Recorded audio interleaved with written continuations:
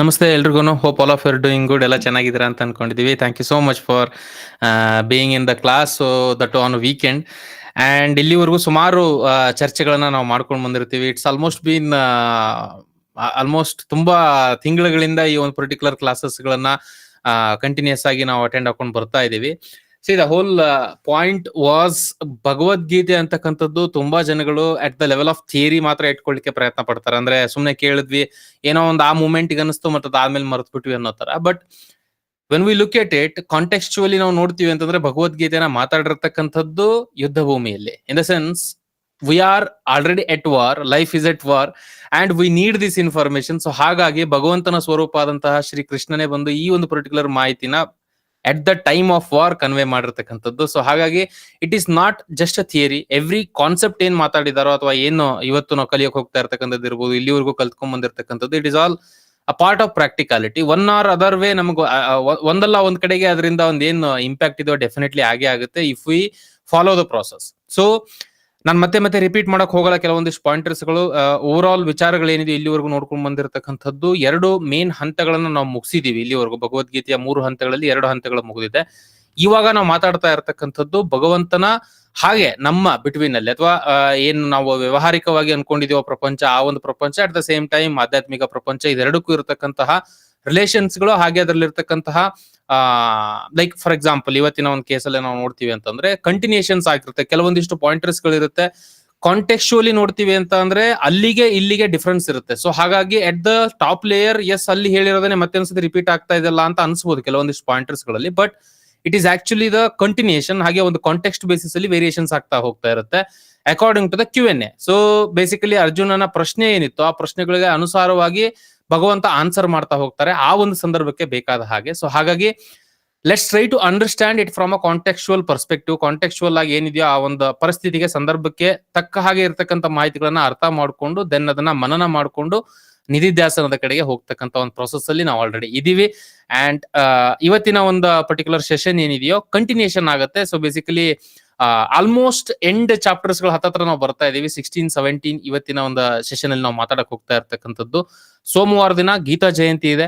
So ಅವತ್ತು conclude ಮಾಡೋಣ ಅಂತಕ್ಕಂಥ ಒಂದು ಪಾಯಿಂಟ್ ಇರೋದು. ಅಂದ್ರೆ ಇನ್ ದ ಸೆನ್ಸ್ ಈ ಲೈವ್ ಸೆಷನ್ಸ್ ಗಳು ಏನಿದೆಯೋ ಭಗವದ್ಗೀತೆಯ ಒಂದು ಸಮರಿಯ ಲೈವ್ ಸೆಷನ್ಸ್ ಗಳನ್ನ on the day of Gita session, Gita Jayanti ದಿನಾನೇ ಸೆಷನ್ ನ ಕನ್ಕ್ಲೂಡ್ ಮಾಡೋಣ ಅಂತಕ್ಕಂಥ ಪ್ಲಾನ್ ಇದೆ. We will inform that in the group. But so ನೋಡೋಣ ಯಾವ ತರ ಹೋಗುತ್ತೆ ಅಂತ ಹೇಳ್ಕೊಂಡು ಇವತ್ತಿನ ಒಂದು ಪರ್ಟಿಕ್ಯುಲರ್ ಸೆಷನ್ ನಲ್ಲಿ ನಾವೇನು ವ್ಯವಹಾರಿಕವಾಗಿ ಇನ್ವಾಲ್ವ್ ಆಗ್ತಿದೀವೋ ಹೊರಗಡೆಗೆ, ಆ ಒಂದು ವಿಚಾರಗಳು ಹಾಗೆ ಆಧ್ಯಾತ್ಮಿಕವಾಗಿರ್ತಕ್ಕಂಥ ವಿಚಾರಗಳ ಬಿಟ್ವೀನ್ ಅಲ್ಲಿ ಸರ್ಟನ್ ಚೈನ್ ಲಿಂಕ್ಸ್ ಗಳಿರುತ್ತೆ. ನಾವು ನಡ್ಕೊಳ್ತಕ್ಕಂಥ ರೀತಿನೇ ಇರ್ಬೋದು, ನಾವು ಎವ್ರಿ ಪಾಯಿಂಟ್ ಆಫ್ ವ್ಯೂ, ಈಗ ಫಾರ್ ಎಕ್ಸಾಂಪಲ್ ನಾವು ತಿಂತಕ್ಕಂಥ ಫುಡ್ಡೇ ಇರ್ಬೋದು, ಅಥವಾ ನಾವು ನಡ್ಕೊಳ್ತಕ್ಕಂಥ ಬಿಹೇವಿಯರ್ ಗಳಿರ್ಬೋದು, ಇದೆಲ್ಲವೂ ಕೂಡ one or other way sync ಆಗ್ತಾ ಹೋಗ್ತಾ ಇರುತ್ತೆ. ಅದರಿಂದ ಇದಕ್ಕೆ ಇಂಪ್ಯಾಕ್ಟ್ ಆಗುತ್ತೆ, ಇದರಿಂದ ಅದಕ್ಕೆ ಇಂಪ್ಯಾಕ್ಟ್ ಆಗುತ್ತೆ. ಸೊ ಇದೆರಡರ ಬಿಟ್ವೀನ್ ಅಲ್ಲಿ ಇರ್ತಕ್ಕಂಥ ವಿಚಾರಗಳೇನು, at the same time core principles ಗಳೇನಿದೆಯೋ ಈ ಒಂದು ಪರ್ಟಿಕ್ಯುಲರ್ ವಿಚಾರದಲ್ಲಿ ಇರ್ತಕ್ಕಂಥದ್ದು, third portion of the Bhagavad Gita, ಅದ್ರ ಬಗ್ಗೆ ಇವತ್ತು ಮಾತಾಡಕ್ ಹೋಗ್ತಾ ಇರ್ತಕ್ಕಂಥದ್ದು. ನಮ್ ಜೊತೆ ವಿನಯ್ ಸರ್ ಇದ್ದಾರೆ ಈ ವಿಚಾರಗಳನ್ನ ನಮ್ಮವರೆಗೂ ತಲುಪಿಸ್ಲಿಕ್ಕೆ.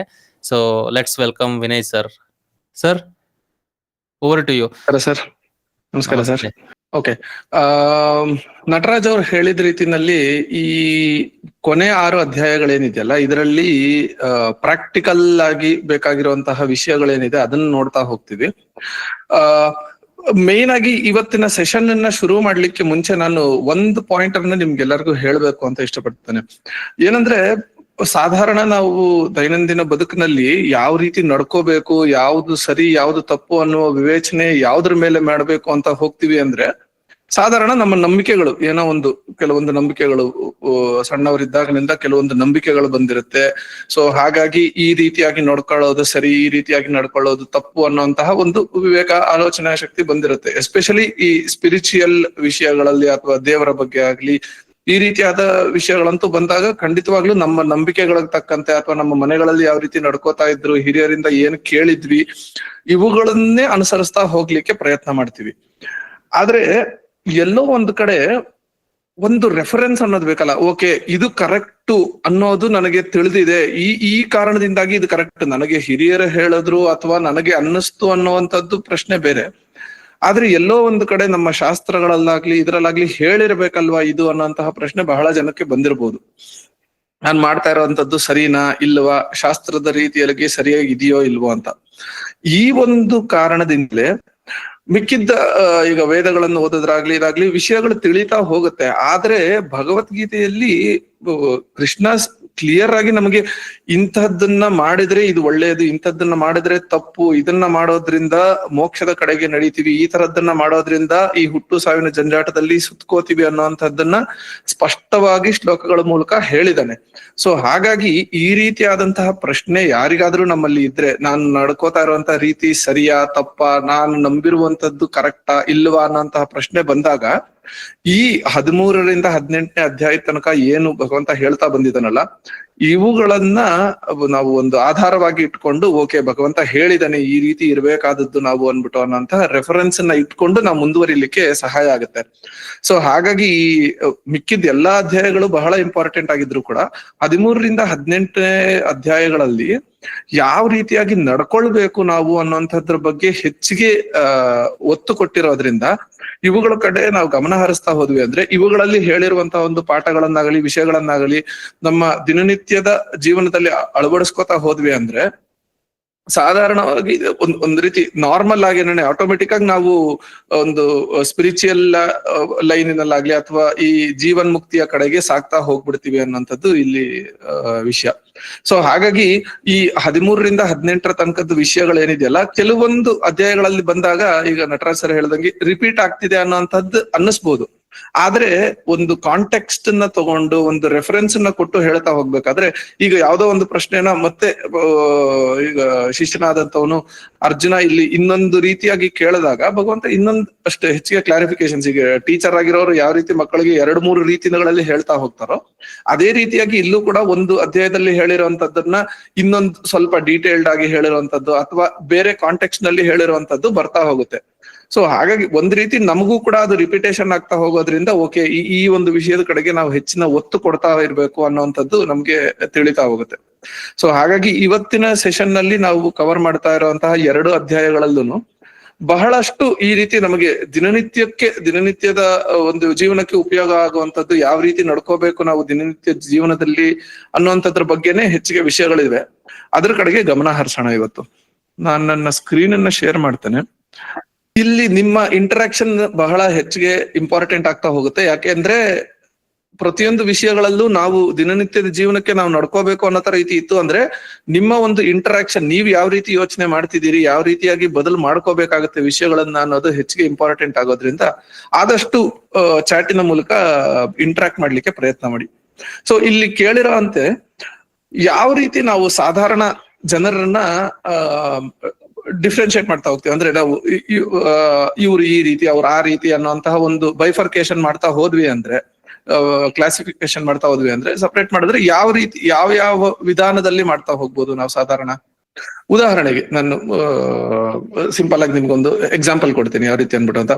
ಈಗ ಏಜಿನ ಬೇಸಿಸ್ ಮೇಲೆ ಹೇಳ್ತಾ ಹೋಗ್ಬೋದು. ಓಕೆ ಇವ್ರು ವಯಸ್ಸಾದವರು, ಇವರು ಸಣ್ಣವರು, ಆ ರೀತಿಯಾಗಿ ಇವ್ರು ಗಂಡಸರು, ಇವರು ಹೆಂಗಸರು, ಇವರು ಶ್ರೀಮಂತರು, ಈ ರೀತಿಯಾಗೆಲ್ಲಾನು ನಾವು ವಿಂಗಡಣೆ ಮಾಡ್ತಾ ಹೋಗ್ತೇವಲ್ಲ. ಸೊ ಆ ರೀತಿ ಸಾಧಾರಣವಾಗಿ ನೀವು ಪ್ರತಿಯೊಬ್ರು ನಿಮ್ಮ ಇಂಡಿವಿಜುವಲ್ ಪ್ರಶ್ನೆಗಳನ್ನ ನಾನು ಇಲ್ಲಿ ಕೇಳ್ತಾ ಇರೋದು, ಯಾವುದೇ ಒಬ್ಬ ವ್ಯಕ್ತಿಯನ್ನ ನೋಡಿದ್ರೆ ನೀವು ಮೊದಲನೆಯದಾಗಿ ಏನನ್ನ ಕ್ಲಾಸಿಫೈ ಮಾಡ್ತೀರಿ?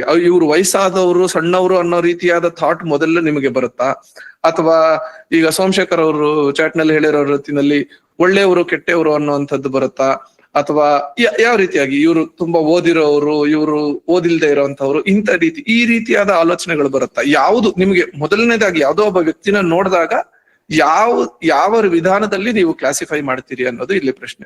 ಇದು ಇಂಡಿವಿಜುವಲ್ ನಿಮಗೆ ಸಂಬಂಧಪಟ್ಟಂಗೆ, ನೀವು ಸಾಧಾರಣವಾಗಿ ಒಬ್ಬರನ್ನು ನೋಡಿದಾಗ ಯಾವ ರೀತಿಯಾಗಿ ನೋಡ್ತೀರಿ ಅಂತ. ಬುದ್ಧಿವಂತರು, ಓಕೆ, ಇಷ್ಟು ಒಂದೇ ರೀತಿ ಒಂದೇ ಸರ್ತಿ ಓಕೆ ಒಬ್ಬ ವ್ಯಕ್ತಿಯನ್ನ ನೋಡಿದಾಗ ಇದಿಷ್ಟು ವಿಷಯಗಳು ನಿಮ್ಗೆ ಸ್ಫುರಿಸ್ತಾ ಹೋಗುತ್ತೆ, ಅಂದ್ರೆ ಹೊಳಿತಾ ಹೋಗುತ್ತೆ. ಓಕೆ ಅಂತ ನಾನು ಅನ್ಕೊಂಡಿದ್ದೀನಿ. ಸುಧೀರ್ ಅವರು ನೀವು ಹೇಳ್ತಾ ಇರೋದು ಓಕೆ. ಸೋಮಶೇಖರ್ ಅವರು ಹೌ ಇಂಟೆಲಿಜೆಂಟ್, ಓಕೆ ಎಷ್ಟು ಬುದ್ಧಿವಂತರು ಅನ್ನೋದು ಮೊದಲನೇದಾಗಿ ನೀವು ಯೋಚನೆ ಮಾಡ್ತೀರಿ. ಜಗದೀಶ್ ಅವರು ಮನುಷ್ಯನಾಗಿ, ಓಕೆ ಜನರಲ್ ಮನುಷ್ಯರು ಅನ್ನೋ ರೀತಿನಲ್ಲಿ ಅಂತ ಜಗದೀಶ್ ಅವರು ಹೇಳ್ತಾ ಇರೋದು. ಓಕೆ, ಸೊ ಈ ರೀತಿಯಾಗಿ ಸಾಧಾರಣ ನಾವು ನೋಡಿದ್ವಿ ಅಂದ್ರೆ ಪ್ರತಿಯೊಬ್ಬ ವ್ಯಕ್ತಿಯಲ್ಲೂ ನೀವೇ ಈಗ ಉತ್ತರಗಳನ್ನು ನೋಡ್ತಾ ಇರೋಂತ ರೀತಿಯಲ್ಲಿ ಪ್ರತಿಯೊಬ್ರು ನಾವು ಒಬ್ಬ ಮನುಷ್ಯನನ್ನ ನೋಡಿದಾಗ ಅಳಿಯುವಂತಹ ವಿಧಾನ ಏನಿದೆಯಲ್ಲ ಅದು ಬದಲಾಗಿರುತ್ತೆ. ಪ್ರತಿಯೊಬ್ರು ಒಂದೇ ರೀತಿಯಾಗಿ ಯೋಚನೆ ಮಾಡಲ್ಲ. ಕೆಲವೊಬ್ಬರಿಗೆ ಸಾಧಾರಣವಾಗಿ ಹಣದ ಬಗ್ಗೆನೇ ಯೋಚನೆ ಇರುತ್ತೆ. ಅಂತವ್ರು ಏನ್ ಮಾಡ್ತಾರೆ, ಓಕೆನಪ್ಪ ಇವ್ರು ಸಾಹುಕಾರರು, ಇವ್ರು ಬಡವರು ಅನ್ನೋಂಥದ್ದೇ ಮೊದಲನೇದಾಗಿ ಒಬ್ಬ ವ್ಯಕ್ತಿ ನೋಡಿದ ಕೂಡಲೇ ಅನ್ಸುವಂಥದ್ದು. ಇನ್ನೊಬ್ರಿಗೆ ಓಕೆ ಅವರ ವಯಸ್ಸಿನ ಬಗ್ಗೆ ಇದಿರ್ಬೋದು, ಇವರು ಹಿರಿಯರು, ನಾನು ಗೌರವ ಕೊಡಬೇಕು, ಇವರು ಚಿಕ್ಕವರು, ಇವ್ರ ಜೊತೆ ಚೆನ್ನಾಗಿ ನಡ್ಕೋಬೇಕು, ಈ ರೀತಿಯಾದ ಆಲೋಚನೆ ಬರ್ಬೋದು. ಅವರು ಹಣವಂತರೋ ಬಡವರು ಅನ್ನೋದಲ್ಲದೆ ಇವರು ದೊಡ್ಡವರು, ಇವ್ರು ನಮ್ಗಿಂತ ಚಿಕ್ಕವರು ಅನ್ನೋಂತಹ ರೀತಿಯಲ್ಲಿ ಒಬ್ಬೊಬ್ರಿಗೆ ಒಂದೊಂದು ರೀತಿಯಾದಂತಹ ಒಂದು ಯೋಚನೆಗಳು ಬರ್ತಾ ಹೋಗುತ್ತೆ. ಸೊ ಸಾಧಾರಣವಾಗಿ ಈ ರೀತಿಯಾಗಿ ಪ್ರತಿಯೊಬ್ಬರ ಮನಸ್ಥಿತಿನೂ ಬದಲಾಗಿರುತ್ತೆ. ಎಲ್ಲರೂ ಒಂದೇ ರೀತಿಯಾಗಿ ಯೋಚನೆ ಮಾಡೋದಿಲ್ಲ, ಹೌದಲ್ಲ? ಸೊ ಈ ಒಂದು ವಿಷಯವನ್ನೇ ಇಟ್ಕೊಂಡು 16ನೇ ಅಧ್ಯಾಯದಲ್ಲಿ ಯಾವ ರೀತಿಯಾಗಿ ನಾವು ನಡ್ಕೋಬೇಕು ಅಥವಾ ಯಾವ ರೀತಿಯಾದ ಗುಣಗಳನ್ನ ನಾವು ಬೆಳೆಸ್ಕೋಬೇಕು, ಇತರರಲ್ಲಿ ನಾವು ನೋಡ್ಬೇಕು ಅನ್ನೋಂಥದ್ರ ಬಗ್ಗೆ ಭಗವಂತ ಹೇಳಿದಾನೆ. ಸೊ ಇದ್ರ ಕಡೆಗೆ ನಾವು ಮುಂದುವರಿತಾ ಹೋಗೋಣ. 2 ವಿಷಯಗಳನ್ನ ಹೇಳ್ತಾ ಹೋಗ್ತಾನೆ ಭಗವಂತ. ಮೊದಲನೇದು ದೈವಿ ಸಂಪತ್ತು ಅಂತ, ಅಂದ್ರೆ ಒಳ್ಳೆಯ ಗುಣಗಳು ಇರುವಂತದ್ದು. ಅಂದ್ರೆ ಡಿವೈನ್ ಕ್ವಾಲಿಟೀಸ್ ಅಂದ್ರೆ ದೈವತ್ವದ ಗುಣಗಳು ಅಂತ ಅರ್ಥ. ಯಾವ ರೀತಿಯಾದ ಗುಣಗಳು ಅನ್ನೋದನ್ನ ನಾವು ನೋಡ್ತಾ ಹೋಗೋಣ. ಒಳ್ಳೆಯ ಗುಣಗಳು ಇರುವಂತದ್ದನ್ನ ದೈವಿ ಸಂಪತ್ತು ಅನ್ನೋ ರೀತಿಯಲ್ಲಿ ಹೇಳ್ತಾನೆ. ಎರಡನೇದು ಆಸುರಿ ಸಂಪತ್ತು ಅಂತ, ಅಂದ್ರೆ ಇದು ಒಂಥರ ಕ್ರೂರವಾದ ಆಲೋಚನೆಗಳು, ಕ್ರೂರವಾದ ಒಂದು ವಿಷಯಗಳ ಬಗ್ಗೆ ಕೊಡುವಂತದ್ದು. ಆ ರೀತಿಯಾಗಿ ಹೆಸರೇ ಹೇಳುವಂತೆ ದೈವಿ ಸಂಪತ್ತು ಅನ್ನೋದ್ರೆ ದೈವತ್ವದ ಬಗ್ಗೆ, ಆಸುರಿ ಸಂಪತ್ತು ಅಂದ್ರೆ ಒಂಥರ ಅಸುರರು ಅಂದ್ರೆ ರಾಕ್ಷಸರಂತಹ ಗುಣ ಇರುವಂತದ್ದು ಅಂತ. ಸೊ ಈ ರೀತಿಯಾದ 2 ವ್ಯಕ್ತಿತ್ವಗಳ ಬಗ್ಗೆ ಭಗವಂತ ಹೇಳ್ತಾ ಹೋಗ್ತಾನೆ ಈ ಒಂದು ಅಧ್ಯಾಯದಲ್ಲಿ, 16ನೇ ಅಧ್ಯಾಯದಲ್ಲಿ. ದೈವಿ ಸಂಪತ್ತು ಅಂದ್ರೆ ಹೇಗಿರುತ್ತೆ, ಮತ್ತೆ ಆಸುರಿ ಸಂಪತ್ತು ಅಂದ್ರೆ ಏನಿರುತ್ತೆ, ಯಾವ ರೀತಿಯಾದ ಗುಣಗಳನ್ನ ದೈವಿ ಸಂಪತ್ತು ಅಂತ ಕರೀತಾರೆ, ಯಾವುದನ್ನ ಆಸುರಿ ಸಂಪತ್ತು ಅನ್ನೋದನ್ನ ಕರೀತಾರೆ ಅನ್ನೋಂಥದನ್ನ ಈಗ ಮುಂದಕ್ಕೆ ಬರುವಂತಹ ಇದರಲ್ಲಿ ನೋಡೋಣ ನಾವು. Understanding the people conditions and trying to help ಅಂತ ಸೋಮಶೇಖರ್ ಅವ್ರು ಹೇಳ್ತಾರೆ. ಓಕೆ, ಭಕ್ತಿ, ಮಾನವೀಯತೆ, taking in respect, talking in respect. Okay Girishwara, okay, ಒಂದು ಹಂತಕ್ಕೆ ಈ ಎಲ್ಲ ಉತ್ತರಗಳು ಸರಿಯಾಗೇ ಇದೆ. ಈಗ ನಾವು ಶ್ಲೋಕಗಳಲ್ಲಿ ಹೇಳಿರೋ ರೀತಿನಲ್ಲಿ ಭಗವಂತ ಯಾವ್ಯಾವುದನ್ನ ದೈವಿ ಸಂಪತ್ತು ಅನ್ನೋ ರೀತಿನಲ್ಲಿ ಹೇಳಿದ್ದಾರೆ ಅನ್ನೋದನ್ನ ನೋಡೋಣ. ಈಗ ನಾವು ಯಾವ್ದನ್ನ ಶ್ಲೋಕಗಳಲ್ಲಿ ನೋಡಿದೀವಿ ಅದಷ್ಟೇ ಅನ್ನುವಂತ ರೀತಿನಲ್ಲ, ಆ ರೀತಿಯಾದಂತಹ ಒಂದು ಗುಣಗಳನ್ನ ಹೊಂದಿದ್ರೆ ದೈವಿ ಸಂಪತ್ತು ಅನ್ನುವಂತಹ ಒಂದು ಗುಣವನ್ನ ಹೊಂದಿದ್ದಾರೆ ಒಬ್ಬ ವ್ಯಕ್ತಿ ಅನ್ನುವಂತ ರೀತಿನಲ್ಲಿ ಹೇಳ್ತಾ ಹೋಗೋದು. ಮೊದಲನೆಯದಾಗಿ ಧೈರ್ಯ.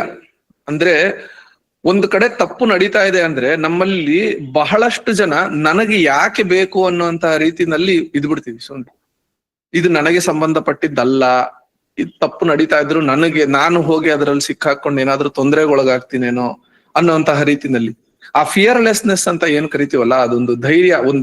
ಒಂದು ತಪ್ಪು ಅನ್ನೋದನ್ನ ನಡೀತಾ ಇದ್ದಾಗ ಅದು ತಪ್ಪು ಅಂತ ಹೇಳುವಂತಹ ಒಂದು ಧೈರ್ಯ ಮನೋಭಾವ ಇದೆಯಲ್ಲ, ಅದು ಬಹಳ ಮುಖ್ಯವಾದದ್ದು. ಎಲ್ಲದಕ್ಕಿಂತ ಮೊದಲನೇದಾಗಿ ಮಾತಾಡೋದು ಅದ್ರ ಬಗ್ಗೆ.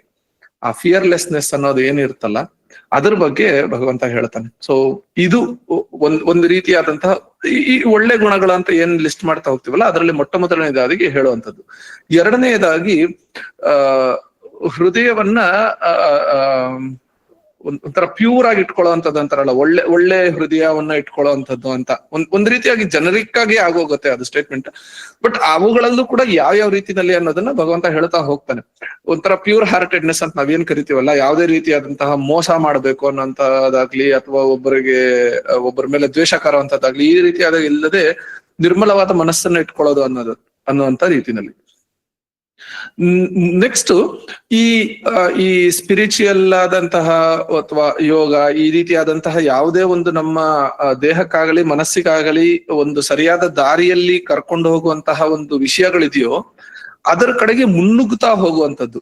ಅಂದ್ರೆ ಓಕೆನಪ್ಪ, ನನಗೆ ಗೊತ್ತಿದೆ ನಾನು ಇದನ್ನೆಲ್ಲ ಮಾಡಬೇಕು ಅಂತ, ನಾಳೆಯಿಂದ ಶುರು ಮಾಡೋಣ ಅಥವಾ ಮುಂದಿನ ವಾರದಿಂದ ಶುರು ಮಾಡೋಣ ಅನ್ನುವಂತಹ ನಿಧಾನವಾದ ಒಂದು ಆಲೋಚನೆಗಳು ಇಲ್ಲದೆ ಇದು ನನಗೆ ಒಳ್ಳೆಯದು, ನಾನು ಈ ದಿಕ್ಕಿನಲ್ಲಿ ಮುನ್ನುಗ್ಗುತ್ತಾ ಹೋಗ್ತೀನಿ, ನಾನು ಇವಾಗಿನಿಂದಲೇ ಆ ಒಂದು ದಿಕ್ಕಿನಲ್ಲಿ ನಡಿಲಿಕ್ಕೆ ಪ್ರಯತ್ನ ಮಾಡ್ತೀನಿ ಅನ್ನೋಂತಹ ಮುನ್ನುಗ್ಗುವ ಒಂದು ಸ್ವಭಾವ ಒಂದಿರುತ್ತಲ್ಲ ಅದ್ರ ಬಗ್ಗೆ ಮೊದಲು. ಆಮೇಲೆ ಈ ದಾನ ಧರ್ಮಗಳನ್ನ ಮಾಡುವಂತದ್ರ ಬಗ್ಗೆ ಮಾತಾಡ್ತಾರೆ. ಆಮೇಲೆ ಈ ಒಂದು ಆ ನಮ್ಮ ಒಂದು ಮನಸ್ಸನ್ನ ನಮ್ಮ ಹತೋಟಿಯಲ್ಲಿ ಇಟ್ಕೊಳ್ಳುವಂತದ್ರ ಬಗ್ಗೆ ನಾವು ಯಾವ ರೀತಿ ಮೆಡಿಟೇಷನ್ ಈ ಅಧ್ಯಾಯಗಳಲ್ಲೆಲ್ಲ ಮಾತಾಡಿದ್ವಲ್ಲ, ಆ ರೀತಿಯಾದಂತ ಒಂದ್ರ ಬಗ್ಗೆ ಮಾತಾಡ್ತಾ ಹೋಗ್ತಾನೆ ಭಗವಂತ. ಯಾಕೆಂದ್ರೆ ಈಗ ಸಾಧಾರಣ ಏನಾಗುತ್ತೆ, ನಾವು ಒಂದು ರಾಗದ್ವೇಷಗಳು ಅಂತ ಏನ್ ಕರಿತೀವಲ್ಲ, ನಮಗೆ ತುಂಬಾ ಸಂತೋಷವಾದಾಗ್ಲಿ ಅಥವಾ ತುಂಬಾ ದುಃಖವಾಗಂತದ ಅಥವಾ ದ್ವೇಷ ಹೊಂದುವಂತಹ ಒಂದು ಸನ್ನಿವೇಶ ಪಕ್ಕದವರಿಂದ ನಮಗೆ ಬರುವಂತ ಮಾಡ್ಕೋಬಾರ್ದು. ಅಂದ್ರೆ ಯಾರೋ ಈಗ ಹೊಗಳದ್ರಪ್ಪ ನನ್ನನ್ನ, ನನಗ್ ತುಂಬಾ ಖುಷಿ ಆಗೋಯ್ತು, ಯಾರೋ ಬೈದ್ರು ನನಗೆ ಅವ್ರ ಮೇಲೆ ಸಿಟ್ಟು ಬಂತು, ಈ ರೀತಿಯಾಗಿ ನನ್ನ ಮನಸ್ಸನ್ನ ನಾನು ನನ್ನ ಕಂಟ್ರೋಲ್ ಇಲ್ಲದೆ ಬೇರೆಯವರ ಹತೋಟಿಯಲ್ಲಿ ಇರುವಂತದ್ದು. ಸೊ ಈಗ ಅವ್ರು ನನ್ನನ್ನು ಖುಷಿ ಪಡಿಸ್ಬೇಕು ಅಂತಿದ್ರೆ ಅವ್ರು ನನ್ನ 4 ಮಾತು ಹೊಗಳಿದ್ರೆ ಸಾಕು, ನಾನು ಸಂತೋಷ ಪಟ್ಬಿಡ್ತೀನಿ ಅನ್ನೋಂಥದ್ದು ಎದುರಿನವ್ರಿಗೆ ಗೊತ್ತಾಯ್ತು ಅಂದ್ರೆ ಏನ್ ಮಾಡ್ತಾರೆ, ಅದನ್ನ ದುರುಪಯೋಗ ಪಡಿಸ್ಕೊಳ್ಳುವಂತಹ ಸಾಧ್ಯತೆಗಳು ಇರುತ್ತೆ. ಸೊ ಹಾಗಾಗಿ ಮೊದಲನೆಯದಾಗಿ ನಾವು ಸೆಲ್ಫ್ ಕಂಟ್ರೋಲ್ ಅನ್ನುವಂಥದ್ದನ್ನ ತಂದುಕೋಬೇಕು. ನಂತರ ತ್ಯಾಗ ಅನ್ನೋದನ್ನ ಒಂದು ಕಡೆ ಹೇಳ್ತಾರೆ. ತ್ಯಾಗ ಅಂದ್ರೆ ಯಾವ ರೀತಿಯಾಗಿ ಅಂದ್ರೆ, ಈಗ ಯಾವ್ದೋ ಒಂದು ನಾವು ಈ ಮೂವಿಗಳಲ್ಲಿ ಅಥವಾ ಸೀರಿಯಲ್ಗಳಲ್ಲಿ ಇದ್ರಲ್ಲಿ ಮಾಡ್ತಾರಲ್ಲ, ಅವ್ರು ಏನೋ ತ್ಯಾಗ ಮಾಡ್ಬಿಟ್ರು, ಇದ್ ಮಾಡಿದ್ರು ಇನ್ನೊಬ್ರಿಗೆ ಸಹಾಯ ಆಗುವಂತೆ, ಆ ರೀತಿಯಾದಂತಹ ತ್ಯಾಗ ಅಲ್ಲದೆ ಇನ್ ಜನರಲ್ ನಮಗೆ ಯಾವುದರ ಬಗ್ಗೆಯೂ ಒಂದ್ ರೀತಿಯಾದ ಒಂದು ಅಟ್ಯಾಚ್ಮೆಂಟ್ ಇಲ್ಲದೆ ಇರುವಂತದ್ದು. ಇದ್ರ ಬಗ್ಗೆ 2ನೇ ಮತ್ತು 3ನೇ ಅಧ್ಯಾಯದಲ್ಲಿ ಭಗವಂತ ಹೇಳಿದ್ದ, ಅವೆಲ್ಲ ಥಿಯರಿಗಳಾಗೋಯ್ತು. ಈ ವಿಷಯಗಳಿಗೆ ಇಲ್ಲಿ ಬಂದಾಗ, ಈ ಒಂದು ಅಧ್ಯಾಯಕ್ಕೆ ಅಂತ ಬಂದಾಗ ಇವುಗಳಲ್ಲಿ ಪ್ರಾಕ್ಟಿಕಾಲಿಟಿನ ತುಂಬ್ತಾ ಹೋಗ್ತಾನೆ. ಸೊ ಯಾವ ರೀತಿಯಾಗಿ ಕರ್ಮ ಸನ್ಯಾಸ ಯೋಗದಲ್ಲಿ ಕೆಲಸವನ್ನ ಮಾಡಬೇಕು, ಅದರ ರಿಸಲ್ಟ್ಸ್ಗೆ ಅಟ್ಯಾಚ್ ಆಗದೇ ಇರಬೇಕು ನಾವು ಅಂತ ಹೇಳೋದು, ಇಲ್ಲಿ ಅದರ ಬಗ್ಗೆ ಹೇಳ್ತಾ ಹೋಗ್ತಾನೆ. ಅವುಗಳ ವಿಷಯವನ್ನ ತ್ಯಾಗ ಮಾಡ್ಬಿಡ್ಬೇಕು.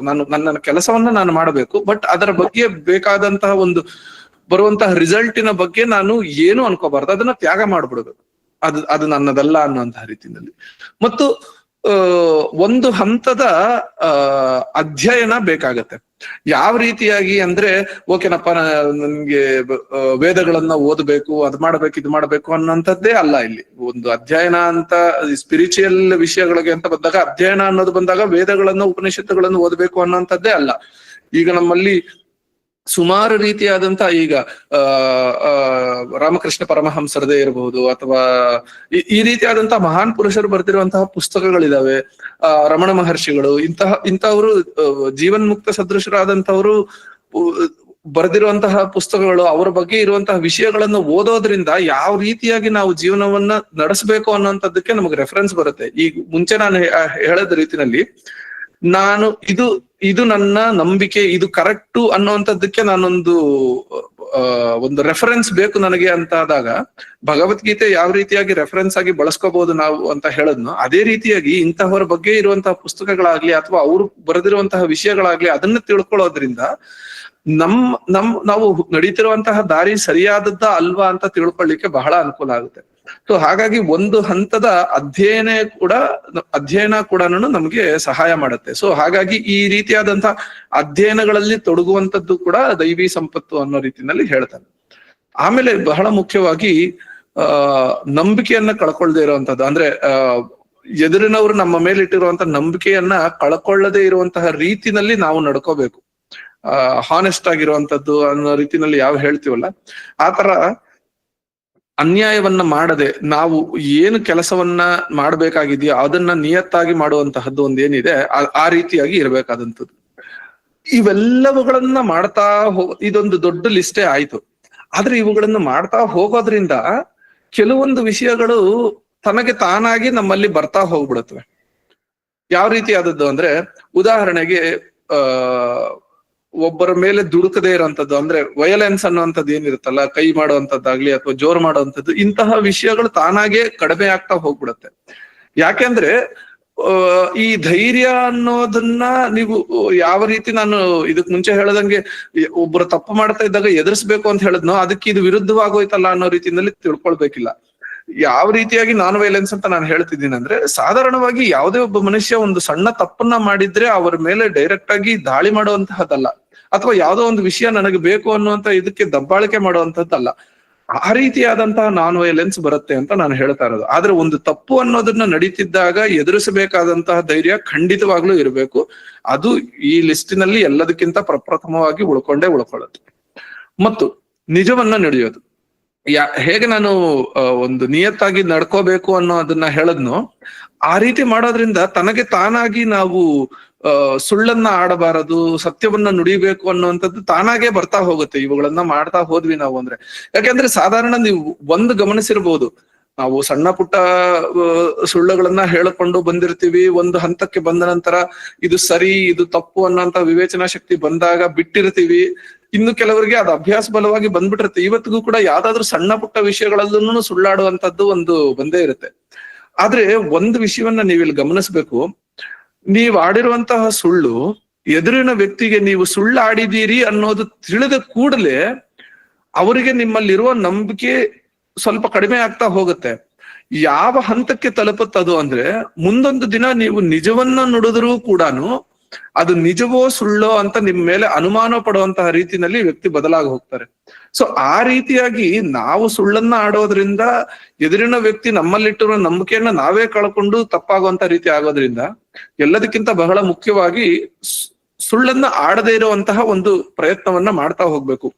ಈ ವಿಷಯಗಳನ್ನೆಲ್ಲ ಮಾಡ್ತಾ ಹೋದಾಗ ತಾನಾಗಿ ನಾವು ಓಕೆ, ನಾನು ಎದುರಿನವ್ರಿಗೆ ನಿಯತ್ತಾಗಿರಬೇಕು, ನಾನು ನನ್ನ ಕರ್ತವ್ಯಕ್ಕೆ ದ್ರೋಹ ಮಾಡಬಾರದು ಅನ್ನೋಂಥದ್ದು ಬಂದಾಗ ತಾನಾಗೆ ಎಲ್ಲೋ ಒಂದು ಕಡೆ ಓಕೆ, ನಾನು ನಿಜವನ್ನ ನುಡಿಬೇಕು ಅನ್ನುವಂಥದ್ದು ಬರ್ತಾ ಹೋಗುತ್ತೆ. ಇಮಿಡಿಯೇಟ್ ಆಗಿ ಇವತ್ತಿನಿಂದಾನೇ ನಾಳೆಯಿಂದಾನೇ ಬರ್ದೇ ಹೋಗ್ಬೋದು.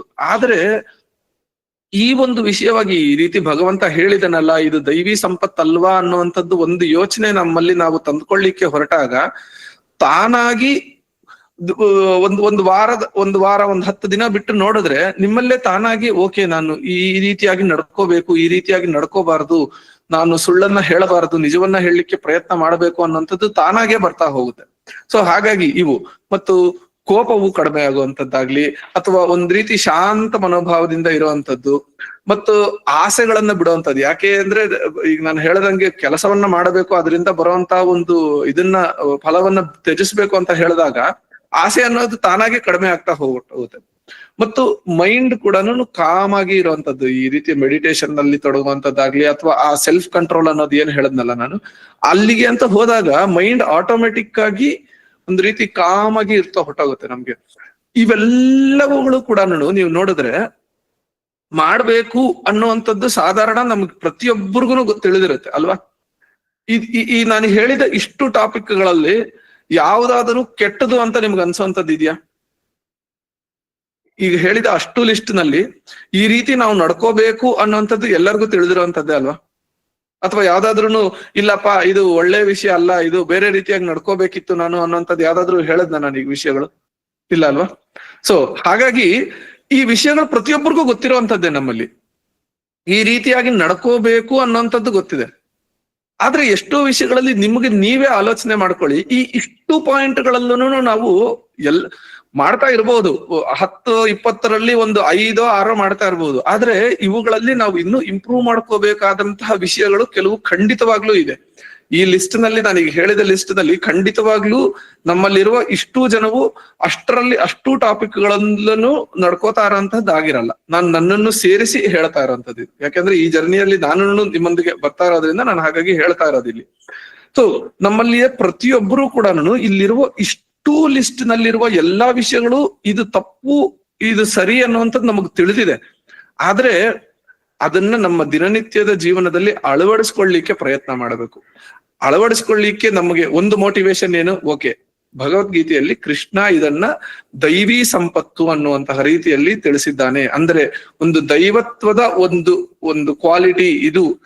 ಈ ರೀತಿಯಾಗಿ ದೇವತೆಗಳು ಇರ್ತಾರೆ, ಅಂದ್ರೆ ಒಂದು ದೈವತ್ವದ ಒಂದು ವಿಷಯ ಇದು. ಈ ರೀತಿಯಾಗಿ ನಡ್ಕೊಳ್ಳೋದ್ರಿಂದ ದೈವಿ ಸಂಪತ್ತು, ಇಂತಹ ಕ್ವಾಲಿಟೀಸ್ ನಮ್ಮಲ್ಲಿ ಇದೆ ಅನ್ನುವಂಥದ್ದು ಒಂದು ಯೋಚನೆ ನಮ್ಮಲ್ಲಿ ಬಂದ್ರೂ ಕೂಡ ಓಕೆ, ಇದರಿಂದಾಗಿ ನಾನು ಸರಿಯಾದ ದಾರಿಯಲ್ಲಿ ನಡೀತಾ ಇದ್ದೀನಿ, ಇದರಿಂದ ಜೀವನ್ ಮುಕ್ತಿಯ ಕಡೆಗೆ ಹೋಗಲಿಕ್ಕೆ ಸಾಧ್ಯ ಆಗತ್ತೆ, ಇದರಿಂದ ಈ ಸಂಸಾರದ ಜಂಜಾಟದಿಂದ ಹೊರಬರ್ಲಿಕ್ಕೆ ನನಗೆ ಸಾಧ್ಯ ಆಗತ್ತೆ ಅನ್ನುವಂತಹ ಆಲೋಚನೆಗಳನ್ನ ಬೆಳೆಸ್ಕೊತಾ ಹೋದ್ವಿ ಅಂದ್ರೆ ತಾನಾಗೆ ಇವುಗಳ ಕಡೆಗೆ ನಾವು ಗಮನ ಹರಿಸ್ತಾ ಹೋಗ್ತೀವಿ. ಸೊ ಹಾಗಾಗಿ ಇವತ್ತಿನಿಂದ ಈ ಯಾವ ವಿಷಯಗಳನ್ನ ನಾನು ಹೇಳದ್ನಲ್ಲ, ಇದಿಷ್ಟರ ಕಡೆಗೆ ಇನಿಷಿಯಲಿ ಒಂದ್ ಸ್ವಲ್ಪ ಕಷ್ಟ ಆಗ್ಬೋದು, ನಾವು ಒಂದ್ ರೀತಿ ಪ್ರಯತ್ನ ಪೂರ್ವಕವಾಗಿ ಮಾಡ್ತಾ ಹೋಗ್ಬೇಕಾಗ್ಬೋದು. ಆದ್ರೆ ಸಾಧಾರಣವಾಗಿ ಒಂದು ಕೆಲವು ದಿನ ನಾವು ಅಭ್ಯಾಸ ಮಾಡ್ತಾ ಹೋದ್ವಿ ಅಂದ್ರೆ ಅದೊಂದ್ ರೀತಿ ನ್ಯಾಚುರಲ್ ಆಗಿ ಬರ್ತಾ ಹೋಗ್ಬಿಡುತ್ತೆ. ನಮ್ಮ ದಿನನಿತ್ಯದ ಜೀವನದಲ್ಲಿ ಅದೊಂದ್ ರೀತಿ ನ್ಯಾಚುರಲ್ ಆಗಿ ಬರ್ತಾ ಹೋಗ್ಬಿಡುತ್ತೆ. ನಮ್ಮ ಒಂದು ಗುಣಗಳಲ್ಲಿ ಅದನ್ನು ಸೇರ್ಕೋತಾ ಹೋಗ್ಬಿಡುತ್ತೆ. ಸೊ ಹಾಗಾಗಿ ಇವತ್ತಿನಿಂದ ನಮ್ಮಲ್ಲಿ ಈ ಒಂದು ಲಿಸ್ಟ್ ನಾನು ಏನ್ ಹೇಳಿದ್ನಲ್ಲ, ಇವುಗಳ ಕಡೆಗೆ ನಡಿಲಿಕ್ಕೆ ಪ್ರಯತ್ನ ಮಾಡೋಣ. ಓಕೆ, ಈ ಒಂದು ದೈವಿ ಸಂಪತ್ತಿನ ವಿಷಯದ ಬಗ್ಗೆ ಎಲ್ಲರಿಗೂ ಕ್ಲಿಯರ್ ಇದೆ ಅಂದ್ರೆ ಮುಂದಿನ ಕಡೆಗೆ ಹೋಗೋಣ. ಆಸುರಿ ಸಂಪತ್ತಿನ ಬಗ್ಗೆ ಹೇಳ್ಬೋದಾ? ಯಾವುದು ಕೆಟ್ಟದು ಅಂತ ನಿಮ್ಮ ಪ್ರಕಾರ ಅನ್ಸುತ್ತೆ ಅಂತ? ಕೆಟ್ಟ ಆಲೋಚನೆ ಅಂದ್ರೆ ತುಂಬಾ ಆ ಕೆಟ್ಟದು ಅನ್ನುವಂಥದ್ದು ನಮ್ಮಲ್ಲಿ ಹೇಗಾಗ್ಬಿಟ್ಟಿದೆ ಅಂದ್ರೆ ಈಗಿನ ಎಸ್ಪೆಷಲಿ ಕಲಿಗಾಲದಲ್ಲಿ ಒಳ್ಳೇದು ಅನ್ನೋದಕ್ಕಿಂತಲೂ ಕೆಟ್ಟಿಂದೇ ಹೆಚ್ಚಿಗೆ ಆಗ್ಬಿಟ್ಟಿದೆ. ಸೊ ಕೆಟ್ಟ ಆಲೋಚನೆ ಅಂದ್ರೆ ಒಂದು ದೊಡ್ಡ ಬಿಗ್ ಲಿಸ್ಟ್ ಬಂದ್ಬಿಡುತ್ತೆ ಸರ್. ಸೋಮಶೇಖರ್ ಅವರು, ಗಿರೀಶ್ ಅವರು ದ್ವೇಷ ಅಂತ ಹೇಳ್ತಿದ್ದಾರೆ. ಓಕೆ, ಕೆಲವೊಂದು ಕರೆಕ್ಟ್, ಸುಳ್ಳು ಹೇಳೋದು. ಸೊ ಈಗ ನೀವು ಏನೇನ್ ಹೇಳ್ತಿದ್ದೀರಲ್ಲ ಇದೆಲ್ಲಾನು ಸರಿಯಾದಂಥದ್ದು. ಯಾವ ರೀತಿ ನಡ್ಕೋಬಾರ್ದು ನಾವು ಅನ್ನುವಂಥದ್ದು ಆಸುರಿ ಸಂಪತ್ತು ತಿಳಿಸ್ತಾ ಹೋಗುತ್ತೆ. ಈ ರೀತಿಯಾಗಿ ನಡ್ಕೋತಾ ಹೋದ್ವಿ ಅಂದ್ರೆ ಅದು ಆಸುರಿ ಗುಣಗಳು ಅಂದ್ರೆ ರಾಕ್ಷಸ ಗುಣಗಳು ಅನ್ನೋ ರೀತಿನಲ್ಲಿ ಆಗುತ್ತೆ ಅಂತ ಭಗವಂತ ಹೇಳ್ತಾ ಹೋಗ್ತಾನೆ. ಎಲ್ಲದಕ್ಕಿಂತ ಮುಖ್ಯವಾಗಿ ಹೇಳಿರೋಂಥದ್ದು ಯಾವ್ದು ಗೊತ್ತಾ? ಈಗ ಯಾವ ರೀತಿ ನಾವು ದೈವಿ ಸಂಪತ್ತಿನಲ್ಲಿ ಆ ಫಿಯರ್ಲೆಸ್ನೆಸ್ ಅಥವಾ ಧೈರ್ಯವನ್ನ ಯಾವ ರೀತಿ ದೈವಿ ಸಂಪತ್ತು ಅಂತ ಕರೆದ್ರು, ಆಸುರಿ ಸಂಪತ್ತಿನಲ್ಲಿ ಎಲ್ಲದಕ್ಕಿಂತ ಮುಖ್ಯವಾಗಿ ಹೇಳಿರುವಂತದ್ದು ಜಂಬ ಪಡುವಂಥದ್ದು ಅಥವಾ ಅಹಂಕಾರ ಪಡೋದು ಅಂತ ಹೇಳ್ತಾರಲ್ಲ. ನನಗೆ ಗೊತ್ತು, ನಾನ್ ಮಾಡ್ತೀನಿ, ಈ ರೀತಿಯಾದಂತಹ ಒಂದು ಅಹಂ ಅಂತ ಹೇಳ್ತಾರಲ್ಲ, ನಮ್ಮಲ್ಲಿ ಅಹಂಕಾರದ ಭಾವನೆ ಇರುವಂತದ್ದು, ಪ್ರೈಡ್ ಅಂತ ಏನ್ ಕರಿತೀವಲ್ಲ, ಅದನ್ನ ಎಲ್ಲದಕ್ಕಿಂತ ಮುಖ್ಯವಾಗಿ ಭಗವಂತ ಹೇಳಿರುವಂತದ್ದು.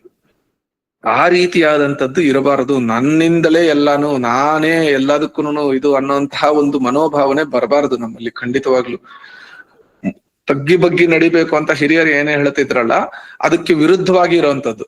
ಅಂದ್ರೆ ಎಲ್ಲದಕ್ಕೂ ನಾನೇ ದೊಡ್ಡವನು, ನನ್ನನ್ನು ಬಿಟ್ರೆ ಬೇರೆ ಯಾರಿಗೂ ಗೊತ್ತಿಲ್ಲ ಅನ್ನುವಂತಹ ರೀತಿಯಲ್ಲಿ ನಡ್ಕೊಳ್ಳೋದೇನಿದೆಯಲ್ಲ, ಅಹಂಕಾರದ ಭಾವನೆ, ಅದನ್ನ ಮೊದಲನೆಯದಾಗಿ ಆಸುರಿ ಸಂಪತ್ತು ಅಂತ ಭಗವಂತ ಕರೆದಿರುವಂತದ್ದು.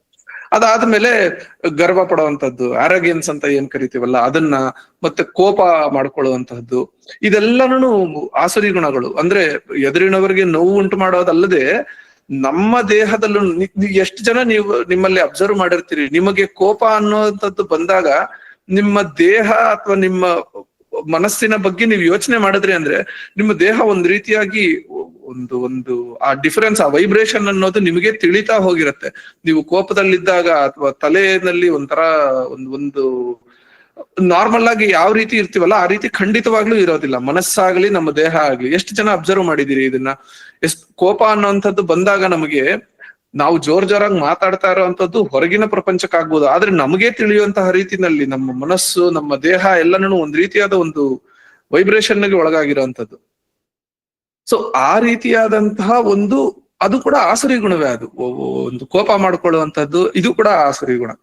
ಇನ್ನೊಂದು ಬಹಳ ಮುಖ್ಯವಾಗಿ ನೆಗ್ಲಿಜೆನ್ಸ್ ಅಂತ ಏನ್ ಹೇಳ್ತೀವಲ್ಲ ನಾವು, ಕಡೆಗಣಿಸುವಂಥದ್ದು. ಯಾವುದೇ ವಿಷಯವನ್ನಾಗ್ಲಿ, ಯಾವುದೇ ಒಬ್ಬ ಮನುಷ್ಯನನ್ನಾಗ್ಲಿ, ಒಂದು ವಿಷಯವನ್ನಾಗ್ಲಿ ಕಡೆಗಣಿಸಿ ಮಾತಾಡುವಂಥದ್ದು, ನೆಗ್ಲೆಕ್ಟ್ ಮಾಡುವಂಥದ್ದು, ಇಗ್ನೋರ್ ಮಾಡುವಂಥದ್ದು, ಈ ರೀತಿಯಾದ ಭಾವನೆಗಳು ಕೂಡ ಆಸುರಿ ಸಂಪತ್ತಿನಿಗೆ ಬರ್ತಾ ಹೋಗುತ್ತೆ. ಮತ್ತು ಇದನ್ನ ನಾನು ಜಂಬ ಅಂತ ಕರೀಲಿಕ್ಕೆ ಆಗಲ್ಲ, ಬಟ್ ಕೆಲವೊಂದು ಸನ್ನಿವೇಶಗಳಲ್ಲಿ ಯಾವ ರೀತಿ ಆಗುತ್ತೆ ಅಂದ್ರೆ, ನನಗೆ ಆ ವಿಷಯದ ಬಗ್ಗೆ ತಿಳಿದಿರಲ್ಲ, ಆದ್ರೂ ತಿಳಿದಿದೆ ಅನ್ನುವಂತಹ ರೀತಿಯಲ್ಲಿ ನಾನು ವರ್ತನೆ ಮಾಡುವಂಥದ್ದು. ಅಂದ್ರೆ ನಮ್ಮಲ್ಲಿ ಹಿಪೋಕ್ರೆಸಿ ಅಂತ ಏನ್ ಕರೀತಾರಲ್ಲ ಇಂಗ್ಲಿಷ್ ನಲ್ಲಿ, ನನಗೆ ಆ ವಿಷಯದ ಬಗ್ಗೆ ಏನೋ ಅಲ್ಪ ಸ್ವಲ್ಪ ಗೊತ್ತಿರ್ಬೋದು ಅಥವಾ ಗೊತ್ತಿಲ್ದೇನೆ ಇರ್ಬೋದು, ಆದ್ರೆ 4 ಜನರ ಮುಂದೆ ನನಗೆ ಅದ್ರ ಬಗ್ಗೆ ಗೊತ್ತಿರೋ ಅಂತ ಬೇರೆ ಯಾರಿಗೂ ಗೊತ್ತಿಲ್ಲ, ನಾನು ಎಕ್ಸ್ಪರ್ಟ್ ಅದ್ರಲ್ಲಿ ಅನ್ನೋಂಥ ರೀತಿನಲ್ಲಿ ಹೇಳ್ಕೊಂಡು ಓಡಾಡೋ ಅಂತದ್ದು ಏನಿದೆಯಲ್ಲ, ಅದು ಆ ರೀತಿಯಾದಂಥದ್ದು ಬಹಳಷ್ಟು ಜನರಲ್ಲಿ ಬಂದಿರುತ್ತೆ, ತಿಳಿದೇನೋ ಬಂದಿರುತ್ತೆ. ಅದು ಕೂಡ ಒಳ್ಳೆಯ ಗುಣ ಅಲ್ಲ. ಯಾಕೆಂದ್ರೆ ಆ ರೀತಿಯಾಗಿ ನಾವು ನಮಗೆ ತಿಳಿದಿಲ್ಲದೆ ಇರೋದಕ್ಕಿಂತಲೂ ಹೆಚ್ಚಾಗಿ ತಿಳಿದಿದೆ ಅನ್ನೋ ರೀತಿಯಲ್ಲಿ ಓಡಾಡ್ತಾ ಹೋದ್ವಿ ಅಂದ್ರೆ, ಒಂದು ಬೇರೆಯವರಿಗೆ ಅದರ ಬಗ್ಗೆ ತಪ್ಪು ಕಲ್ಪನೆಯನ್ನ ಮೂಡಿಸ್ತಾ ಇದೀವಿ, ಅದು ಮೊದಲನೇ ತಪ್ಪು. ಎರಡನೇದು, ನಮಗ್ ನಾವೇ ಮೋಸ ಮಾಡ್ಕೋತಾ ಇದೀವಿ. ಯಾಕೆಂದ್ರೆ ಯಾವಾಗ ನನಗೆ ಗೊತ್ತು ಅಂತ ನಾನು ಅನ್ಕೋತೀನೋ ಆ ವಿಷಯದ ಬಗ್ಗೆ ನಾನು ತಿಳ್ಕೊಳಕ್ಕೆ ಹೋಗಲ್ಲ ಮುಂಚೆ, ಯಾಕೆಂದ್ರೆ ನನ್ಗೆ ಆಲ್ರೆಡಿ ಗೊತ್ತು ಅನ್ಕೊಂಡು. ಎಷ್ಟೇ ತಿಳಿದಿದ್ರು ಕೂಡ ಇದರಲ್ಲಿ ತಿಳ್ಕೊಳ್ಳಿಕ್ ಇನ್ನೂ ಇದೆ ಅನ್ನುವಂತಹ ಒಂದು ಮನಸ್ಥಿತಿ ಬೆಳೆಸ್ಕೊಂಡ್ವಿ ಅಂದ್ರೆ ಹೊರತು ನಾವು ಅದರ ಕಡೆಗೆ ಅಧ್ಯಯನ ಮುಂದುವರ್ಸೋದಕ್ಕೆ ಆಗೋದಿಲ್ಲ. ಏನು ತಿಳ್ಕೊಳ್ದೇನೆ ನನಗೆ ಇದ್ರ ಬಗ್ಗೆ ಎಲ್ಲಾ ಗೊತ್ತಿದ್ಯಪ್ಪ ಅನ್ನೋಂಥದ್ದನ್ನ ತಂದ್ಕೊಂಡ್ಬಿಟ್ಟೆ ಅಂದ್ರೆ ಮೊದಲನೇದಾಗಿ ನನಗೆ ನಾನೇ ಮೋಸವನ್ನು ಮಾಡ್ಕೋತಾ ಇದ್ದೀನಿ. ಯಾಕೆಂದ್ರೆ ಆ ವಿಷಯದ ಬಗ್ಗೆ ಮುಂದೆ ತಿಳ್ಕೊಳ್ಳಿಕ್ ಹೋಗಲ್ಲ. ಎರಡನೇದಾಗಿ ಪ್ರತಿಯೊಬ್ಬರಿಗೂ ಕೂಡ ಒಂದು ತಪ್ಪನ ಕಲ್ಪನೆಯನ್ನ ಮೂಡಿಸ್ತಾ ಇದ್ದೀನಿ. ಇವನು ಇದರಲ್ಲಿ ಎಲ್ಲ ತಿಳ್ಕೊಂಡಿದ್ದಾನಪ್ಪ ಅಂತ ಜನ ಅನ್ಕೋತಿರ್ತಾರೆ, ಆದ್ರೆ ನಮ್ಗೆ ಏನು ತಿಳಿದಿರಲ್ಲ ಅದ್ರ ಬಗ್ಗೆ. ಸೊ ಆ ರೀತಿಯಾದಂತ ಒಂದು ಎರಡೂ ರೀತಿಗಳಲ್ಲಿ ತಪ್ಪಾಗುತ್ತದು. ಸೊ ಹಾಗಾಗಿ ಇಂತಹ ಒಂದು ಒಂದು ಆಲೋಚನೆಗಳು ಅಥವಾ ಈ ತರ ಒಂದು ಕ್ವಾಲಿಟಿ ಗುಣಗಳನ್ನ ಬೆಳೆಸ್ಕೊಳ್ಳೋದಿದೆಯಲ್ಲ, ಅದು ಕೂಡ ಆಸುರಿ ಸಂಪತ್ತಿನ ಕಡೆಗೇನೆ ಬರುತ್ತೆ. ಮತ್ತು ಆಸೆ, ಬಹಳಷ್ಟು ಆಸೆ ಪಡುವಂಥದ್ದು, ಎಷ್ಟೇ ಇದ್ರೂ ಕೂಡ ಇನ್ನೂ ಆಸೆ ಪಡುವಂಥದ್ದು, ದುರಾಸೆ ಅಂತ ಏನ್ ಕರಿತೀವಲ್ಲ ಅಂತದ್ದು, ಅದು ಖಂಡಿತವಾಗಿ ಆಸುರಿ ಸಂಪತ್ತಿನ ಕಡೆಗೆ ಬರುತ್ತೆ. ಯಾಕೆಂದ್ರೆ ಎರಡು ಕಾರಣಗಳಿಂದಾಗಿ. ಮತ್ತೆ ಇಲ್ಲಿ ಮೊದಲನೇದಾಗಿ ನಮಗೆ ನಾವು ಮೋಸ ಮಾಡ್ಕೋತಾನೆ ಇರ್ತೀವಿ. ಯಾಕಂದ್ರೆ ಎಷ್ಟಿದ್ರೂ ಸಾಲಲ್ಲ ಅಂತ ಹೋಗ್ತಿದ್ವಿ ಅಂದ್ರೆ ಇರೋದ್ರ ಕಡೆಗೆ ಸಂತೋಷ ಪಡುವಂತದ್ದನ್ನೇ ಮರೆತು ಬಿಟ್ಟು ಇಲ್ದೇ ಇರೋದ್ರ ಕಡೆಗೆ ಹೋಗ್ತಾನೆ ಇರ್ತೀವಿ, ಇನ್ನೂ ಆಸೆ ಪಟ್ಕೊಂಡು. ಮೊದಲನೇದು. ಎರಡನೇದು, ಇನ್ನೂ ಹೆಚ್ಚಿಗೆ ಬೇಕು ಅನ್ನುವಂತಹ ಒಂದು ಆಸೆಯಲ್ಲಿ ಪಕ್ಕದವರಿಗೆ ತೊಂದರೆ ಆದ್ರೂ ಪರವಾಗಿಲ್ಲ, ನನಗೆ ಬೇಕಾದದ್ದನ್ನ ನಾನು ತಗೋತೀನಿ ಅನ್ನುವಂತಹ ಒಂದು ದುರಾಲೋಚನೆ ಬರುವಂತಹ ಸಾಧ್ಯತೆಗಳು ಬಹಳಷ್ಟು ಇರುತ್ತೆ. ಸೊ ಹಾಗಾಗಿ ಈ ಒಂದು ಆಸೆಗೆ ಒಂದು ಲಿಮಿಟ್ ಅನ್ನೋದನ್ನ ಹಾಕೋಬೇಕು. ಈ ಬುದ್ಧ ಹೇಳಿದ್ನಲ್ಲ, ಬಹಳ ಫೇಮಸ್ ಡೈಲಾಗ್ ಅದು, ಆಸೆಯೇ ದುಃಖಕ್ಕೆ ಮೂಲ ಅಂತ. ಕೇಳಲಿಕ್ಕೆ ತುಂಬಾ ಸಿಂಪಲ್ ಅನ್ನಿಸ್ಬಿಡ್ಬೋದು, ಬಹಳ ಸಲೀಸಾಗಿ ಹೇಳ್ಬಿಡ್ಬೋದು ನಾವು. ಆದ್ರೆ ನಿಜ ಜೀವನದಲ್ಲಿ ಅದನ್ನ ಅಳವಡಿಸ್ಕೊಳ್ಳೋದಿದೆಯಲ್ಲ, ಬಹಳ ಕಷ್ಟ ಮತ್ತು ಬಹಳ ಮುಖ್ಯವಾದದ್ದು ಕೂಡ ಅದು. ಆಸೆ ಅನ್ನುವಂಥದ್ದನ್ನ ಲಿಮಿಟೆಡ್ ಆಗಿ ಹತೋಟಿಯಲ್ಲಿ ಇಟ್ಕೊಂಡು ಎಷ್ಟು ಬೇಕೋ ಅಷ್ಟಕ್ಕೆ ಮಾತ್ರ ಸೀಮಿತಗೊಳಿಸ್ಕೊಂಡು ಇರುವಂತದ್ದು, ಬದುಕುವಂಥದ್ದು ಏನಿದೆಯಲ್ಲ, ಅದು ಬಹಳ ಇಂಪಾರ್ಟೆಂಟ್ ಆಗುತ್ತೆ ನಮ್ಗೆ. ಯಾವಾಗ ಅದು ಕಂಟ್ರೋಲ್ ತಪ್ಪಿ ಹದ್ದು ಮೀರಿ ಹೋಗುತ್ತೋ ನಮ್ಮ ಆಸೆಗಳು, ಅದು ಖಂಡಿತ ಆಸುರಿ ಸಂಪತ್ತು ಅನ್ನೋ ರೀತಿಯಲ್ಲಿ ಅನ್ನಿಸ್ಕೊಳ್ಳುತ್ತೆ.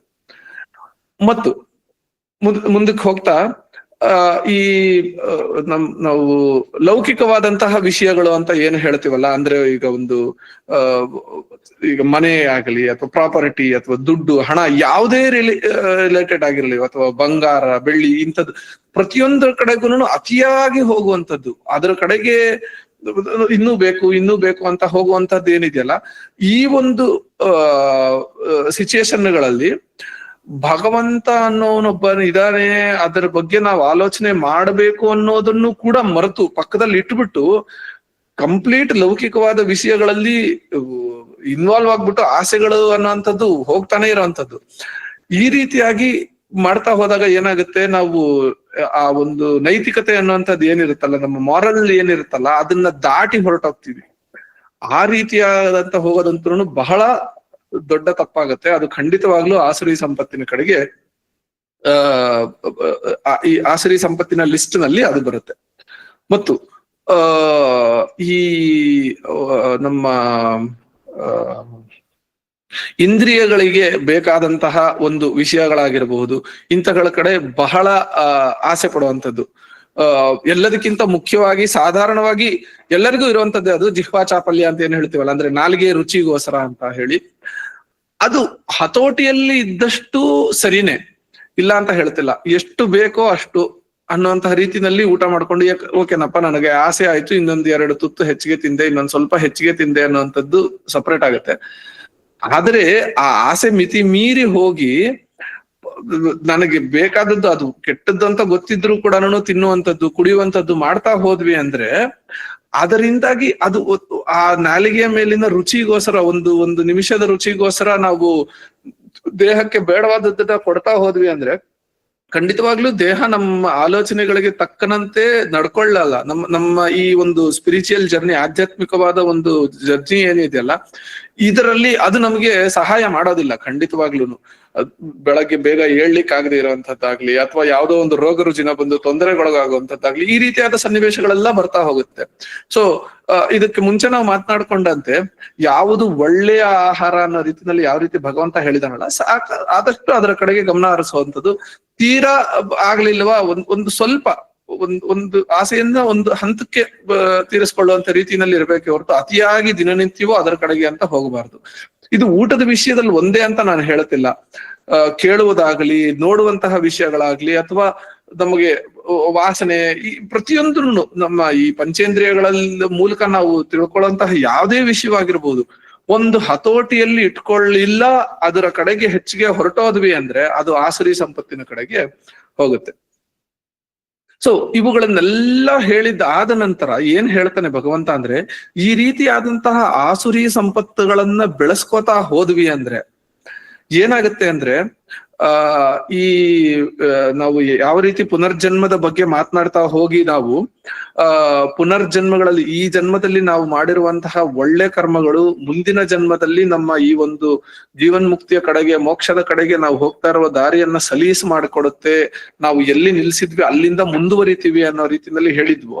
ಇದು ರಿವರ್ಸ್ ಆಗ್ತಾ ಹೋಗುತ್ತೆ.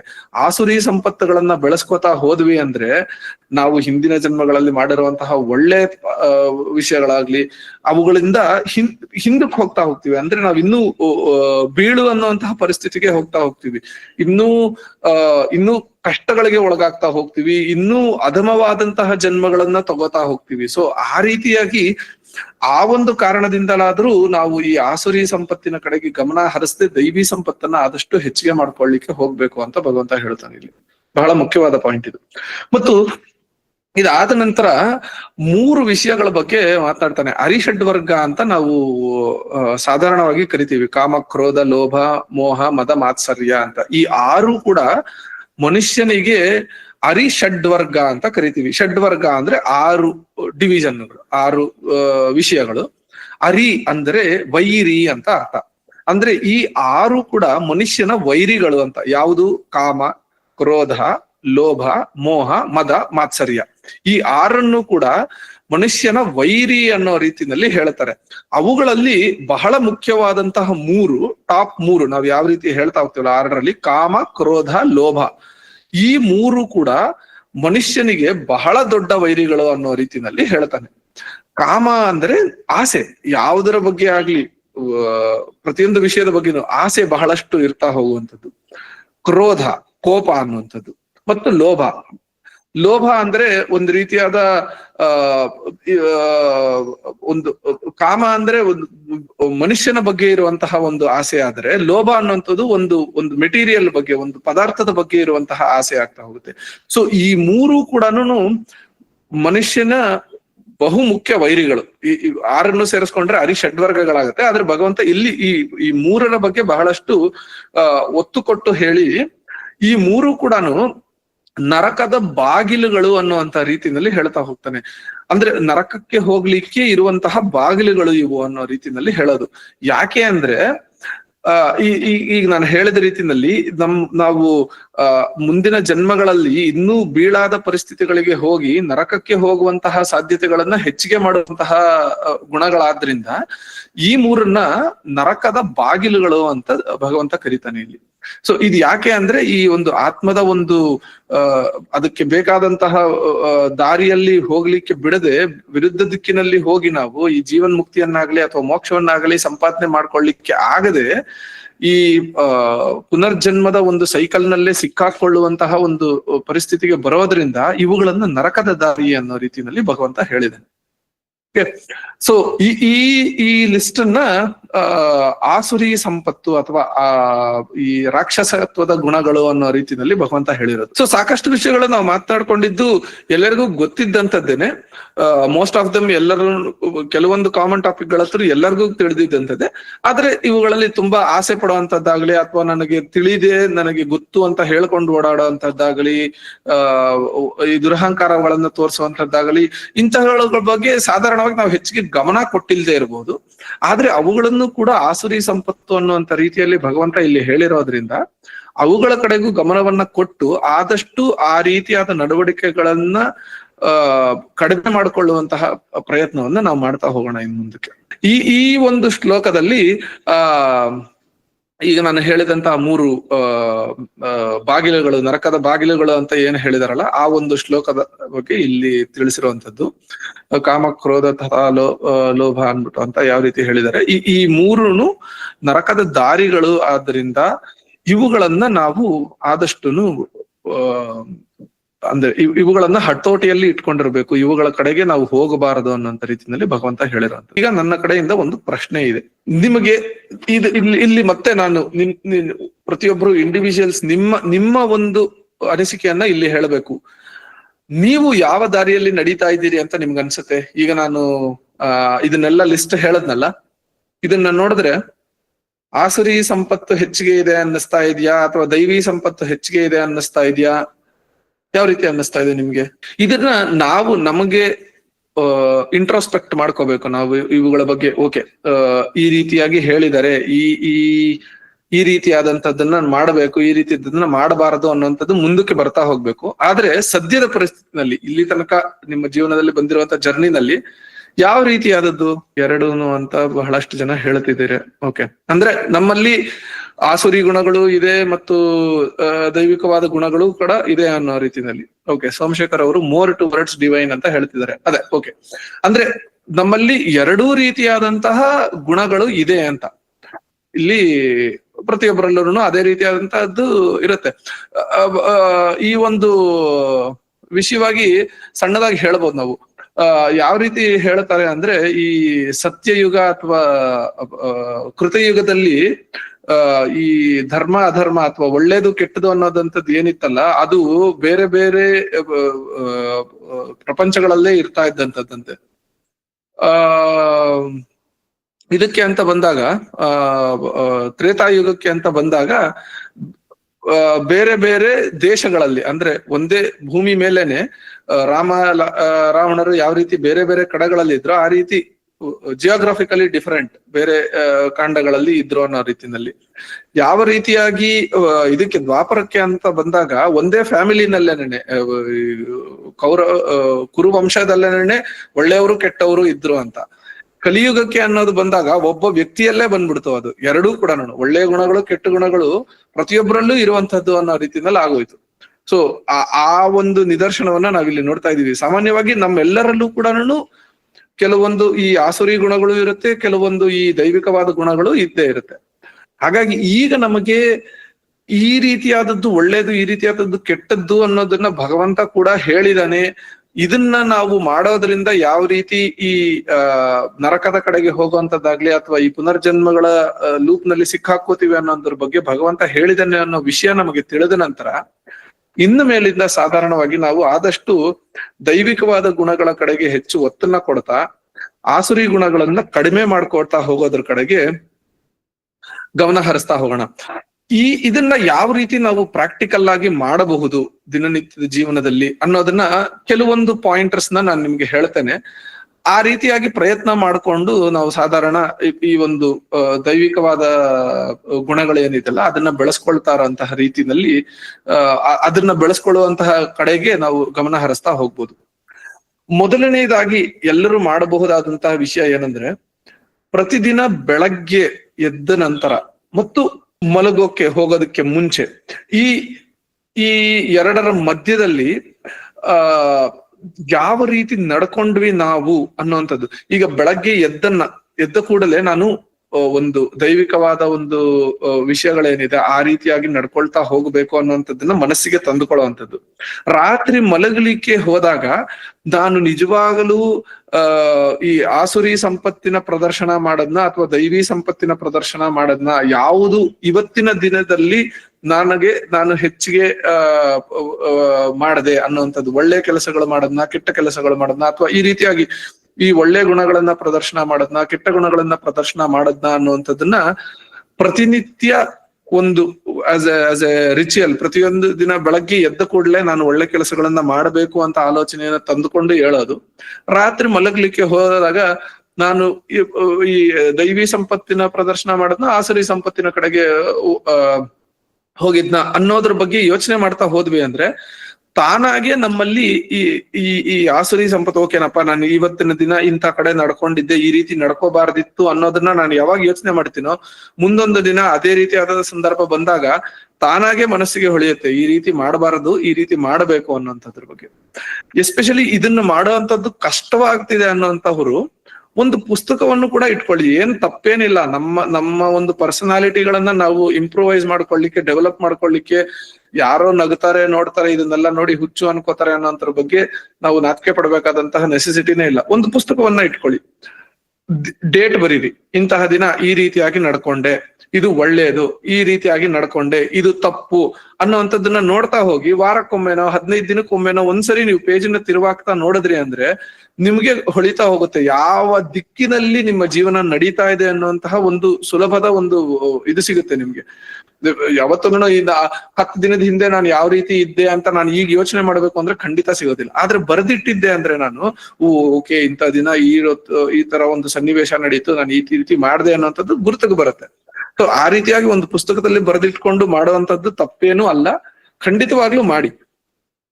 ಮತ್ತು ಇದಕ್ಕೆ ಮುಂಚೆ ನಾನು ಹೇಳಿದ ರೀತಿನಲ್ಲಿ ಈ ದೈವಿ ಸಂಪತ್ತಿನಲ್ಲಿ ಎಲ್ಲದಕ್ಕಿಂತ ಬಹಳ ಮುಖ್ಯವಾದ ಟಾಪಿಕ್ ಧೈರ್ಯ ಅನ್ನೋದು ಏನಿದೆಯಲ್ಲ, ಅದರ ಕಡೆಗೆ ನಾವು ಬಹಳಷ್ಟು ಗಮನ ಹರಿಸ್ತಾ ಹೋಗ್ಬೇಕು. ಯಾಕೆಂದ್ರೆ ಸಾಧಾರಣವಾಗಿ ನಾನು ನೋಡಿದ ರೀತಿನಲ್ಲಿ ಇವತ್ತಿನ ದಿನ ಬಹಳಷ್ಟು ಕಡೆಗಳಲ್ಲಿ ನಮ್ಮಲ್ಲಿ ಮಿಸ್ಸಿಂಗ್ ಅಂತ ಹೇಳುವಂತದ್ದು ಏನಿದೆಯಲ್ಲ, ಅಲ್ಲೇ ಎದುರಿಗೆ ಒಂದು ತಪ್ಪು ನಡೀತಾ ಇದೆ ಅನ್ನುವಂಥದ್ದು ತಿಳಿದಿದ್ದು ಕೂಡ ನಾವು ನಮಗ್ ಯಾಕೆ ಬೇಕು, ಇದಕ್ಕೆ ನನಗೆ ಸಂಬಂಧ ಇಲ್ಲ ಅನ್ನೋಂತ ರೀತಿನಲ್ಲಿ ತಪ್ಪಿಸ್ಕೊಂಡು ಹೋಗುವಂಥದ್ದು ಇದೆಯಲ್ಲ, ಅದನ್ನ ಅವಾಯ್ಡ್ ಮಾಡಿ ಯಾವುದೇ ಒಂದು ರೀತಿಯಾದ ಅನ್ಯಾಯ ನಡೀತಾ ಇದೆ ಅಲ್ಲಿ ಅಂದ್ರೆ ಇದು ತಪ್ಪು ಅನ್ನುವಂತಹ ರೀತಿನಲ್ಲಿ ಧೈರ್ಯವಾಗಿ ನಿಂತು ತಪ್ಪನ್ನ ಎದುರಿಸಿ ಇದು ತಪ್ಪು ನಡೀತಾ ಇದೆ ಇಲ್ಲಿ ಅನ್ನೋಂಥದ್ದನ್ನ ಗಮನಕ್ಕೆ ತರುವಂತದ್ದು ಏನಿದೆಯಲ್ಲ, ಅದರ ಕಡೆಗೆ ಖಂಡಿತವಾಗ್ಲೂ ಗಮನ ಹರಿಸ್ಬೇಕು ನಾವು. ಇನಿಷಿಯಲಿ ಅನ್ನಿಸ್ಬೋದು ನಮ್ಗೆ ಯಾಕೆ ಬೇಕಿದ್ಯಪ್ಪ, ಅಯ್ಯೋ ಏನಾದ್ರೂ ತೊಂದರೆ ಆಗ್ಬಿಟ್ರೆ ಅದಾದ್ರೆ ಇದಾದ್ರೆ ಅನ್ನೋಂಥದ್ದು. ಬಹಳ ದೊಡ್ಡ ವಿಷಯಗಳ ಕೈ ಹಾಕಿ ಅಂತ ಹೇಳ್ತಿಲ್ಲ, ಸಣ್ಣ ಪುಟ್ಟ ವಿಷಯಗಳಲ್ಲಿ ಎಷ್ಟೋ ಜನ ನಾವು ನೋಡಿರೋ ಅಂತ ರೀತಿನಲ್ಲಿ ಸಾಧಾರಣ ಈ ದಾರಿನಲ್ಲಿ ಯಾರೋ ಹೋಗ್ತಾ ಇರ್ತಾರೆ, ಒಬ್ರು ಬಿದ್ರು ಅಥವಾ ಗಾಡಿಯಿಂದ ಬಿದ್ರು ಮಾಡಿದ್ರು ಅಂದ್ರೆ 20 ಜನ ಹೋಗ್ತಿರ್ತಾರೆ, 2-3 ಬಂದು ಅವ್ರನ್ನ ಎತ್ತುವಂತಹ ಪರಿಸ್ಥಿತಿ ಅದ್ ಮಾಡ್ತಾರೆ ಹೊರತು ಮಿಕ್ಕವರು ನೋಡ್ತಾರೆ ಹೋಗ್ತಾರೆ.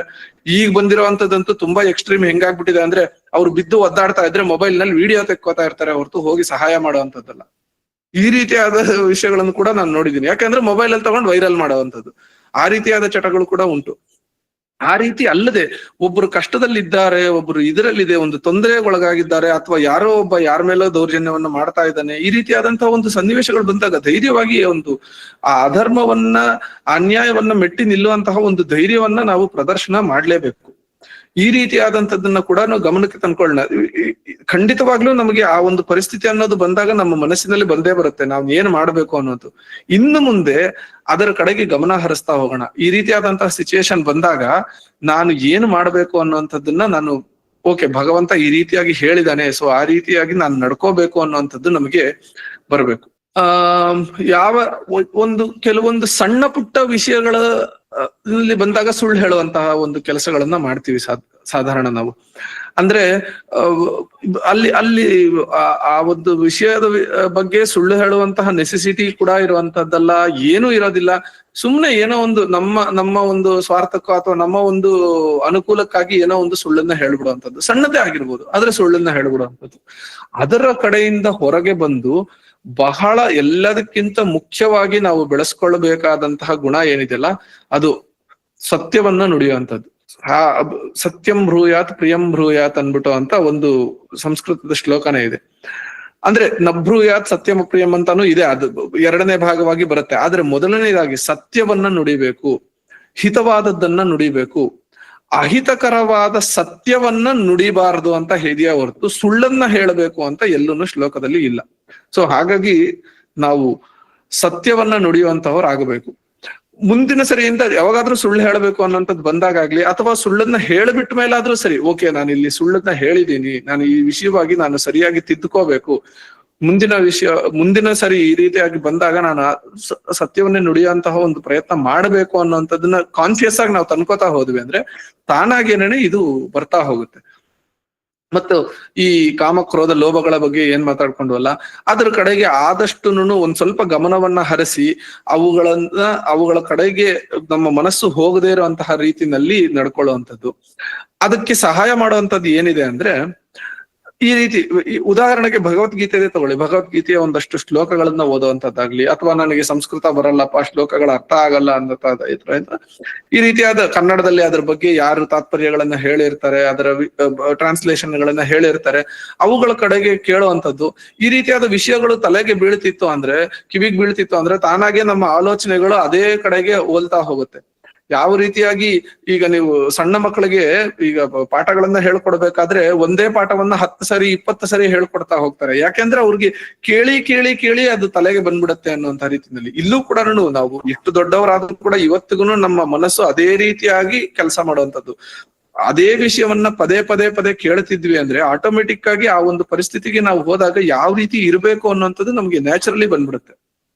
ಹಾಗಾಗಿ ಈ ರೀತಿ ಆದಂತದ್ದು ಮತ್ತು ಸಿಮಿಲರ್ ಮೈಂಡ್ ಸೆಟ್ ಇರುವಂತದ್ದು, ಅಂದ್ರೆ ಈ ಯಾವ ರೀತಿ ಈ ಸ್ಪಿರಿಚುಯಲ್ ವಿಷಯಗಳ, ಆಧ್ಯಾತ್ಮಿಕವಾದ ವಿಷಯಗಳ ಬಗ್ಗೆ ಅಲೈನ್ ಆಗಿರುವಂತಹ ವ್ಯಕ್ತಿಗಳ ಜೊತೆ ಮಾತನಾಡೋದು, ಈ ರೀತಿಯಾಗೆಲ್ಲ ಮಾಡೋದ್ರಿಂದಾಗಿ ನಿಮ್ಗೂನು ತಲೆಯಲ್ಲಿ ಅಂತಹ ವಿಷಯಗಳು ತುಂಬಿಕೊಂಡು ಅದೇ ರೀತಿಯಾದಂತಹ ಒಂದು ದಾರಿಯಲ್ಲಿ ನಡಿಲಿಕ್ಕೆ ಬಹಳ ಅನುಕೂಲ ಆಗುತ್ತೆ. ಇವುಗಳೆಲ್ಲ ಏನಪ್ಪಾ ಇದನ್ನೆಲ್ಲ ಹೇಳ್ತಾ ಕೂತಾನೆ ಅಂತ ಅನಿಸ್ಬೋದು. ನೀವು ಇದನ್ನ ಪ್ರಯತ್ನ ಮಾಡ್ತಾ ಹೋದ್ರಿ ಅಂದ್ರೆ ತಾನಾಗಿ 1 ತಿಂಗಳು 2 ತಿಂಗಳ ನಂತರ ನೀವು ನೋಡ್ತಾ ಹೋದ್ರಿ ಅಂದ್ರೆ ನಿಮ್ಮ ಜೀವನದಲ್ಲಿ ಬಹಳಷ್ಟು ಬದಲಾವಣೆಗಳು ಬರ್ತಾ ಹೋಗುತ್ತೆ. ಯಾವ ರೀತಿಯಲ್ಲಿ ನಾವು ಬದಲಾವಣೆ ಆಗ್ತಾ ಹೋಗ್ತೀವೋ ಸುತ್ತಮುತ್ತಲಿನ ಪ್ರಪಂಚ ನಮ್ಮನ್ನ ನೋಡುವಂತ ರೀತಿ ಆಗ್ಲಿ, ಅಥವಾ ನಮಗೆ ಬೇಕಾದಂತೆ ಆಗುವಂತದ್ದು ಅಂತಲ್ಲ, ಸಾಧಾರಣವಾಗಿ ಯಾವುದೇ ವಿಷಯ ನಡೆದ್ರು ಅದನ್ನ ನಾವು ತಿಳ್ಕೊಳ್ಳುವಂತಹ ವಿಧಾನವಾಗಲಿ ಬಹಳಷ್ಟು ಬದಲಾವಣೆಗಳಾಗ್ತಾ ಹೋಗುತ್ತೆ. ಸೊ ಹಾಗಾಗಿ ಸತ್ಯವನ್ನ ನುಡಿಯೋದ್ರ ಕಡೆಗೆ, ಧೈರ್ಯವಾಗಿರುವಂತಹ ಕಡೆಗೆ, ಈ ರೀತಿಯಾದಂತಹ ಒಳ್ಳೆ ವಿಷಯಗಳನ್ನ ಕಿವಿಗೆ ಪದೇ ಪದೇ ಹಾಕೊಳ್ಳುವಂತಹದ್ರ ಕಡೆಗೆ ಗಮನ ಹರಿಸ್ತಾ ಹೋಗೋದು. ಬೆಳಗಾಗಿ ಎದ್ದು ಸಂಜೆ ತನಕ ಏನ್ ಮಾಡಿದ್ವಿ ಅನ್ನೋಂಥದ್ದನ್ನ ಸಂಜೆ ಒಂದ್ ರೌಂಡ್ ರೀಕ್ಯಾಪ್ ಮಾಡ್ಕೊಂಡು ಒಂದು ಪುಸ್ತಕದಲ್ಲಿ ಬೇಕಿದ್ರೆ ಬರೆದಿಟ್ಕೊಂಡ್ರು ತೊಂದ್ರೆ ಇಲ್ಲ, ಮಾಡಿ ಯಾವ ಕಡೆಗೆ ನಮ್ಮ ಜೀವನ ನಡೀತಾ ಇದೆ ಅನ್ನೋಂಥದ್ರ ಕಡೆಗೆ ನೋಡ್ಕೊಂಡು ಅದನ್ನ ಸರಿಪಡಿಸ್ಕೊಳ್ಳುವಂತಹ ಪ್ರಯತ್ನ ಮಾಡಿದ್ವಿ ಅಂದ್ರೆ ಖಂಡಿತವಾಗ್ಲು ಆಸುರಿ ಸಂಪತ್ತುಗಳು ಕಡಿಮೆಯಾಗಿ ದೈವಿ ಸಂಪತ್ತುಗಳನ್ನ ಹೆಚ್ಚಾಗುವಂತಹ ರೀತಿಯಲ್ಲಿ ನಾವು ಹೋಗ್ಲಿಕ್ಕೆ ಸಾಧ್ಯ ಆಗುತ್ತೆ. ನಾನು ಯಾಕೆ ಇದನ್ನ ಹೇಳ್ತಿದ್ದೀನಿ ಅಂದ್ರೆ, ಈಗ ಆಲ್ರೆಡಿ ನೀವುಗಳು ಹೇಳೋ ರೀತಿಯಲ್ಲಿ ಪ್ರತಿಯೊಬ್ಬರಲ್ಲೂ ಆಸುರಿ ಸಂಪತ್ತಿನ ಕೆಲವೊಂದು ಗುಣಗಳು ಇದಾವೆ. ಅವುಗಳನ್ನ ಕಡಿಮೆ ಮಾಡ್ಕೋಬೇಕಾದಂತದ್ದು ನಮ್ಮ ಗುರಿ. ಅದನ್ನ ಯಾವ ರೀತಿ ಮಾಡ್ಕೋಬಹುದು ಅನ್ನೋದ್ರ ಬಗ್ಗೆ ಕೆಲವೊಂದು ಟಿಪ್ಸ್ ಅಂತ ಹೇಳ್ಬೋದು, ಕೆಲವೊಂದು ವಿಷಯಗಳು ಯಾವ ರೀತಿಯಾಗಿ ನಾವು ಅದರ ಕಡೆಗೆ ಇದ್ ಮಾಡ್ಬೋದು ಅಂತ. ಓಕೆ, ಶಶಿ ಅವ್ರು ಹೇಳ್ತಾರೆ ಧೈರ್ಯ ಮಾಡಿ ಅಂತ ಹೇಳ್ತಿದ್ದೀರಿ, ಕ್ಲಾಸ್ ಸ್ಟಾರ್ಟಿಂಗ್ ಟ್ರೈನ್ ಎಕ್ಸಾಂಪಲ್ ಕೊಟ್ಟಿದ್ರಿ. ಓಕೆ, ಇದ್ರ ಬಗ್ಗೆ Q&A ಸೆಷನ್ ಬಂದಾಗ ಮಾತಾಡ್ಕೊಳ್ಳೋಣ ಖಂಡಿತವಾಗ್ಲು. ಅದೊಂದು ಟಾಪಿಕ್ ಅನ್ನ ತಗೊಂಡು ಮಾತನಾಡೋಣ ಅದ್ರ ಬಗ್ಗೆ. ಆದ್ರೆ ಧೈರ್ಯ ಮಾಡ್ಬೇಕು ಅನ್ನುವಂಥದ್ದು ಮಾತ್ರ ಖಂಡಿತವಾಗ್ಲೂ ಇರ್ಬೇಕಾದಂತ ವಿಷಯ. ಒಂದು ಕಡೆ ಅನ್ಯಾಯ ನಡೀತಾ ಇದೆ ಅನ್ನುವಂಥದ್ದು ಇದ್ದಾಗ, ಅದು ಅನ್ಯಾಯ, ಅದು ತಪ್ಪು ಅನ್ನುವಂಥದ್ದು ನಮಗೆ ತಿಳಿದಾಗ ಅದರ ಕಡೆಗೆ ನನಗೆ ಸಂಬಂಧಪಟ್ಟಿದ್ದಲ್ಲ ಅಂತ ಇರದೆ ಅದನ್ನ ಆ ಅನ್ಯಾಯವನ್ನ ಮೆಟ್ಟಿ ನಿಲ್ಲಬೇಕಾದಂಥದ್ದು ಅಥವಾ ಅದನ್ನ ಎದುರಿಸಬೇಕಾದಂಥದ್ದು ಖಂಡಿತವಾಗ್ಲೂ ನಮ್ಮ ಕರ್ತವ್ಯ ಆಗುತ್ತೆ, ಮೊದಲನೇ ಕರ್ತವ್ಯ ಅದು. ಓಕೆ, ಇದನ್ನೇ ದೈವಾಸುರ ಸಂಪತ್ ವಿಭಾಗ ಯೋಗ ಅಂತ ಕರೆದಿದ್ದು 16ನೇ ಅಧ್ಯಾಯವನ್ನ. ಅಂದ್ರೆ ದೈವ ಅಸುರ ಈ ಎರಡೂ ಸಂಪತ್ತುಗಳನ್ನು ವಿಭಾಗ ಮಾಡಿ ಹೇಳಿದಂತಹ ಒಂದು ಅಧ್ಯಾಯ ಇದು ಭಗವಂತ. ನೀವು ನಿಮ್ಮ ನಂಬಿಕೆ ಅಥವಾ ಇದೇನಿದೆಯಲ್ಲ ಅದರ ಕಡೆಗೆ ನೀವು ಏನನ್ನ ನಂಬಿದಿರಿ ಅದಕ್ಕೆ ತಕ್ಕನಾದಂತ ಅದಕ್ಕೆ ತಕ್ಕನಾದಂಗೆ ನಡ್ಕೋತಾ ಹೋಗ್ತೀರಿ. ಆದ್ರೆ ಅದು ಕರೆಕ್ಟಾ ಅಲ್ವಾ ಅನ್ನೋದ್ರ ಕಡೆಗೆ ಯಾವ ರೀತಿಯಾಗಿ ನೀವು ಅದನ್ನ ಕನ್ಫರ್ಮ್ ಮಾಡ್ಕೋತಾ ಇದ್ದೀರಿ, ಅಥವಾ ನಾನು ನಂಬಿರುವಂತದ್ದು ಸರಿನಾ ತಪ್ಪಾ ಅನ್ನುವಂಥದ್ರ ಕಡೆಗೆ ನೀವು ಯಾವ ರೀತಿಯಾಗಿ ಅದನ್ನ ಕನ್ಫರ್ಮ್ ಮಾಡ್ಕೋತೀರಿ, ಅದು ಸರಿಯಾ ತಪ್ಪಾ ಅನ್ನೋದನ್ನ ಯಾವ ರೆಫರೆನ್ಸಿನ ಮೂಲಕ ತಿಳ್ಕೊತಾ ಇದ್ದೀರಿ? ಇದು ಪ್ರತಿಯೊಬ್ಬರಿಗೂ ಪ್ರಶ್ನೆ. ನೀವು ನಂಬಿರುವಂತದ್ದು ಸರಿಯಾ ತಪ್ಪಾ ಅಂತ ಯಾವ ರೀತಿ ಕನ್ಫರ್ಮ್ ಮಾಡ್ಕೋತಾ ಇದ್ದೀರಿ ನೀವು?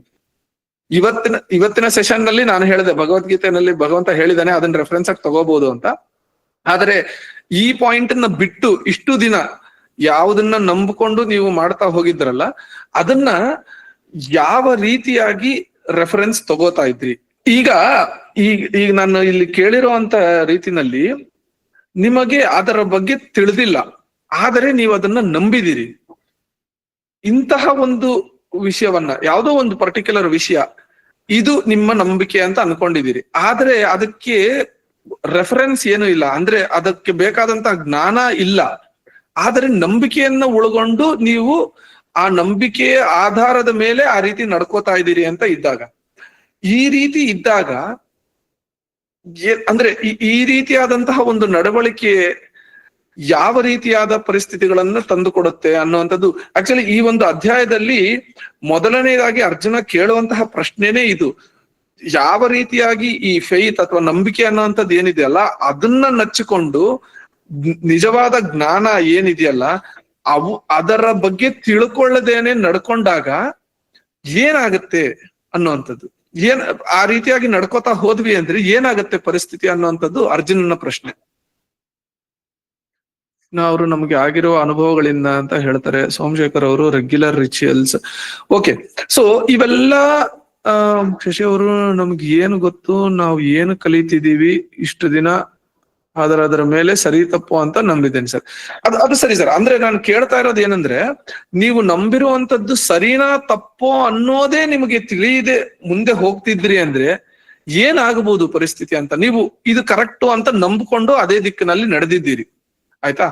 ಆದ್ರೆ ಅದು ಸರಿನಾ ಅಲ್ವಾ ಅನ್ನೋದ್ರ ಬಗ್ಗೆ ಆ ಒಂದು ಜ್ಞಾನ ಇಲ್ಲ. ಅಂದ್ರೆ ಅಲ್ಲಿ ಕ್ವಶನ್ ಕೇಳಿರಂತೆ, what if you act with faith, ಅಂದ್ರೆ ನಿಮಗೆ ನಂಬಿಕೆ ಇದೆ ಆದ್ರೆ ಜ್ಞಾನ ಇಲ್ಲ ಅದ್ರ ಬಗ್ಗೆ. You don't have the knowledge, without knowledge ಅಲ್ಲಿ ಹೇಳ್ತಾ ಇರೋದು. ಸೊ ಆ ರೀತಿಯಾದ ಆದಾಗ ಏನಾಗುತ್ತೆ ಅನ್ನುವಂಥದ್ದು ಇಲ್ಲಿ ಪ್ರಶ್ನೆ. ಇಲ್ಲಿ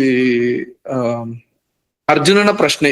ಈ ಒಂದು ಅಧ್ಯಾಯದ ಬಿಗಿನಿಂಗ್ ನಲ್ಲಿ ಅರ್ಜುನನ ಪ್ರಶ್ನೆನೇ ಇದು. ನಿಮ್ಮಲ್ಲಿ ಕೆಲವರು ಲಾಸ್ಟ್ ಸೆಷನ್ ಅನ್ನ ಅಟೆಂಡ್ ಮಾಡಿರ್ಲಿಲ್ಲ.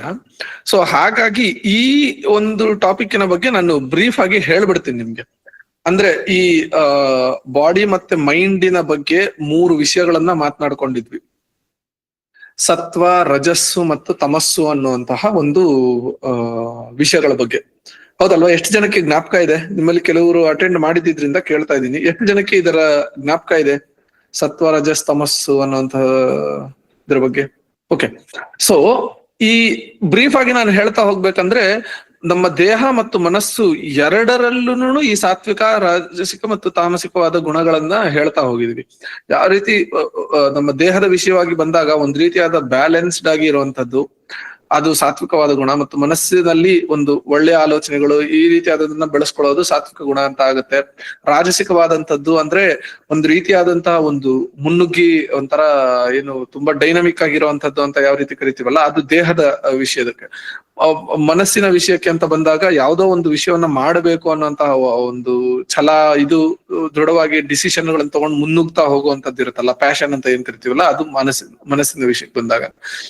ತಮಸ್ಸು ಅಂದ್ರೆ ದೇಹದ ವಿಷಯದಲ್ಲಿ ಸೋಂಬೇರಿತನ, ಮತ್ತು ಮನಸ್ಸಿನ ವಿಷಯಕ್ಕೆ ಅಂತ ಬಂದಾಗ ತಿರಸ್ಕಾರ ಮನೋಭಾವ, ನನಗ್ ಬೇಡ ಇದು ಅದು ಇದು ಅನ್ನುವಂತಹ ಒಂದು ವಿಷಯಗಳು. ಈ ರೀತಿಯಾದಂತಹ 3 ಗುಣಗಳ ಬಗ್ಗೆ ನಾವು ಮಾತಾಡ್ಕೊಂಡಿದ್ವಿ ಅಲ್ವಾ? ಗುಣತ್ರಯ ವಿಭಾಗ ಯೋಗದಲ್ಲಿ ಈ 3 ರೀತಿಯಾದಂತಹ ಗುಣಗಳ ಬಗ್ಗೆ ನಾವು ಮಾತನಾಡ್ಕೊಂಡಿದ್ವಿ. ಏನಕ್ಕಪ್ಪ ಇದನ್ನ ಹೇಳ್ತಾ ಇದ್ದೀನಿ ಇಲ್ಲಿ ಈ ಹಿಂದಿನ ಕ್ವಶನ್ಗೆ ಅಂದ್ರೆ, ಏನಾಗುತ್ತೆ ಅಂದ್ರೆ, ಸಾಧಾರಣವಾಗಿ ಈ 3ರಲ್ಲಿ ಯಾವುದೋ ಒಂದು ರೀತಿಯಾದಂತದ್ದು ಹೆಚ್ಚಿಗೆ ಇರುತ್ತೆ ನಮ್ಮಲ್ಲಿ ಅಲ್ವಾ? ನಾವು ಹಿಂದಿನ ಸೆಷನ್ ಅಲ್ಲಿ ಮಾತನಾಡ್ಕೊಂಡಿದ್ದಂಗೆ ಮನುಷ್ಯನಿಗೆ 3 ರೀತಿಯಾದ ಗುಣಗಳು ಬಹಳ ಮುಖ್ಯವಾದಂತದೆ. ಸಾತ್ವಿಕವಾದ ಗುಣವೂ ಇರಬೇಕು, ರಜೋ ಗುಣವೂ ಇರಬೇಕು, ತಮೋ ಗುಣವೂ ಇರಬೇಕು. ಆದ್ರೆ 3ರಲ್ಲಿ ಯಾವುದೋ ಒಂದು ಹೆಚ್ಚಿಗೆ ಇರುವಂತಹ ಒಂದು ಮನೋಭಾವ ಇರುತ್ತೆ. ಕೆಲವರು ಸುಮ್ಮನೆ ಸೋಂಬೇರಿಗಳಾಗಿ ಕೂತ್ಕೊಳ್ಳುವಂತಹ ಒಂದು ಮನೋಭಾವನೆ ಬೆಳೆಸ್ಕೊಂಡಿರ್ತಾರಲ್ಲ, ಅವರಲ್ಲಿ ತಮೋ ಗುಣ ಅಥವಾ ತಾಮಸಿಕವಾದ ಗುಣ ಹೆಚ್ಚಿಗೆ ಇದೆ ಅನ್ನುವಂತಹ ರೀತಿಯಲ್ಲಿ ಹೇಳ್ಬೋದು. ಸೊ ಈ ರೀತಿಯಾಗಿ ಏನಕ್ಕೆ ಹೇಳ್ತಾ ಇದ್ದೀನಿ ಇದನ್ನ ಅಂದ್ರೆ, ಪ್ರತಿಯೊಬ್ಬರಲ್ಲೂ ಈ 3ರಲ್ಲಿ ಯಾವುದೋ ಒಂದು ಗುಣ ಹೆಚ್ಚಿಗೆ ಇರುವಂತದ್ದು. ಆ ಗುಣ ಯಾವ್ದು ಹೆಚ್ಚಿಗೆ ಇದೆಯೋ ಅದಕ್ಕೆ ತಕ್ಕಂತೆ ನಮ್ಮ ನಂಬಿಕೆಗಳು ಕೂಡ ಬದಲಾಗ್ತಾ ಹೋಗುತ್ತೆ. ಅಂದ್ರೆ ಈಗ ನನಗೆ ರಜೋಗುಣ ಹೆಚ್ಚಿಗೆ ಇತ್ತು ಅಂದ್ರೆ ನಾನು ನಂಬುವಂತಹ ವಿಷಯಗಳಾಗ್ಲಿ ಅಥವಾ ನಾನು ನಡ್ಕೊಳ್ಳುವಂತಹ ವಿಷಯಗಳಾಗ್ಲಿ ಅದಕ್ಕೆ ತಕ್ಕನಂತೆ ಇರುತ್ತೆ, ಆಯ್ತಾ? ತಮೋಗುಣ, ಈಗ ಸೋಂಬೇರಿತನ, ಈ ರೀತಿಯಾದಂತಹ ಒಂದು ಮೈಂಡ್ ಸೆಟ್ ಇದ್ದಂಥವ್ರು, ಅವರು ಎಂತಹ ವಿಷಯಗಳಲ್ಲಿ ನಂಬಿಕೆ ಇಡ್ತಾರೆ ಅಂದ್ರೆ ಸೋಂಬೇರಿತನದ ಕಡೆಗೆ ಕರ್ಕೊಂಡು ಹೋಗುವಂತಹ ವಿಷಯಗಳ ಕಡೆಗೆ ಗಮನ ಹರಿಸುವಂತದ್ದು. ಸೊ ಅವುಗಳನ್ನ ನಂಬ್ತಾ ಹೋಗ್ತಾರೆ. ಈಗ 3 ದಾರಿಗಳು ಕಾಣ್ತಾ ಇದೆಯಪ್ಪ, ನಾನು ಯಾವ ದಾರಿಯಲ್ಲಿ ಹೋಗ್ತೀನಿ ಅಂದ್ರೆ, ನನಗೆ ಯಾವುದು ಇಷ್ಟ ಅನ್ಸುತ್ತೋ ಅದರ ಕಡೆಗೆ ಹೋಗ್ತೀನಿ. ಯಾವುದು ಇಷ್ಟ ಅಂತ ನನಗನ್ಸುತ್ತೆ, ನನ್ನ ಗುಣ ಯಾವ ರೀತಿಯಲ್ಲಿ ಇದೆಯೋ ಅದು ನನಗೆ ಇಷ್ಟ ಅನ್ಸುತ್ತೆ, ಸೊ ಆ ದಾರಿಯಲ್ಲಿ ಹೋಗ್ತೀನಿ. ಸೊ ಹಾಗಾಗಿ ನಮ್ಮ ನಂಬಿಕೆಗಳು ಕೂಡ ಈ ಸತ್ವ ರಜಸ್ ತಮೋ ಗುಣಗಳ ಮೇಲೆ ಆಧಾರಿತವಾಗಿರುವಂತಹ ರೀತಿಯಲ್ಲಿ ಇರುತ್ತೆ. ಸೊ ಯಾವ ರೀತಿಯಾಗಿ ನಂಬಿಕೆಗಳು ನಮ್ಮ ಈ ಗುಣಗಳ ಕಡೆಗೆ ಅವಲಂಬನೆ ಆಗ್ತಾ ಹೋಗುತ್ತೋ, ಅದೇ ರೀತಿಯಾಗಿ ಈ ಒಂದು ಸ್ಪಿರಿಚುವಲ್ ಜರ್ನಿ ಅಥವಾ ನಮ್ಮ ಬರೀ ಪ್ರತಿಯೊಂದು ವಿಷಯದ ನಂಬಿಕೆಗಳು ಅಲ್ಲ, ಭಗವಂತನ ಬಗ್ಗೆ ಆಗ್ಲಿ ಅಥವಾ ಪೂಜೆಯ ಬಗ್ಗೆ ಆಗ್ಲಿ ಅಥವಾ ಈ ಸ್ಪಿರಿಚುವಲ್ ಜರ್ನಿಯಲ್ಲಿ ಇರುವಂತಹ ವಿಷಯಗಳಲ್ಲೂ ಕೂಡ ಈ ಸತ್ವರಜಸ್ ತಮೋ ಗುಣಗಳಿಂದ ಅದು ಇನ್ಫ್ಲೂಯೆನ್ಸ್ ಆಗಿರುವಂತದ್ದಾಗುತ್ತೆ.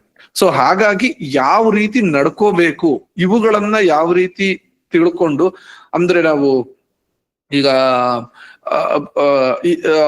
ಶ್ರದ್ಧೆ, ಭಗವಂತನ ಕಡೆಗೆ ಇರಬೇಕಾದಂತಹ ಶ್ರದ್ಧೆ ಯಾವ ರೀತಿಯದ್ದು ಆಗಿರ್ಬೇಕು, ಭಗವಂತನಲ್ಲಿ ಇರಬೇಕಾದಂತಹ ಭಕ್ತಿ ಯಾವ ರೀತಿಯದ್ದಂತ ಆಗಿರ್ಬೇಕು, ಅಥವಾ ನಾವು ಭಗವಂತನ ಕಡೆಗೆ ಮಾಡುವಂತಹ ಯಾವುದೇ ಕೆಲಸ ಆಗಲಿ ಇವುಗಳಲ್ಲಿ ಯಾವ ರೀತಿಯದ್ದಾಗಿರ್ಬೇಕು ಅನ್ನುವಂಥದ್ದನ್ನ ಮುಂದಕ್ಕೆ ಹೇಳ್ತಾ ಹೋಗ್ತಾನೆ. ಅಂದ್ರೆ ಯಾವ ರೀತಿಯಾದ ಕೆಲಸಗಳನ್ನ ಸಾತ್ವಿಕವಾದದ್ದು, ಯಾವ ರೀತಿಯಾದದ್ದು ರಾಜಸಿಕವಾದಂಥದ್ದು, ಯಾವ ರೀತಿಯಾದಂತಹ ಕೆಲಸಗಳು ಅಂದ್ರೆ ನಾವು ದೇವರ ಬಗ್ಗೆ ಆಗ್ಲಿ ಅಥವಾ ಮಾಡುವಂತ ಕೆಲಸಗಳು ತಾಮಸಿಕವಾದಂಥದ್ದು ಅನ್ನುವಂಥದ್ದನ್ನ ಭಗವಂತ ಇನ್ನು ಮುಂದಕ್ಕೆ ಹೇಳ್ತಾ ಹೋಗ್ತಾನೆ. ಓಕೆ, ಎಷ್ಟು ಜನಕ್ಕೆ ಈ ಪಾಯಿಂಟ್ ಕ್ಲಿಯರ್ ಆಯ್ತು? ಯಾಕೆ ಈ ಒಂದು ಸತ್ವರಜಸ್ ತಮೋ ಗುಣಗಳ ಒಂದು ಇದರ ಮೇಲೆ ನಮ್ಮ ನಂಬಿಕೆಗಳು ಇದಾಗುತ್ತೆ ಅನ್ನುವಂಥದ್ದು. ಈಗ ಈ 3 ಮೋಡ್ಗಳೇನಿದಾವಲ್ಲ, ನಮ್ಮ ಸತ್ವ ರಜಸ್ ತಮೋ ಗುಣಗಳೇನಿದೆಯಲ್ಲ, ಇವು ಒಂದೊಂದಾಗಿ ನೋಡ್ತಾ ಹೋಗೋಣ. ನಂಬಿಕೆಯ ವಿಷಯವಾಗಿ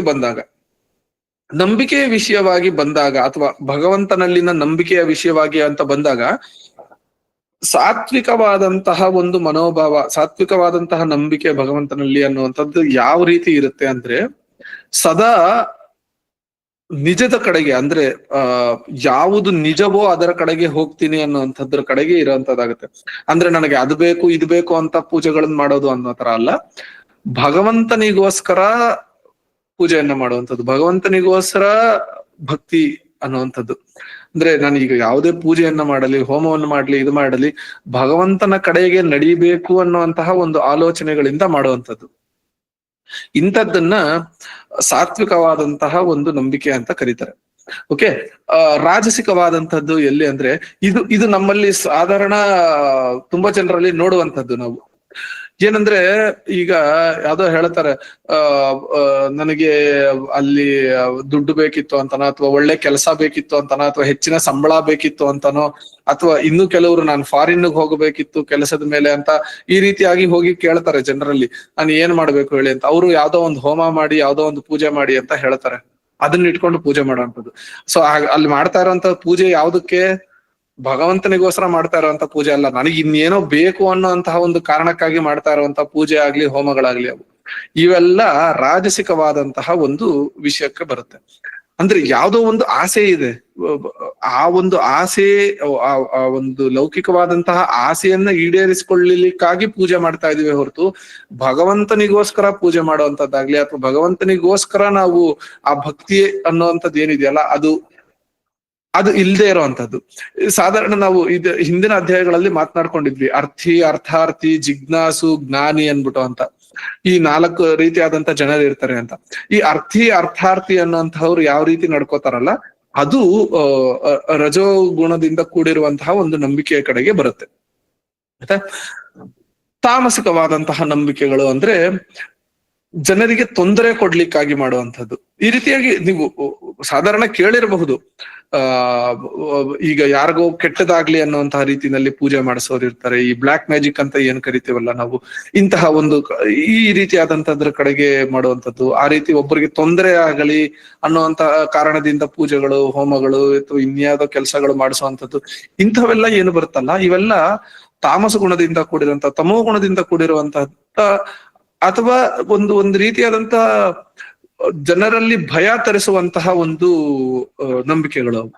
ಅವುಗಳನ್ನ ತಾಮಸಿಕವಾದಂತಹ ಒಂದು ನಂಬಿಕೆಗಳ ಕಡೆಗೆ ಭಗವಂತ ಹೇಳ್ತಾನೆ. ಎಷ್ಟು ಜನಕ್ಕೆ ಈ ಒಂದು ನಂಬಿಕೆ ಅಥವಾ ನಮ್ಮ ಭಕ್ತಿ ಯಾವ ರೀತಿಯಾಗಿ ಇರಬೇಕು ಅನ್ನುವಂಥದ್ರ ಕಡೆಗೆ ಕ್ಲಿಯರ್ ಆಯ್ತು ನಿಮ್ಗೆ?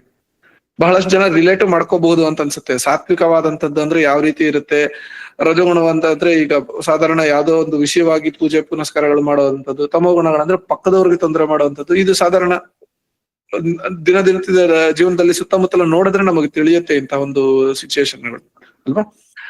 ನೆಕ್ಸ್ಟ್, ಇದು ನಮ್ಮ ನಂಬಿಕೆಗೆ ಸಂಬಂಧಪಟ್ಟಂತೆ. ನೆಕ್ಸ್ಟ್, ಊಟಕ್ಕೆ ಸಂಬಂಧಪಟ್ಟಂತೆ ಹೇಳ್ತಾನೆ. ಇದರ ಬಗ್ಗೆ ನಾವು ಹಿಂದಿನ ಸೆಷನ್ ನಲ್ಲೂ ಕೂಡ ಮಾತನಾಡ್ಕೊಂಡಿದ್ವಿ. ಆದ್ರೆ ಇಲ್ಲಿ ಈ ಒಂದು ಶ್ಲೋಕಗಳಲ್ಲಿ ಆ ಒಂದು ವಿಷಯವು ಬರೋದ್ರಿಂದ ಇದನ್ನು ಕೂಡ ತಿಳಿಸ್ಬಿಡ್ತೇನೆ ನಾನು.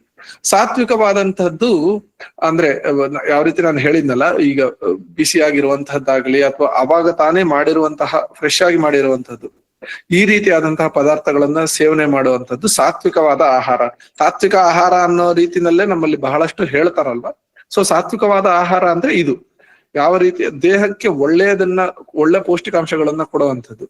ಇದರಿಂದ ಏನಾಗುತ್ತೆ ಅಂದ್ರೆ ನಮ್ಮ ದೇಹ ಗಟ್ಟಿಯಾಗಿ ದೃಢವಾಗಿ ಇರ್ಲಿಕ್ಕೆ ಸಾಧ್ಯ ಆಗತ್ತೆ. ಹಾಗಾಗಿ ಇದರಿಂದ ಮನಸ್ಸಿಗೂ ಕೂಡ ಒಂದು ರೀತಿಯಾದಂತ ಒಂದು ಕ್ಲಾರಿಟಿ ಬರುವಂತದ್ದು, ಅಥವಾ ನಮ್ಮ ದೇಹ ಚೆನ್ನಾಗಿ ಇಟ್ಕೊಂಡು ಈ ದೇಹವನ್ನ ಅಂದ್ರೆ ಹೆಚ್ಚಿನ ದಿನ ಅದು ನಮಗೆ ಬೇಕಾದಂತೆ ಅಂದ್ರೆ ರೋಗ ರುಜಿನಗಳು ಬರದೆ, ವಯಸ್ಸಿನ ಕಾರಣದಿಂದಾಗಿ ರೋಗ ರುಜಿನಗಳು ಬರದೆ ನಮಗೆ ಬೇಕಾದಂತೆ ಅದನ್ನ ದೇಹವನ್ನ ನಡೆಸ್ಕೊಳ್ಲಿಕ್ಕೆ ಸಾಧ್ಯ ಆಗುವಂತಹ ರೀತಿಯಲ್ಲಿ ಇರ್ಲಿಕ್ಕೆ ಸಹಾಯ ಮಾಡುತ್ತೆ ಸಾತ್ವಿಕವಾದದ್ದು. ರಜೋಗುಣದಿಂದ ಕೂಡಿದ ಆಹಾರಗಳು ಅಂದ್ರೆ ಉದಾಹರಣೆಗೆ ಹೇಳಿದ್ದೆ ನಾನು ಅವತ್ತು, ನಿಮ್ಗೆ ಅನ್ಸುತ್ತೆ, ಬಹಳ ಖಾರ ಇರುವಂತದ್ದು, ಬಹಳ ಹುಳಿ ಇರುವಂತದ್ದು, ಯಾವುದೇ ಅತಿಯಾಗಿ ಮಾಡ್ಕೊಳ್ಳುವಂಥದ್ದು, ಅದನ್ನ ರಜೋಗುಣದಿಂದ ಕೂಡಿದ್ದು ಅಂತ ಹೇಳ್ತಾರೆ. ಇವುಗಳಿಂದ ಆಗುವಂತಹ ಸೈಡ್ ಎಫೆಕ್ಟ್ಸ್ ಬಗ್ಗೆ ನಾವು ಸಾಧಾರಣ ಮಾತಾಡ್ಕೊಂಡಿರ್ಲಿಲ್ಲ ಹಿಂದಿನ ಸೆಷನ್ ಅಲ್ಲಿ, ಅದನ್ನು ಹೇಳ್ತೇನೆ ನಾನು ಇಲ್ಲಿ. ಈ ರೀತಿಯಾದ ರಜೋಗುಣದಿಂದ ಕೂಡಿರುವಂತಹ ಪದಾರ್ಥಗಳನ್ನ ಸೇವನೆ ಮಾಡೋದ್ರಿಂದ ಏನಾಗುತ್ತೆ ಅಂದ್ರೆ ನಮ್ಗೆ ಆ ರೀತಿಯಾದ ಪದಾರ್ಥಗಳನ್ನ ಸೇವನೆ ಮಾಡಿದಾಗ ನೀವೇ ನೋಡಿ, ಒಂದ್ ರೀತಿಯ ಮೈಂಡ್ ಕಾಮ್ ಆಗಿರೋದಿಲ್ಲ, ದೇಹವು ಕಾಮ್ ಆಗಿರೋದಿಲ್ಲ. ನಿಮ್ಗೆ ಎಲ್ಲೋ ಒಂದ್ ಕಡೆ ಹೋಗ್ಬೇಕು, ಅದ್ ಮಾಡ್ಬೇಕು ಇದು ಮಾಡ್ಬೇಕು ಅಂತ ಅನ್ನಿಸ್ತಾ ಇರುತ್ತೆ. ಮತ್ತು ಒಂಥರ ಸಡನ್ ಆಗಿ ಉದ್ವೇಗಗೊಳ್ಳುವಂಥದ್ದು, ಈ ರೀತಿಯಾದಂತಹ ಒಂದು ವಿಷಯಗಳೆಲ್ಲ ನಡೀತಾ ಹೋಗುತ್ತೆ. ನೀವು ಸಾಧಾರಣ ಗಮನಿಸಿಲ್ಲ ಅಂದ್ರೆ ಇನ್ನು ಮೇಲಿಂದ ನೋಡ್ತಾ ಹೋಗಿ, ಈ ರೀತಿ ರಜೋಗುಣದಿಂದ ಕೂಡಿರುವಂತಹ ಆಹಾರವನ್ನ ಸೇವನೆ ಮಾಡಿದಾಗ ನಮ್ಮ ದೇಹ ಮತ್ತು ಮನಸ್ಸು ಅದೇ ರೀತಿಯಲ್ಲಿ ನಡ್ಕೊಳ್ತಾ ಇರುತ್ತೆ. ನಮಗೆ ತಿಳಿದೇನೆ ನಾವು ಅದನ್ನ ಮಾಡ್ತಾ ಹೋಗ್ತೀವಿ. ಇನ್ನು ಮೇಲೆ ಅಟ್ಲೀಸ್ಟ್ ತಿಳಿಯೋದ್ರಿಂದಾಗಿ ಅದರ ಕಡೆಗೆ ಸ್ವಲ್ಪ ಗಮನ ಹರಿಸಿ ನಮ್ಮ ನಡವಳಿಕೆಗಳನ್ನ ಬದಲು ಮಾಡ್ಕೊಳ್ಳಿಕ್ಕೆ ಪ್ರಯತ್ನ ಮಾಡಬಹುದು. ಆದ್ರೆ ರಜೋಗುಣದಿಂದ ಕೂಡಿರುವ ಆಹಾರವನ್ನ ಸೇವನೆ ಮಾಡೋದ್ರಿಂದ ಖಂಡಿತವಾಗ್ಲಿ ಆ ಉದ್ವೇಗಗೊಳ್ಳುವಂತದ್ದಾಗ್ಲಿ, ಸಡನ್ ಆಗಿ ಕೋಪ ಬರುವಂತದ್ದು, ಸಡನ್ ಆಗಿ ಆವೇಶಗಳು ಬರುವಂತದ್ದು, ಅಥವಾ ಯಾರ ಮೇಲೆ ಕೂಗಾಡುವಂಥದ್ದು, ಅಥವಾ ತುಂಬಾನೇ ಎಕ್ಸೈಟ್ ಆಗಿ ಏನೋ ಕೆಲಸಗಳನ್ನ ಮಾಡ್ಲಿಕ್ಕೆ ಹುರಿದುಂಬಿಸ್ಕೊಂಡು ಹೊರಟೋಗ್ಬಿಡೋದಾಗ್ಲಿ, ಈ ರೀತಿಯಾದ ಒಂದು ರೀತಿಯಾದ ರೆಸ್ಟ್ಲೆಸ್ನೆಸ್ ಅನ್ನುವಂಥದ್ದು ಬಂದ್ಬಿಡುತ್ತೆ ರಾಜಸಿಕವಾದಂತಹ ಆಹಾರವನ್ನ ಸೇವನೆ ಮಾಡೋದು. ಮತ್ತು ತಾಮಸಿಕವಾದ ಆಹಾರದ ಬಗ್ಗೆನೂ ಮಾತಾಡ್ಕೊಂಡಿದ್ವಿ. ಈ ಹಳಸಿರುವಂತಹದ್ದಾಗ್ಲಿ ಅಥವಾ ಸುಟ್ಟು ಹೋಗಿರುವಂತದ್ದು, ಈ ರೀತಿಯಾಗಿ ಒಂದ್ ರೀತಿ ಕ್ಲೀನ್ ಆಗಿ ಇಲ್ದೇ ಇರುವಂತಹ ಪದಾರ್ಥಗಳನ್ನ ಸೇವನೆ ಮಾಡುವಂಥದ್ದು, ಇವುಗಳನ್ನ ತಾಮಸಿಕವಾಗಿ ಇರುವಂತದ್ದು ಅಂತ ಹೇಳ್ತಾರೆ. ಸಾಧಾರಣವಾಗಿ ನೀವು ಅದನ್ನ ನೋಡಿದ್ರಿ ಅಂದ್ರೆ ಮೊದಲನೇದಾಗಿ ಇವುಗಳಿಂದ ಬರುವಂತದ್ದು ದೇಹದ ಮಟ್ಟಿಗೆ ಲೇಜಿನೆಸ್ ಅನ್ನೋದು ಬಂದ್ಬಿಡುತ್ತೆ ನಮ್ಗೆ.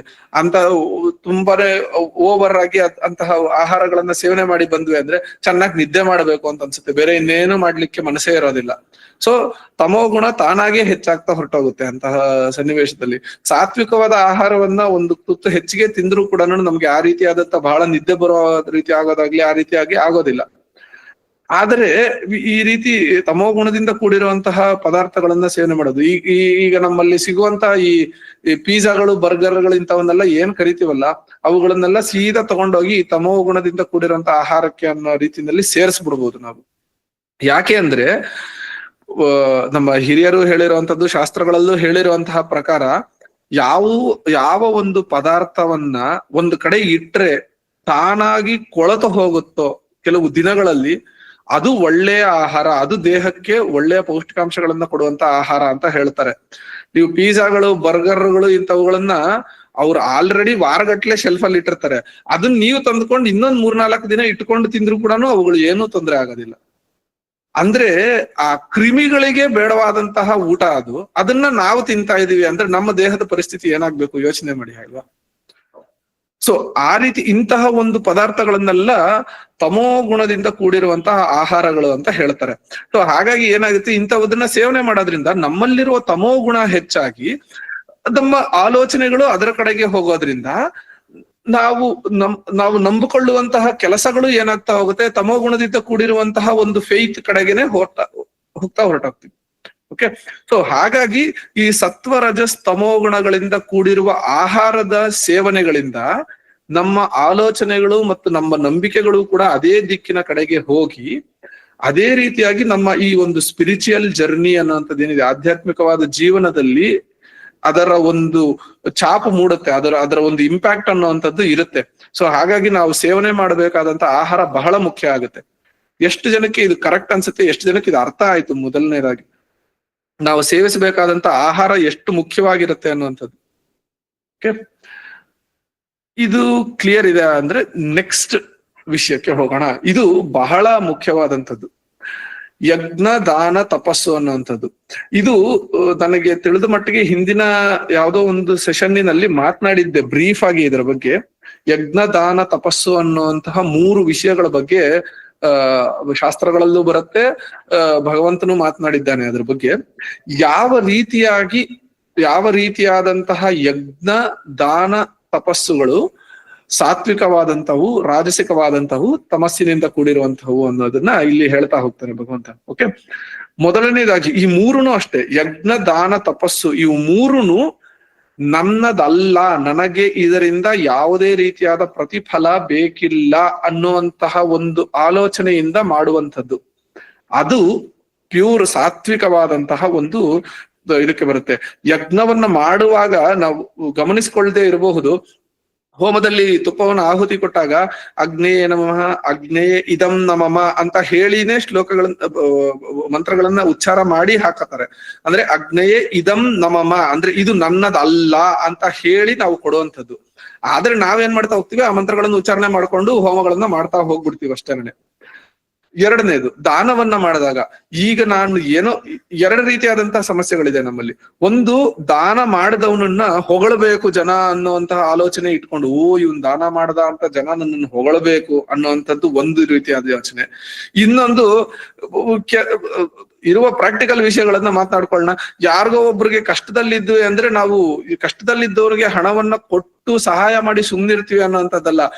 ಅವನಿಗೆ ಕೊಟ್ಟೆ ಅಂದ್ರೆ ನಾನು 80G ಒಂದು ಸ್ಲಿಪ್ ತಗೊಂಡ್ಬಿಟ್ಟು ನಾನು ಇನ್ಕಮ್ ಟ್ಯಾಕ್ಸ್ ನಲ್ಲಿ ನಾನು ಎಕ್ಸಂಪ್ಷನ್ ತಂದ್ಕೋತೀನಿ, ಅದರಿಂದ ನನಗೆ ಅನುಕೂಲ ಆಗತ್ತೆ, ಬೆನಿಫಿಟ್ ಆಗತ್ತೆ. ಅಲ್ಲಿ ನೀವು ದಾನ ಅನ್ನೋದನ್ನ ಮಾಡ್ತಿದ್ದಾಗ ಪಕ್ಕದವನಿಗೆ ಸಹಾಯ ಅನ್ನೋದಾಗ್ಲಿ ಅಂತ ಮಾಡ್ತಾ ಇದ್ದೀರಾ, ಅಥವಾ ನಿಮ್ಮ ಸ್ವಾರ್ಥವನ್ನ ನೋಡ್ಕೊಂಡು ಮಾಡ್ತಾ ಇದ್ದೀರಾ ನೀವಿಲ್ಲಿ?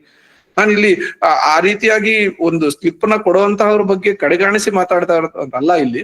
ಆದ್ರೆ ದಾನ ಅನ್ನೋಂಥದ್ದನ್ನ ಯಾವ ರೀತಿಯಾದ ಯೋಚನೆಯನ್ನ ಇಟ್ಕೊಂಡು ನಾವು ಮಾಡಬೇಕು ಅನ್ನೋದ್ರ ಬಗ್ಗೆ ನಾನು ಮಾತಾಡ್ತಾ ಇದ್ದೀನಿ. ದಾನ ಅನ್ನೋದನ್ನ ಕೊಟ್ವಿ ಅಂದ್ರೆ ಅದು ನನ್ನದಲ್ಲ, ನನಗೆ ಸೇರಿದ್ದಲ್ಲ, ಅದರಿಂದ ನನಗೆ ಪ್ರತಿಫಲ ಏನು ಬೇಕಿಲ್ಲ ಅನ್ನುವಂತಹ ಒಂದು ಯೋಚನೆಯನ್ನ ಇಟ್ಕೊಂಡು ಮಾಡಬೇಕು.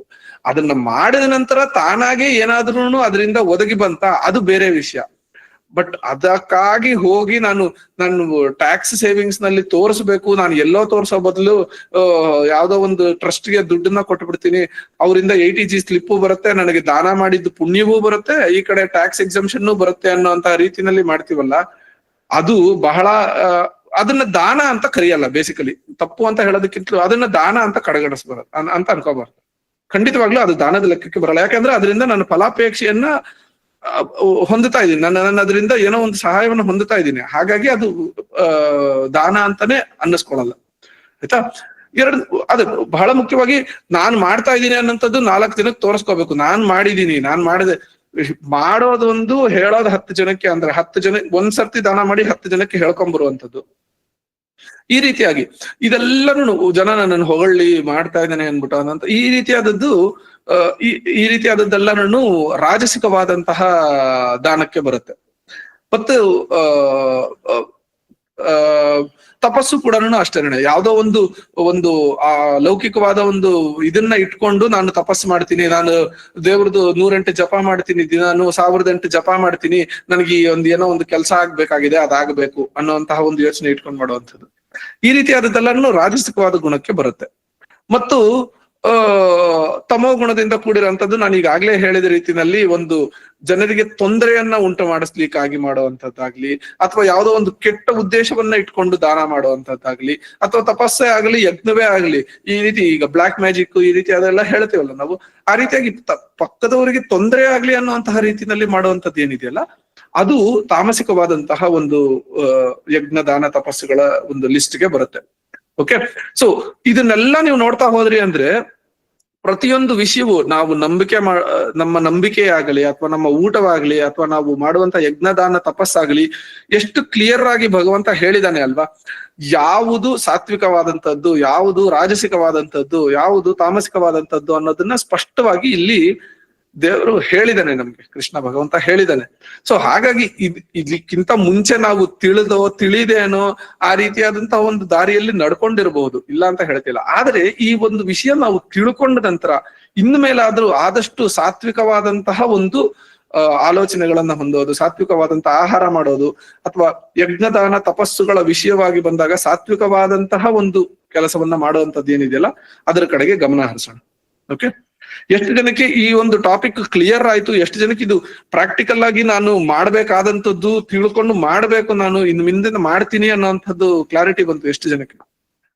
ಗುಡ್. ಓಕೆ ಓಕೆ, ಸೊ ಈಗ ನಾವು ಈ ಶ್ಲೋಕಗಳ ಕಡೆಗೆ ನೋಡ್ತಾ ಹೋಗೋಣ. ಇದ್ರ ಬಗ್ಗೆ ನಾನು ಹಿಂದಿನ ಅಧ್ಯಾಯದಲ್ಲೂ ಹೇಳಿದೆ, ಹಿಂದಿನ ಸೆಷನ್ ನಲ್ಲಿ ಬಂದಾಗ ಯಾವ ರೀತಿಯಾಗಿ ಆಹಾರದ ವಿಷಯ ಬಂದಾಗ ಈಗ ಹಲಸಿರುವಂತದ್ದು ಅಂತದನ್ನೆಲ್ಲನೂ ಈಗ ಭಿಕ್ಷುಕರಾಗಿರೋಂಥವ್ರು ಅವ್ರಿಗೆ ಸಿಗುವಂತದ್ದೇ ಹಲಸಿರುವಂತದ್ದು, ಅಥವಾ ಹಳೇದು ಬೆಳಗ್ಗೆ ಮಾಡಿರುವಂತದ್ದು ರಾತ್ರಿ ತಿನ್ನುವಂಥದ್ದು, ಈ ರೀತಿಯಾಗಿ ಬಹಳಷ್ಟು ಇದು ಬರುತ್ತೆ.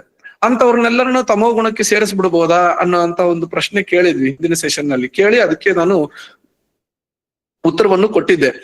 ಅದು ತಿನ್ನುವಂಥದ್ದು ಅನ್ನೋದಕ್ಕಿಂತಲೂ ಅದನ್ನ ಇಷ್ಟಪಟ್ಟು ತಿನ್ನುವಂಥದ್ದು ಅನ್ನೋದು ಬಹಳ ಮುಖ್ಯ ಅಂತ. ಸೊ ಈ 3 ಶ್ಲೋಕಗಳಲ್ಲಿ ನೀವು ನೋಡಿದ್ವಿರಿ ಅಂದ್ರೆ ಅಲ್ಲಿ ಹೈಲೈಟ್ ಮಾಡಿರುವಂತೆ ಸಾತ್ವಿಕ ಪ್ರಿಯಾಹ ಅಂತಿದೆ, ರಾಜಸ ಇಷ್ಟಾಹ ಅಂತಿದೆ, ಅಂದ್ರೆ ತಾಮಸ ಪ್ರಿಯಂ ಅಂತ ಇದೆ. ಅಂದ್ರೆ ಸಾತ್ವಿಕವಾದ ಆಹಾರವನ್ನ ಇಷ್ಟಪಟ್ಟು ತಿನ್ನುವಂಥದ್ದು, ರಾಜಸಿಕವಾದ ಆಹಾರವನ್ನ ಇಷ್ಟಪಟ್ಟು ತಿನ್ನುವಂಥದ್ದು, ಮತ್ತು ತಾಮಸಿಕವಾದಂತಹ ಆಹಾರವನ್ನ ಇಷ್ಟಪಟ್ಟು ತಿನ್ನುವಂಥದ್ದು. ಇಲ್ಲಿ ಸಿಕ್ಕಿದ್ದೇ ಅಂತಹ ಪದಾರ್ಥ ಅನ್ನೋದಾದಾಗ ತಿನ್ನೋದ್ ರೀತಿನಲ್ಲ ಇಲ್ಲಿ ಹೇಳ್ತಿರೋದು. ಇಷ್ಟಪಟ್ಟು ಅದೇ ರೀತಿಯಾದಂತಹದನ್ನ ಬೇಕು ಅಂತ ತಿನ್ನುವಂಥದ್ದು ಏನಿದೆಯಲ್ಲ ಅದ್ರ ಬಗ್ಗೆ ಹೇಳುವಂಥದ್ದು. ಕೆಲವರು ನನಗೆ ಅನ್ನಕ್ಕೆ ಹುಳಿಗೆ ಉಪ್ಪು ಸಾಲ್ತಿಲ್ಲ ಅಂತ ಮೇಲೆ ಉಪ್ಪು ಹಾಕಿಸ್ಕೊಂಡು ತಿನ್ನೋದುಂಟು. ಸಾಧಾರಣ ಎಲ್ಲರಿಗೂ ಮನೆಯವ್ರಿಗೆ ಅಂತ ಮಾಡಿರೋದ್ರಲ್ಲಿ ನಾನು ಉಪ್ಪು ಹೆಚ್ಚಿಗೆ ಬೇಕು ನನಗೆ ಅಂತ ಹಾಕಿಸ್ಕೊಂಡು ತಿನ್ನುವಂಥದ್ದು. ಸಾಧಾರಣ ಮಾಡದಾಗ್ಲೇ ಯಾವತ್ತೋ ಒಂದಿನ ಉಪ್ಪು ಜಾಸ್ತಿ ಆಗಿ ತಿಂದ್ಬಿಟ್ರೆ ನನಗೆ ರಜೋಗುಣ ಬಂದ್ಬಿಡುತ್ತೆ ಅಂತಲ್ಲ, ಬೇಕು ಅಂತ ಹೇಳಿ ಪ್ರತಿನಿತ್ಯವೂ ಉಪ್ಪನ್ನ ಎಕ್ಸ್ಟ್ರಾ ಹಾಕಿಸ್ಕೊಂಡು ತಿನ್ನುವಂಥದ್ದು ಏನಿರುತ್ತಲ್ಲ, ಅತಿಯಾದ ಹುಳಿ, ಅತಿಯಾದ ಖಾರ, ಅತಿಯಾದ ಬಿಸಿ, ಯಾವುದೇ ಅತಿಯಾಗಿ ಮಾಡ್ಕೊಂಡು ತಿನ್ನುವಂಥದ್ದು ಏನಿದೆಯಲ್ಲ ಅದು ಸಾಧಾರಣವಾಗಿ ನಮ್ಮ ದೇಹದಲ್ಲಿ ರಜೋಗುಣವನ್ನ ಹೆಚ್ಚಿಗೆ ಮಾಡ್ತಾ ಹೋಗಿ ನಮ್ಮ ಆಲೋಚನೆಗಳು, ನಮ್ಮ ನಂಬಿಕೆಗಳು ಪ್ರತಿಯೊಂದು ಕೂಡ ರಜೋಗುಣದಿಂದ ಕೂಡಿರುವಂತೆ ಎಳ್ಕೊಂಡು ಹೋಗ್ಬಿಡುತ್ತೆ ಆ ಕಡೆಗೆ. ಸೊ ಹಾಗಾಗಿ ಇದರ ಬಗ್ಗೆ ನಾವು ಗಮನ ಹರಿಸ್ತಾ ಹೋಗ್ಬೇಕು. ಬಹಳ ಮುಖ್ಯವಾಗಿ ನಾವು ಇಷ್ಟಪಟ್ಟು ತಿನ್ನುವಂತಹದ್ರ ಬಗ್ಗೆ ನಾವು ನೋಡ್ತಾ ಹೋಗ್ಬೇಕು. ಪರಿಸ್ಥಿತಿಗಳ ಅನುಗುಣವಾಗಿ ಇವಾಗ ಎಲ್ಲೋ ಒಂದು ಕಡೆ ಲಾಂಗ್ ಟ್ರಿಪ್ ಹೋಗಿದ್ವಪ್ಪ, ಅಲ್ಲಿ ಏನೂ ಸಿಗಲಿಲ್ಲ, ಬ್ರೆಡ್ ಬನ್ನುಗಳನ್ನೇ ತಿನ್ಕೋಬೇಕು, ಅಯ್ಯೋ ಇದು ತಮಗುಣದಿಂದ ಕೂಡಿದ್ದು, ನಾನು ತಿನ್ನಲ್ಲ, ಉಪವಾಸ ಇರ್ತೀನಿ ಅಂದ್ರೆ ದೇಹ ಹಾಳಾಗಿ ಕೂತ್ಕೊಳ್ಳುತ್ತಷ್ಟೇ. ಆ ರೀತಿಯಾದಂಥದ್ದಲ್ಲ, ಇಷ್ಟಪಟ್ಟು ತಿನ್ನುವಂಥದ್ರ ಬಗ್ಗೆ ಇಲ್ಲಿ ಕ್ಲಿಯರ್ ಆಗಿ ಹೇಳ್ತಾ ಇರೋದು. ಓಕೆ, ಸೊ ಹಾಗಾಗಿ ಸಾಧಾರಣವಾಗಿ ಇಷ್ಟಪಟ್ಟು ಸಾತ್ವಿಕ ಆಹಾರವನ್ನ ತಿನ್ನೋದ್ರ ಕಡೆ ಗಮನ ಹರಿಸ್ತೀವಿ ಅಂದ್ರೆ ಪ್ರತಿಯೊಂದು ವಿಷಯಗಳು ಸರಿಯಾದ ದಾರಿಯಲ್ಲಿ ನಡೀತಾ ಹೋಗುತ್ತೆ. ಓಕೆ, ಓಂ ತತ್ ಸತ್ ಅನ್ನುವಂತಹ ಒಂದು ಪದವನ್ನ ಬಹಳಷ್ಟು ನಿಮ್ಮಲ್ಲಿ ಕೇಳಿದಿರಿ. ಎಷ್ಟು ಜನ ಕೇಳಿದಿರಿ? ಹೌದು, ಇದಾವೆ ಈ ಪದವನ್ನ, ಓಂ ತತ್ ಸತ್ ಅನ್ನುವಂತಹ ಒಂದು ಪದವನ್ನ. ಸಾಧಾರಣವಾಗಿ ಹೋಮ ಹವನಗಳು ಮಾಡಿದಾಗ್ಲಿ, ಪೂಜೆ ಇಂಥದನ್ನ ಮಾಡಿದಾಗ್ಲಿ ಕೇಳಿರ್ತೀರಿ ಇದನ್ನ ಅಲ್ವಾ? ಸಾಧಾರಣವಾಗಿ ಎಲ್ಲಿ ಕೇಳಿರಬಹುದು ಅಂದ್ರೆ, ಅಥವಾ ಕೇಳಿಲ್ಲ ಅಂದ್ರೆ ಇನ್ಮೇಲೆ ಗಮನಿಸಿ ನೋಡಿ. ಎಲ್ಲರೂ ಈ ಪೂಜೆಗಳನ್ನ ಅಥವಾ ಹೋಮಗಳನ್ನ ಇಂಥವನ್ನೆಲ್ಲ ಮಾಡಿದ್ದ ಆದ್ಮೇಲೆ ಕಡೆಯಲ್ಲಿ ಎಲ್ಲವೂ ಆದ್ಮೇಲೆ ಸಾಧಾರಣವಾಗಿ ಇದನ್ನ ಹೇಳಿ ಮುಗಿಸ್ತಾರೆ, ಓಂ ತತ್ಸತ್ ಅಂತ ಹೇಳಿ. ಅಥವಾ ನೀವು ಯಾವುದೇ ಶ್ಲೋಕಗಳನ್ನ, ಆಡಿಯೋಗಳನ್ನ ಅಥವಾ ಮಂತ್ರಗಳ ಆಡಿಯೋಗಳನ್ನ ಎಲ್ಲಾದ್ರೂ ಕೇಳಿದ್ರಿ ಅಂದ್ರೆ ಸಾಧಾರಣವಾಗಿ ಓಂ ತತ್ಸತ್ ಅನ್ನುವಂಥದ್ದು ಒಂದು ಸಾಧಾರಣವಾಗಿ ಬಳಸುವಂತಹ ಒಂದು ಟರ್ಮ್, ಓಂ ತತ್ಸತ್ ಅನ್ಬಿಟ್ಟು ಅಂತ. ಓಂ ಅನ್ನೋದ್ರ ಬಗ್ಗೆ 8ನೇ ಅಧ್ಯಾಯದಲ್ಲಿ ಅಕ್ಷರ ಬ್ರಹ್ಮ ಯೋಗದಲ್ಲಿ ನಾನು ವಿಸ್ತಾರವಾಗಿ ಹೇಳಿದ್ದೀನಿ. ಅದ್ರ ಬಗ್ಗೆ ನಾನು ಡೀಟೇಲ್ ಆಗಿ ಈಗ ಹೋಗ್ಲಿಕ್ಕೆ ಹೋಗಲ್ಲ.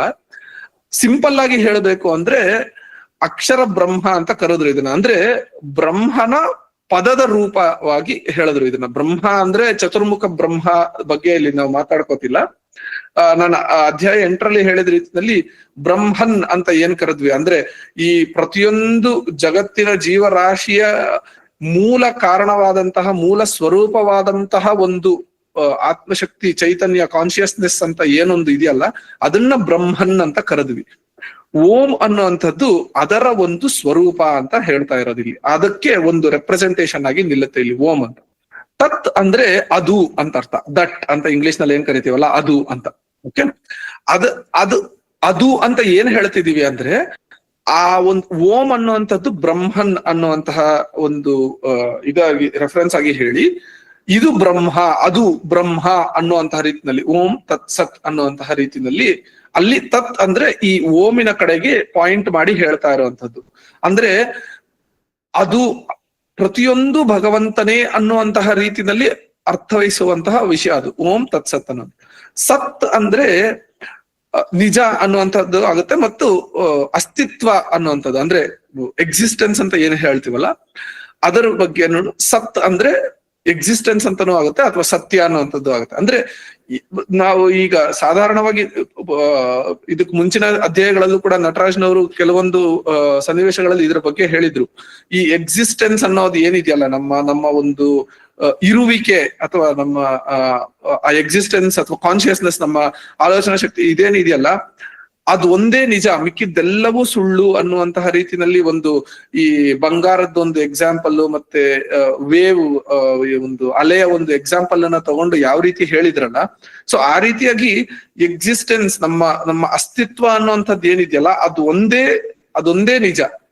ಸೊ ಅದರ ಕಡೆಗೆ ಗಮನವನ್ನ ಅದರ ಕಡೆಗೆ ಇದನ್ನ ಪಾಯಿಂಟ್ ಔಟ್ ಮಾಡ್ತಾ ನಮ್ಮ ಅಸ್ತಿತ್ವ ಅನ್ನುವಂಥದ್ದು ಏನಿದೆಯಲ್ಲ, ನಮ್ಮ ಅಂದ್ರೆ ಇಂಡಿವಿಜುವಲ್ ಮೆಂಬರ್ ಆಗಿ ನಮ್ಮ ಇಂಡಿವಿಜುವಲ್ ಪರ್ಸನ್ಗಳ ಅಸ್ತಿತ್ವ ಅನ್ನುವಂಥದ್ದಲ್ಲ. ಇಲ್ಲಿ ಯಾವ ರೀತಿಯಾಗಿ ನಾವು 2ನೇ ಅಧ್ಯಾಯದಲ್ಲಿ ನೋಡಿದಂತೆ ದೇಹ ನಾನಲ್ಲ, ಮನಸ್ಸು ನಾನಲ್ಲ, ಆ ಶುದ್ಧ ಚೈತನ್ಯ ಆತ್ಮ ನಾನು ಅನ್ನುವಂಥದ್ದು ಏನನ್ನ ಭಗವಂತ ಹೇಳಿದ್ನಲ್ಲ 2ನೇ ಅಧ್ಯಾಯದಲ್ಲಿ, ಆ ಒಂದು ಆತ್ಮ ಚೈತನ್ಯದ ಒಂದು ಇರುವಿಕೆ ಏನಿದೆಯಲ್ಲ ಅದನ್ನ ಸತ್ ಅಂತ ಕರೆದ್ರು. ಓಕೆ, ಅದು ಬ್ರಹ್ಮನ್ ಅಂತ ನಾವು ಏನು ಈ ಇಡೀ ಪ್ರಪಂಚವೇ ಬ್ರಹ್ಮ ಅಂತ, ಅಹಂ ಬ್ರಹ್ಮಾಸ್ಮಿ ಅನ್ನುವಂತ ಒಂದು ಪದದಲ್ಲಿ ಏನ್ ಹೇಳದ್ವಲ್ಲ, ನಾನು ಬ್ರಹ್ಮ ಅನ್ನುವಂತ ರೀತಿನಲ್ಲಿ ಅದೇ ಒಂದು ಅರ್ಥದಲ್ಲಿ ಈ ಒಂದು ಎಕ್ಸಿಸ್ಟೆನ್ಸ್, ಈ ಒಂದು ಇರುವಿಕೆ ಏನಿದೆಯಲ್ಲ ಅದೇ ಬ್ರಹ್ಮ, ಅದಲ್ಲದೆ ಬೇರೆ ಇನ್ಯಾವುದು ಸತ್ಯ ಅಲ್ಲ ಅನ್ನುವಂತಹ ಒಂದು ಅದ್ವೈತದ ಒಂದು ವಿಷಯವನ್ನ ಇಲ್ಲಿ ತಿಳಿಸ್ತಾ ಇರುವಂತದ್ದಾಗತ್ತೆ. ಪ್ರಪಂಚ ನಮ್ಮ ಮುಂದೆ ಕಾಣ್ತಾ ಇರುವಂತಹ ಪ್ರಪಂಚವಾಗ್ಲಿ, ಈ ದೇಹ ಆಗಲಿ, ಮನಸ್ಸಾಗಲಿ, ಪ್ರತಿಯೊಂದೂ ಒಂದು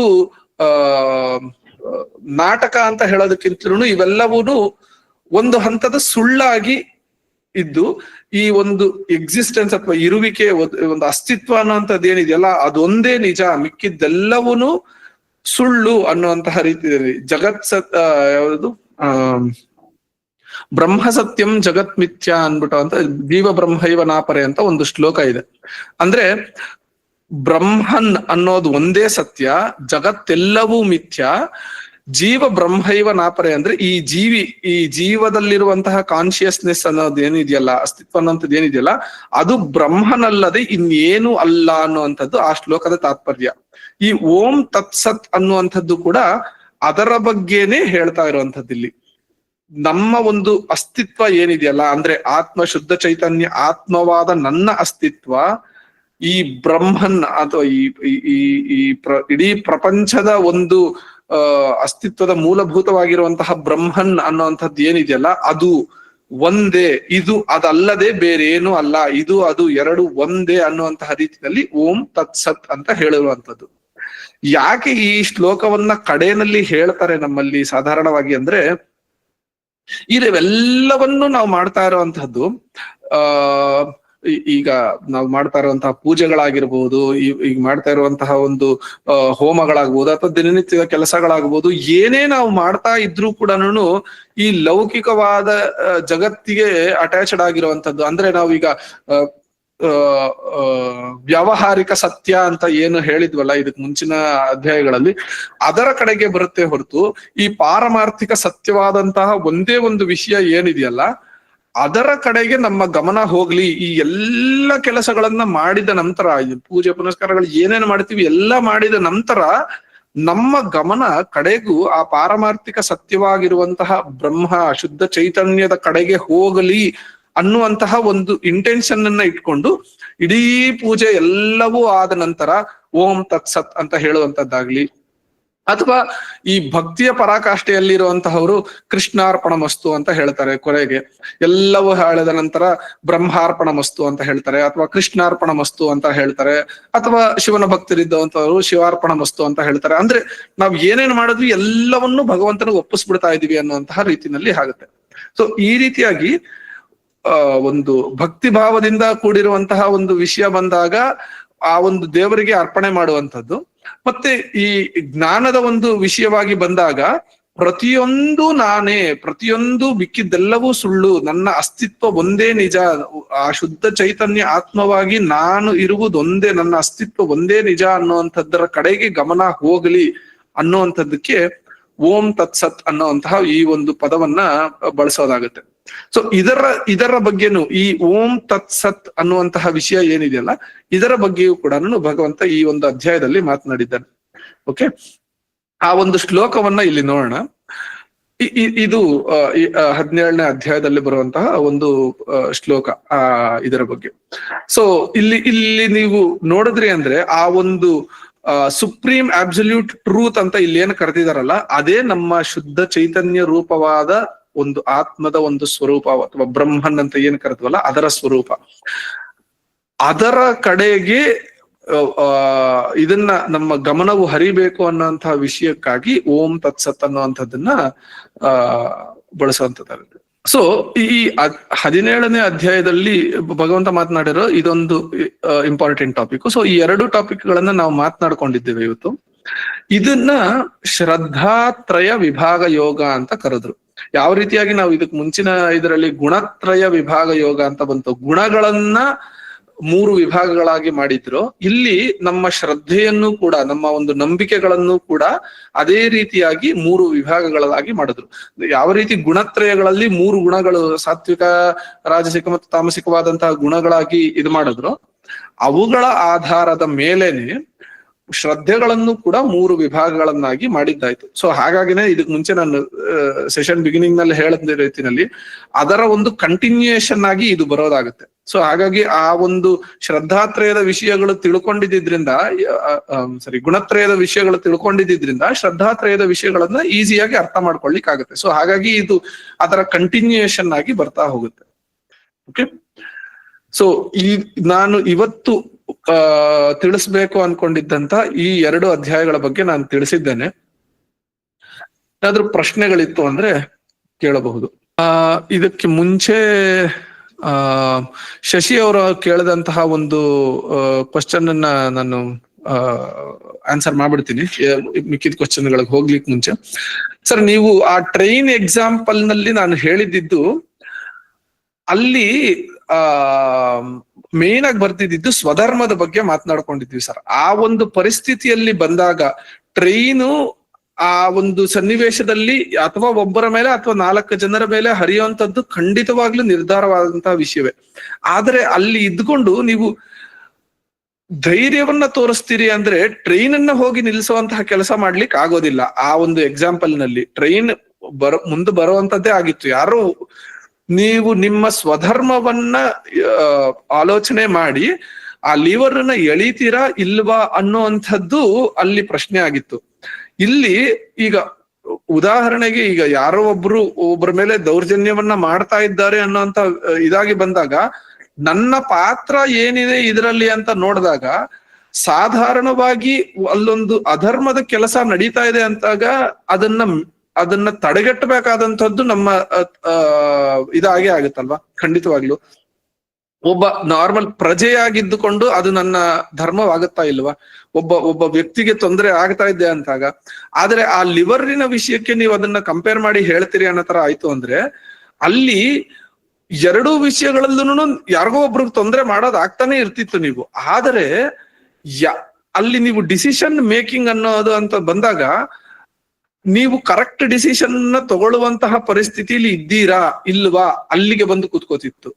ಆದ್ರೆ ಈ ಒಂದು ವಿಷಯದಲ್ಲಿ ಬಂದಾಗ, ಈಗ ಉದಾಹರಣೆಗೆ ಯಾರೋ ಒಬ್ರು ಒಂದು ಸಣ್ಣ ಮಗುಗೆ ಇದು ಜೋರ್ ಮಾಡ್ತಾ ಇರೋಂಥದ್ದಾಗ್ಲಿ ಅಥವಾ ದೌರ್ಜನ್ಯ ಮಾಡ್ತಾ ಇರೋಂಥದ್ದು ಯಾವ್ದೇ ಒಂದು, ಅಥವಾ ತುಂಬಾ ವಯಸ್ಸಾದವ್ರನ್ನ ಜೋರಾಗಿ ನಡ್ಕೊಳ್ಳುವಂಥದ್ದು ನಾವು ದಿನನಿತ್ಯ ಸಾಧಾರಣವಾಗಿ ನೋಡ್ತಾ ಇರ್ತೀವಿ. ಈಗ ಬಸ್ ಅಲ್ಲೋ ಟ್ರೈನ್ ನಲ್ಲೋ ಎಲ್ಲೋ ಹೋಗ್ತಾ ಇರ್ತೀವಿ, ಯಾರೋ ಒಬ್ರು ಇನ್ನೊಬ್ರು ಹಿರಿಯರ ಮೇಲೆ ಇದ್ರ ಮೇಲೆ ಜೋರ್ ಮಾಡ್ತಾ ಇರ್ತಾರೆ.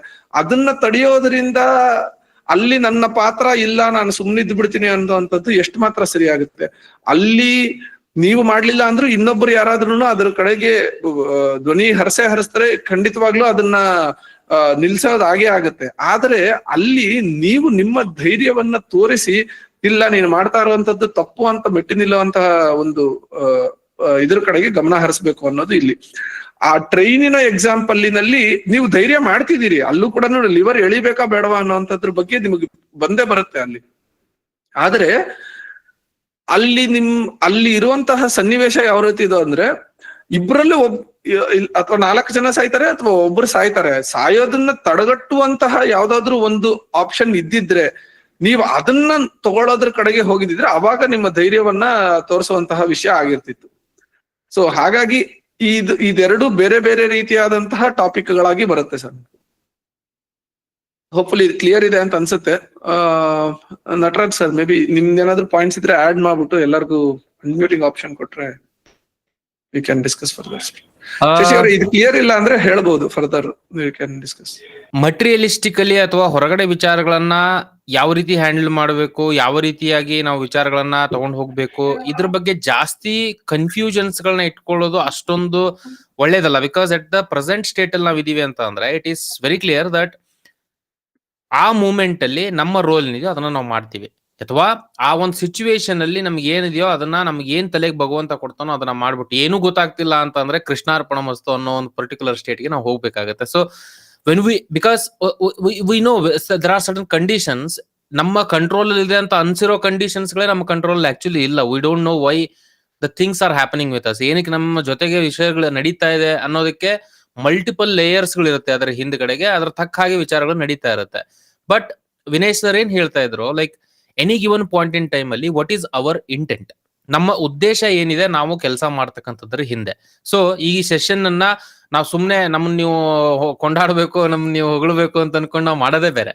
ಇಲ್ಲ, ಇದೊಂದು ಸೇವೆ ತರ. ಈಗ ಇಲ್ಲಪ್ಪ, ನಮಗೊಂದು ಸಟನ್ ನಾಲೆಜ್ ಸಿಕ್ಕಿದೆ, ಇದರಿಂದ ನಮಗೊಂದು ಬೆನಿಫಿಟ್ ಸಿಕ್ಕಿದೆ, I think this knowledge should pass on, ಎಲ್ರಿಗೂ ತಲುಪಬೇಕು ಅನ್ನೋ ಉದ್ದೇಶ ಇಟ್ಕೊಂಡು ಸೆಷನ್ಸ್ ಗಳನ್ನ ಮಾಡೋದೇ ಬೇರೆ. ಸೊ ಕೆಲಸ ಒಂದೇ, ಉದ್ದೇಶ ಬೇರೆ. ಉದ್ದೇಶವು ಬಹಳ ಬಹಳ ಮ್ಯಾಟರ್ ಆಗುತ್ತೆ. And try to practise this is an important point. Actually in between ನಾನು ಇಂಟರಪ್ಟ್ ಮಾಡೋಣ ಅನ್ಕೊಂಡೆ, ಬಟ್ ಸರ್ ಏನ್ ಹೇಳ್ತಾ ಇದ್ರು, like see our mind is a tool, right? ಯಾವ ರೀತಿ ನಾವು ಕೈ ಉಪಯೋಗಿಸ್ತೀವೋ, ಯಾವ ರೀತಿ ನಾವು ನಮ್ಮ ಓವರ್ ಆಲ್ ಅಂಗಗಳನ್ನ ಉಪಯೋಗಿಸ್ಕೊಳ್ತೀವೋ, ಅದೇ ರೀತಿ mind is one such tool.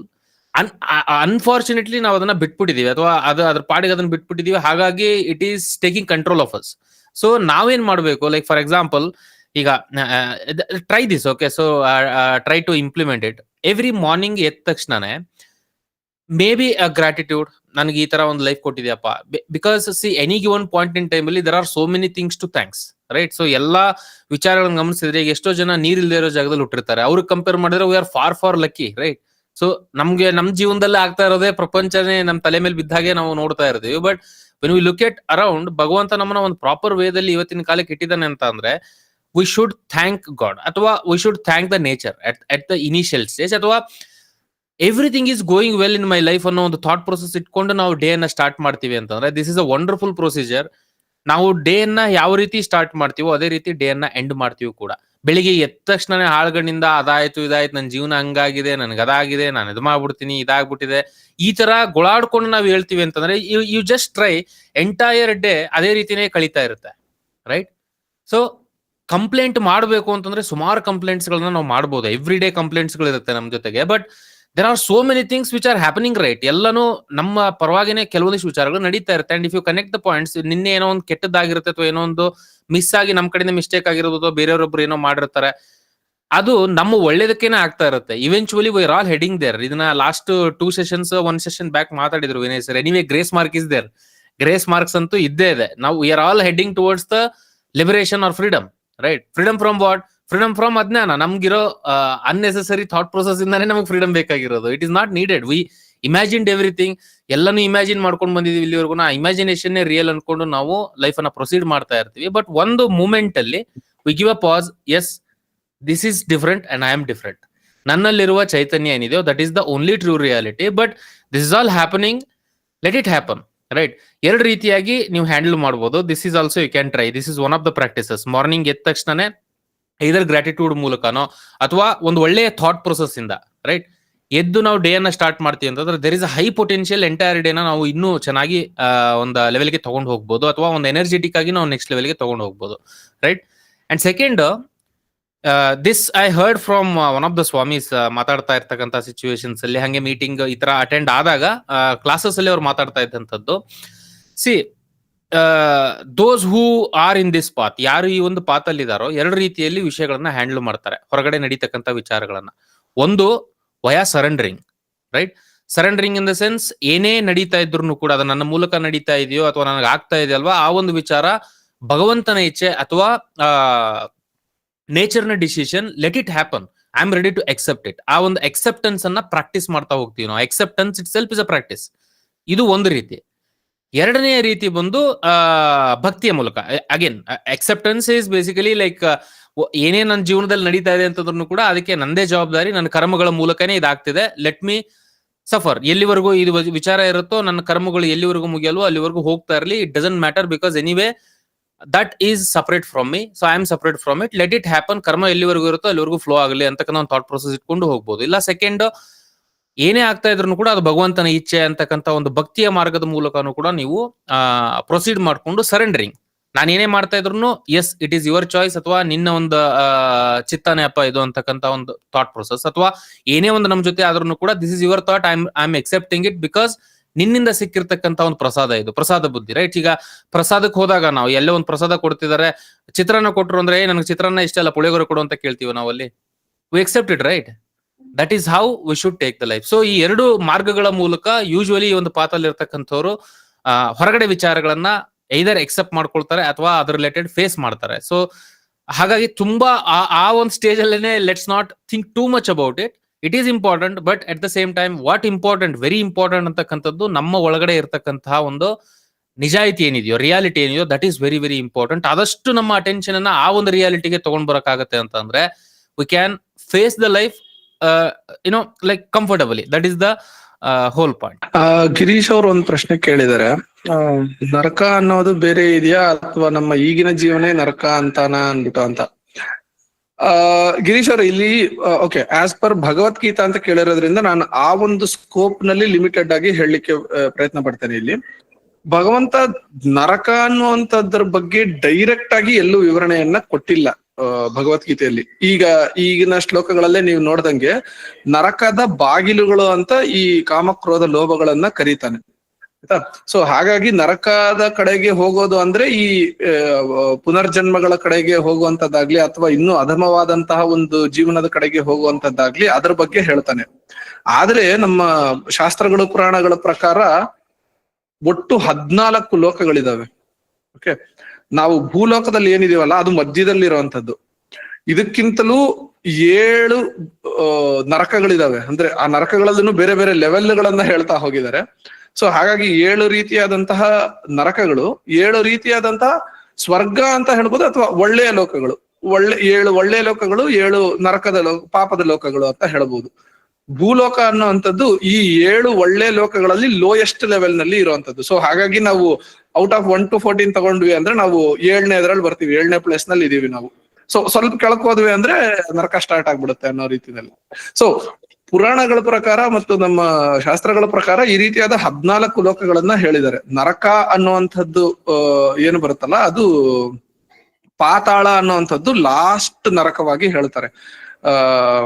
ಆ ರೀತಿಯಾಗಿ ಹೇಳುತ್ತದೆ. ಆದ್ರೆ ಭಗವಂತ ಭಗವದ್ಗೀತೆಯಲ್ಲಿ ಸ್ಪೆಸಿಫಿಕ್ ಆಗಿ ನರಕದ ಬಗ್ಗೆ ಆಗ್ಲಿ ಇದಾಗ್ಲಿ ಹೇಳಿಲ್ಲ. ನರಕದ ಕಡೆಗೆ ಅಂತ ಹೇಳೋದಂದ್ರೆ ನಮ್ಮ ಕಷ್ಟಗಳನ್ನ ಹೇಳುವಂತ ರೀತಿಯಲ್ಲಾಗ್ಲಿ, ಅಥವಾ ಇಲ್ಲೇ ನಾವು ಅನುಭವಿಸುವ ತೊಂದರೆಗಳು ಮತ್ತು ಈ ಪಿತೃಯಾನ ಮತ್ತು ಪಿತೃಲೋಕಗಳ ಬಗ್ಗೆ ಭಗವಂತ ಹೇಳ್ತಾನೆ ಇಲ್ಲಿ. ನಾವು ಯಾವ ರೀತಿಯಾಗಿ ದೇವಲೋಕ ಮತ್ತೆ ಪಿತೃಲೋಕದ ಕಡೆಗೆ ಹೋಗೋದ್ರ ಬಗ್ಗೆ ಹೇಳಿದ್ನೋ, ಅಲ್ಲಿ ನಮ್ಮ ಪಾಪ ಕರ್ಮಗಳು ಅಥವಾ ಪುಣ್ಯ ಕರ್ಮಗಳಿಗೆ ಅನುಸಾರವಾಗಿ ಅಲ್ಲಿ ಒಂದಷ್ಟು ಟೈಮ್ ಇದ್ದು ಮತ್ತೆ ಭೂಲೋಕಕ್ಕೆ ಬರುವಂತದ್ದಾಗತ್ತೆ. ಸೊ ಆ ಟೈಮ್ ಈ ಭೂಲೋಕಕ್ಕೆ ಮತ್ತೆ ಇನ್ನೊಂದು ಜನ್ಮವನ್ನ ತಾಳಿ ಬರ್ಲಿಕ್ಕೆ ಮುಂಚೆ ಆ ಮಧ್ಯದ ಗ್ಯಾಪ್ ನಲ್ಲಿ ಏನಿರ್ತೀವಲ್ಲ, ಅಲ್ಲಿ ನಮ್ಮ ಪಾಪಗಳನ್ನ ಹೆಚ್ಚಾಗಿ ಮಾಡಿದ್ವಿ ಅಂದ್ರೆ ಅಲ್ಲೂ ಕಷ್ಟಗಳನ್ನ ಅನುಭವಿಸುವಂತದ್ದು ಆ ರೀತಿಯಾಗಿ ಆಗತ್ತೆ. ಸೊ ಆ ರೀತಿಯಾಗಿ ಹೇಳಿದಾನೆ ಹೊರತು ನರಕ ಅನ್ನುವಂಥದ್ದನ್ನ ಡೈರೆಕ್ಟ್ ಆಗಿ ಇಲ್ಲೇ ಇದೆ ಈ ರೀತಿಯಾಗಿ ಆಗತ್ತೆ ಅನ್ನುವಂಥದ್ದನ್ನ ಭಗವದ್ಗೀತೆಯಲ್ಲಿ ಡೈರೆಕ್ಟ್ ಆಗಿ ಎಲ್ಲೂ ಹೇಳಿಲ್ಲ. There is one more question, sir, from Somsekhar sir. How to change the character from tamas rajas towards sattva? Okay. Sir, ಒಂದು ಮೇನ್ ಸಂತೋಷ ಪಡ್ಬೇಕಾದಂತ ಏನಂದ್ರೆ ಅಟ್ಲೀಸ್ಟ್ ಅದ್ರ ಕಡೆಗೆ ಹೋಗ್ಬೇಕು ಅನ್ನೋಂತಹ ಆಲೋಚನೆ ಬಂತಲ್ಲ, that is the good point ಮೊದಲನೇದಾಗಿ. ಆದ್ರೆ ಸರ್, ಸಾಧಾರಣ ಈ ತಮಸ್ಸು ರಜೋ ಗುಣಗಳು ಕೂಡ ಮನುಷ್ಯನಿಗೆ ಬೇಕಾಗುತ್ತವೆ, ಇಲ್ಲ ಅಂತಲ್ಲ. ಈಗ ನಾನು ಇದಕ್ ಮುಂಚಿನ ಸೆಷನ್ ನಲ್ಲಿ ಹೇಳದ ರೀತಿಯಲ್ಲಿ ತಮೋ ಗುಣ ಇಲ್ಲ ಅಂದ್ರೆ ನಿದ್ದೆ ಬರಲ್ಲ ಅಷ್ಟೇನೆ. ನಿದ್ದೆ ಮಾಡ್ಬೇಕು ನಾವು ಅಂದ್ರೆ ಅವಾಗ ತಮೋ ಗುಣವನ್ನ ಆವಾಹನೆ ಮಾಡ್ಕೊಂಡು ಒಂದ್ ಕಡೆ ಹೋಗಿ ಮಲಗಿ ನಿದ್ದೆ ಮಾಡುವಂತದ್ದಾಗತ್ತೆ. ಕೆಲಸಗಳನ್ನ ಮಾಡುವಂತದ್ದಾಗ್ಲಿ ಅಥವಾ ತುಂಬಾ ಹುಮ್ಮಸ್ಸಿನಿಂದ ಕೆಲಸಗಳು ಮಾಡ್ಬೇಕಾದಂತಹ ವಿಷಯಗಳು ಬಂದಾಗ ರಜೋಗುಣವನ್ನ ಆವಾಹನೆ ಮಾಡ್ಕೋಬೇಕಾಗತ್ತೆ. ಆದರೆ ನಾನು ಈ ಹಿಂದಿನ ಸ್ಲೈಡ್ಗಳಲ್ಲಿ ಹೇಳ್ದಂಗೆ ನಮ್ಮ ಓವರ್ ಆಲ್ ಆ ಒಂದು ಸಿಚುಯೇಷನ್ನಲ್ಲಿ ಯಾವ ಗುಣವನ್ನ ವ್ಯಕ್ತಪಡಿಸ್ತೀವಿ ಅನ್ನೋಂಥದ್ದು ಒಂದಾಗುತ್ತೆ. ಬಟ್ ಇನ್ ಜನರಲ್ ನಮ್ಮ ನೇಚರ್ ಯಾವ ರೀತಿ ಆದಂತದ್ದು ಅನ್ನೋದು ಒಂದಾಗುತ್ತೆ. ನಾನ್ ಅರ್ಥ ಮಾಡ್ಕೊಂಡಿದ್ ಪ್ರಕಾರ ನೀವು ಸಾಧಾರಣವಾಗಿ ಇನ್ ಜನರಲ್ ನಮ್ಮ ನೇಚರ್, ನಮ್ಮ ಗುಣಗಳು ಏನಿದೆಯಲ್ಲ ಅದು ಸಾತ್ವಿಕವಾದಂತಹ ಇದು ಬರ್ಬೇಕಂದ್ರೆ ಏನ್ ಮಾಡ್ಬೇಕು ಅಂತ ನೀವು ಕೇಳ್ತಾ ಇರೋದು. ಸೊ ಕಂಪ್ಲೀಟ್ ಆಗಿ ಸಾತ್ವಿಕದ ಕಡೆಗೆ ಅಂತಲ್ಲ, ಅಲ್ಲಿ ಇಲ್ಲಿ ನಾವು ಕೆಲಸಗಳನ್ನ ಮಾಡ್ಬೇಕಾದಾಗ ಅಥವಾ ರೆಸ್ಟ್ ತಗೋಬೇಕಾದಾಗ ತಮೋಗುಣ ರಜೋಗುಣಗಳು ಬರ್ತಾ ಇರ್ಬೇಕು. ಸಾಧಾರಣವಾಗಿ ಸಾತ್ವಿಕವಾದ ಆಲೋಚನೆಗಳು, ಸಾತ್ವಿಕವಾದ ಗುಣಗಳು ನಮ್ಮಲ್ಲಿ ಹೆಚ್ಚಾಗಿ ಬರ್ಬೇಕು ಅಂದ್ರೆ ಇದಕ್ ಮುಂಚೆ ನಾನು ಹೇಳಿದ ರೀತಿನಲ್ಲಿ ಸಾತ್ವಿಕವಾದಂತಹ ಈ ದೈವಿ ಸಂಪತ್ತಿನ ಟಾಪಿಕ್ಗಳು ಏನೇನ್ ಬಂತಲ್ಲ, ಈ ತರ ಅಂತ ವಿಷಯಗಳನ್ನ ಈ ರೀತಿಯಾದ ಗುಣಗಳನ್ನ ಬೆಳೆಸ್ಕೋತಾ ಹೋಗ್ಬೇಕು. ಇವುಗಳನ್ನ ಬೆಳೆಸ್ಕೊಳ್ಳಿಕ್ಕೆ ಅನುಕೂಲ ಆಗುವಂತದ್ದು ಯಾವ್ದು ಅಂದ್ರೆ, ನಟರಾಜ್ ಸರ್ ತುಂಬಾ ಚೆನ್ನಾಗಿ ಹೇಳಿದ್ರು, ಬೆಳಗ್ಗೆ ಎದ್ದ ಕೂಡಲೇ ನಾವು ಯಾವ ರೀತಿಯಾಗಿ ಇರ್ತೀವಲ್ಲ ಇಡೀ ದಿನ ಆ ರೀತಿಯಾಗಿ ಇರ್ತಾ ಹೋಗುತ್ತೆ. ಸಾಧಾರಣವಾಗಿ ನೀವು ಗಮನಿಸಬಹುದು, ನಾನು ಸೋಂಬೇರ್ತನದಿಂದ ಈಗಂತೂ ಚಳಿಗಾಲ, ಮೊದ್ಲೇ ಹೇಳೋ ಹಾಗೆ ಇಲ್ಲ, ಅಯ್ಯೋ ಹೇಳ್ಬೇಕಲ್ಲ ಅನ್ಕೊಂಡು ಎದ್ದೆ ಅಂದ್ರೆ ದಿನ ಪೂರ್ತಿ ಮೂಡ್ ಅದೇ ರೀತಿನಲ್ಲಿ ಇರುತ್ತೆ ನಮ್ದು. ಇಲ್ಲ, ನಾನು ಹೇಳ್ಬೇಕು, ಇವತ್ತಿನ ದಿನ ಇಂತಹ ಒಂದು ಕೆಲಸವನ್ನ ನಾನು ಸಾಧಿಸ್ಬೇಕು, ಇಂತಹ ಒಂದು ಒಳ್ಳೆಯದನ್ನ, ಒಂದು ಆಲೋಚನೆ, ಒಂದು ಒಳ್ಳೆ ಕೆಲಸ ಮಾಡ್ಬೇಕು ಅನ್ನೋಂತ ಆಲೋಚನೆ ಒಂದು ಬಂದಿದೆ, ಇಂಥದ್ದನ್ನ ನಾನು ಮಾಡ್ಬೇಕು ಅನ್ಕೊಳ್ಳೋದಾಗ್ಲಿ, ಅಥವಾ ಯಾವ್ದೂ ಇಲ್ವಾ, ಓಕೆನಪ್ಪ ಇವತ್ತು ಅಟ್ಲೀಸ್ಟ್ ಒಂದಾದ್ರೂ ಒಂದು ಒಳ್ಳೆ ಕೆಲಸವನ್ನ ನಾನು ಮಾಡ್ಬೇಕು ಅನ್ನೋಂತ ಒಂದು ಛಲವನ್ನ ಹೊಂದಿ ಬೆಳಗ್ಗೆ ಆ ಒಂದು ಝೂಮ್ ನಲ್ಲಿ ಎದ್ದೊಳೋದು ಅಂತಾರಲ್ಲ, ಆ ರೀತಿಯಾಗಿ ಜೋಶ್ ನಲ್ಲಿ ಎದ್ದೊಳೋದು ಅಂತಾರಲ್ಲ, ಆತರ ಆ ರೀತಿಯಾಗಿ ಹಾಸಿಗೆಯಿಂದ ಹೊರಗೆ ಬರೋದಕ್ಕೂ ಅಯ್ಯೋ ಇನ್ನೊಂದ್ ಸ್ವಲ್ಪ ಹೊತ್ತು ನಿದ್ದೆ ಮಾಡಬೇಕಿತ್ತು ಅಂತ ಹೊರಗೆ ಬರೋದಕ್ಕೂ ಬಹಳ ವ್ಯತ್ಯಾಸ ಇರುತ್ತೆ. ಸೊ ಹಾಗಾಗಿ ಬೆಳಗ್ಗೆ ಎದ್ದಾಗಿನಿಂದ ಈ ರೀತಿಯಾದ ಆಲೋಚನೆಯನ್ನ ತಂದುಕೊಂಡು ಎದ್ದೇಳಲಿಕ್ಕೆ ಪ್ರಯತ್ನವನ್ನ ಪಟ್ವಿ ಅಂದ್ರೆ ನಾವು ಮುಂದಕ್ಕೆ ಹೋಗ್ತಾ ಹೋಗ್ತಾ ಸಾಧಾರಣವಾಗಿ ಅದು ನ್ಯಾಚುರಲ್ ಆಗಿ ಬರ್ತಾ ಹೋಗುತ್ತೆ. ಈ ಒಂದು ಕಾರಣಕ್ಕೇನೆ ನೀವು ಗಮನಿಸಿರ್ಬೋದು, ಬಹಳಷ್ಟು ನಮ್ಮಲ್ಲಿ ಬಹಳ ಜನ ಇದನ್ನ ಪಾಲಿಸ್ತಾನೆ ಇದ್ದಾರೆ. ಇಲ್ಲ ಅಂದ್ರೂ ಕೂಡ ಇದನ್ನ ಮಾಡ್ಕೊಳ್ಳೋದು ಒಳ್ಳೇದು. ಬೆಳಗ್ಗೆ ಎದ್ದು ಕೂಡ್ಲೆ ಕೆಲವೊಂದು ಶ್ಲೋಕಗಳಿದಾವೆ. ಈಗ ಕರಾಗ್ರೆ ವಸತೆ ಲಕ್ಷ್ಮಿ ಅಂತ ಹೇಳುವಂತ ಶ್ಲೋಕಗಳಿದಾವೆ. ಅಂದ್ರೆ ಕರಾಗ್ರೆ ವಸತೆ ಲಕ್ಷ್ಮಿ, ಕರ ಮಧ್ಯೆ ಸರಸ್ವತಿ, ಕರಮೂಲೆ ಸ್ಥಿತೆ ಗೌರಿ, ಪ್ರಭಾತೆ ಕರದರ್ಶನಂ ಅಂದ್ಬಿಟ್ಟು ಅಂತ ಶ್ಲೋಕವನ್ನ ಹೇಳ್ಕೊಳ್ಳುವಂಥದ್ದು. ನಾವು ಹೋದ ಕಡೆಗಳಲ್ಲೆಲ್ಲ, ನಾವು ಇದ್ದ ಕಡೆಗಳಲ್ಲೆಲ್ಲ ದೇವರ ವಿಗ್ರಹನೋ ಫೋಟೋನೋ ಇರಬೇಕು ಅನ್ನೋಂಥದ್ದಲ್ಲ. ಸೊ ಹಾಗಾಗಿ ಏನ್ ಮಾಡ್ತೀವಿ, ಬೆಳಗ್ಗೆ ಎದ್ದು ಕೂಡಲೇ ಎರಡೂ ಕೈಗಳನ್ನ ಉಜ್ಜಿಕೊಂಡು ಕೈಯನ್ನ ನೋಡ್ಕೊಂಡು, ಕರ ಅಗ್ರೆ ವಸತೆ ಲಕ್ಷ್ಮಿ ಅಂದ್ರೆ ಕೈಯಿನ ಮೇಲೆ ಲಕ್ಷ್ಮಿ ಇರುವಂತದ್ದು, ಕರ ಮಧ್ಯೆ ಸರಸ್ವತಿ ಅಂದ್ರೆ ಕೈಯಿನ ಮಧ್ಯದಲ್ಲಿ ಸರಸ್ವತಿ ಇದ್ದಾಳೆ ಅನ್ಕೊಂಡು, ಕರ ಮೂಲೆ ಸ್ಥಿತೆ ಗೌರಿ ಅಂದ್ರೆ ಕೈಯಿನ ಮೂಲೆಯಲ್ಲಿ ಗೌರಿ ಇರುವಂತದ್ದು. ಸೊ ಈ ಮೂರು ಮಾತೆಗಳ ಒಂದು ದರ್ಶನವನ್ನ ಮಾಡ್ಕೋತಾ ಇದ್ದೀನಿ ಅಂತ. ಪ್ರಭಾತೆ ಕರದರ್ಶನಂ ಅಂದ್ರೆ ಈ ಮೂವರನ್ನು ನನ್ನ ಕೈಯಿನಲ್ಲೇ ನೋಡ್ಕೋತಾ ಇದ್ದೀನಿ ಅನ್ನುವಂತ ಒಂದು ಶ್ಲೋಕವನ್ನ ಹೇಳ್ಕೊಂಡು ಕೈಯನ್ನ ನೋಡ್ಕೊಂಡು ಎದ್ವಿ ಅಂದ್ರೆ ಬೆಳಗ್ಗೆ ಎದ್ದು ಕೂಡ್ಲೆ ಭಗವಂತನ ಒಂದು ಆಲೋಚನೆಯಲ್ಲಿ ಎದ್ವಿ ಅನ್ನುವಂಥದ್ದಾಗತ್ತೆ.